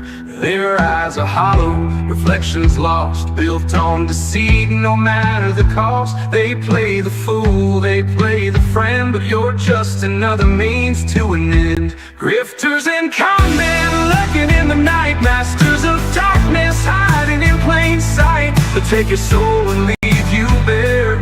Grifters and CONMEN, they don't care. Get up! Get up!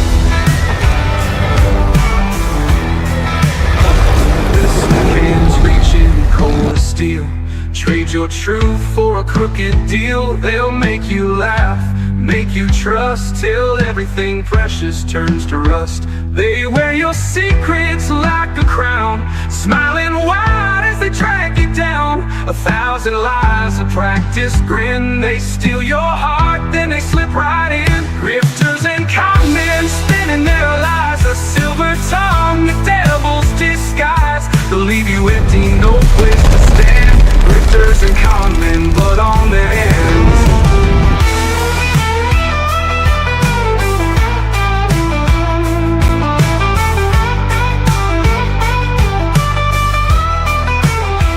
They haunt the alleys, the backroom bars, cashing in dreams, leaving scars. No remorse, no second thought, just the thrill of what they've caught. Grifters and CONMEN, lasters of sin, with hollowed hearts and empty grins.